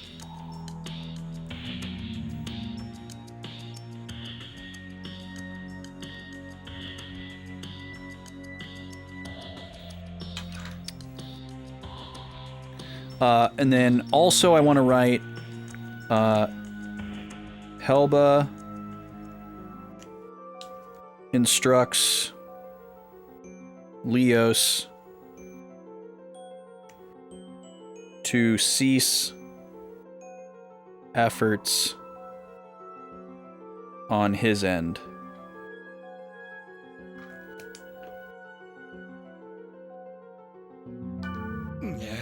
An elaborate bit. That's very generous of you to say about yourself, Gooby. It's not so much an elaborate bit as just an old bit. A recycled bit. Resume operation. Resume operation. Yes, sir. Look at all of us. So, Sanjuro, Moonstone, Pyros, Mistral, Marlowe, Terajima, Gardenia, Nuke, Rachel, and Natsume are all here. Very, very cool. To your positions. It's gonna hurt if you get slashed. May the stars shine upon you until the end of your journeys. We'll win. Iris, the flower language is faith, hope, wisdom, and power. Hell yeah, Gardenia. From today, I won't run away. Unleash the hounds of war, right? It's a great setup for a stage. Let's rumble! I'll make it cheap. You can pay me back later. I hope all will go well today. I came. We can't just let it be. I want him to play a great game as well. Who are you talking about, Mistral? You will form the fighting party and stand by at the lowest level of the dungeon of Omega, Cruel Vindictive Scars. Back to the same place that we just came from. I'm going too. You know that, right? Okay, this is very odd because this feels like something that would happen before the point of no return and endgame. But it feels like we're so far away from that.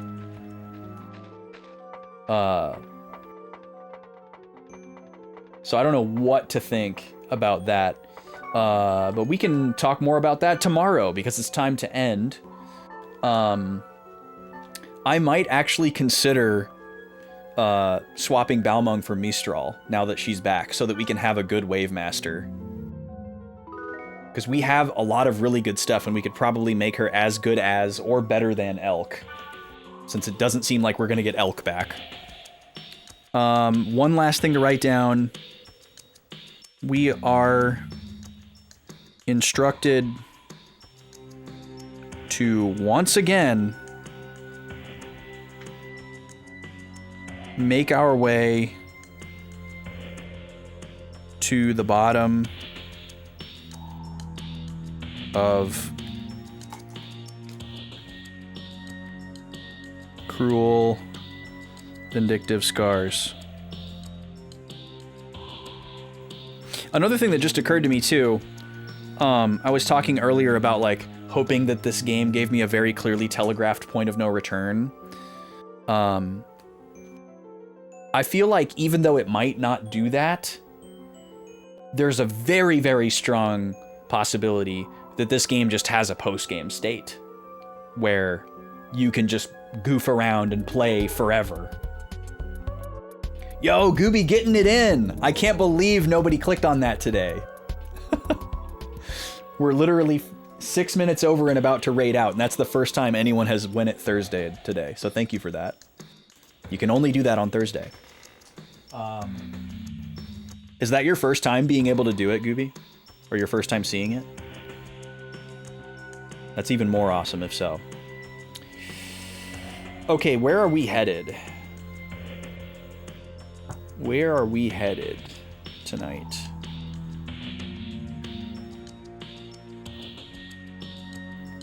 I'm so mad I haven't been able to watch Rosie. I started watching Rosie a bunch when Rosie was playing Xenosaga 1, and it was an absolute blast. She's so funny. But she loved Xenosaga so much that she immediately went into Xenosaga 2, so now I'm just in spoiler jail, and I have not been able to hang out in Rosie's stream or raid into Rosie at all, because I do not want to see a lick of Xenosaga 2 until I've played it. And so every time I see Rosie live, I'm just like, ah! Let's raid Space. Space is doing Final Fantasy VII all summer, and there's a new FPGA PlayStation 1 console that just shipped out called the Superstation 1 that I toyed with buying, but ultimately decided not to. And Space has been playing on just OG PS1, and he plays on a CRT. But today he's trying out his FF7 on the Superstation. He's taking it for a spin. Or maybe he did that at the beginning and he's just on a normal PlayStation now. I don't know. But Space Robot Arm is a great streamer. Great guy. Love hanging out over there. That's where I'll be as I'm winding down tonight and getting the little guy ready for bed. So that's my recommendation to you as well. I'll be back tomorrow at the same time, 3 p.m. Central, for more .hack, and I guess we'll find out if the game is going to abruptly end or not. It really doesn't seem like it's time yet, but some endgamey things are happening. So I guess we'll find out. We'll still have the extended break tomorrow at 6 p.m. to feed the little one, but it should be the last time. The lady will be back on Monday for good. Thank goodness. And we'll do that rescheduled bonus stream whenever she's feeling up to it. I don't know if it's going to be the next Sunday or not. I'll let y'all know. And I don't have time to plug all the cool stuff that's happening in July, so we'll talk about it more tomorrow. Let's go say hi to Space Robot Arm. Y'all be good. Stay well.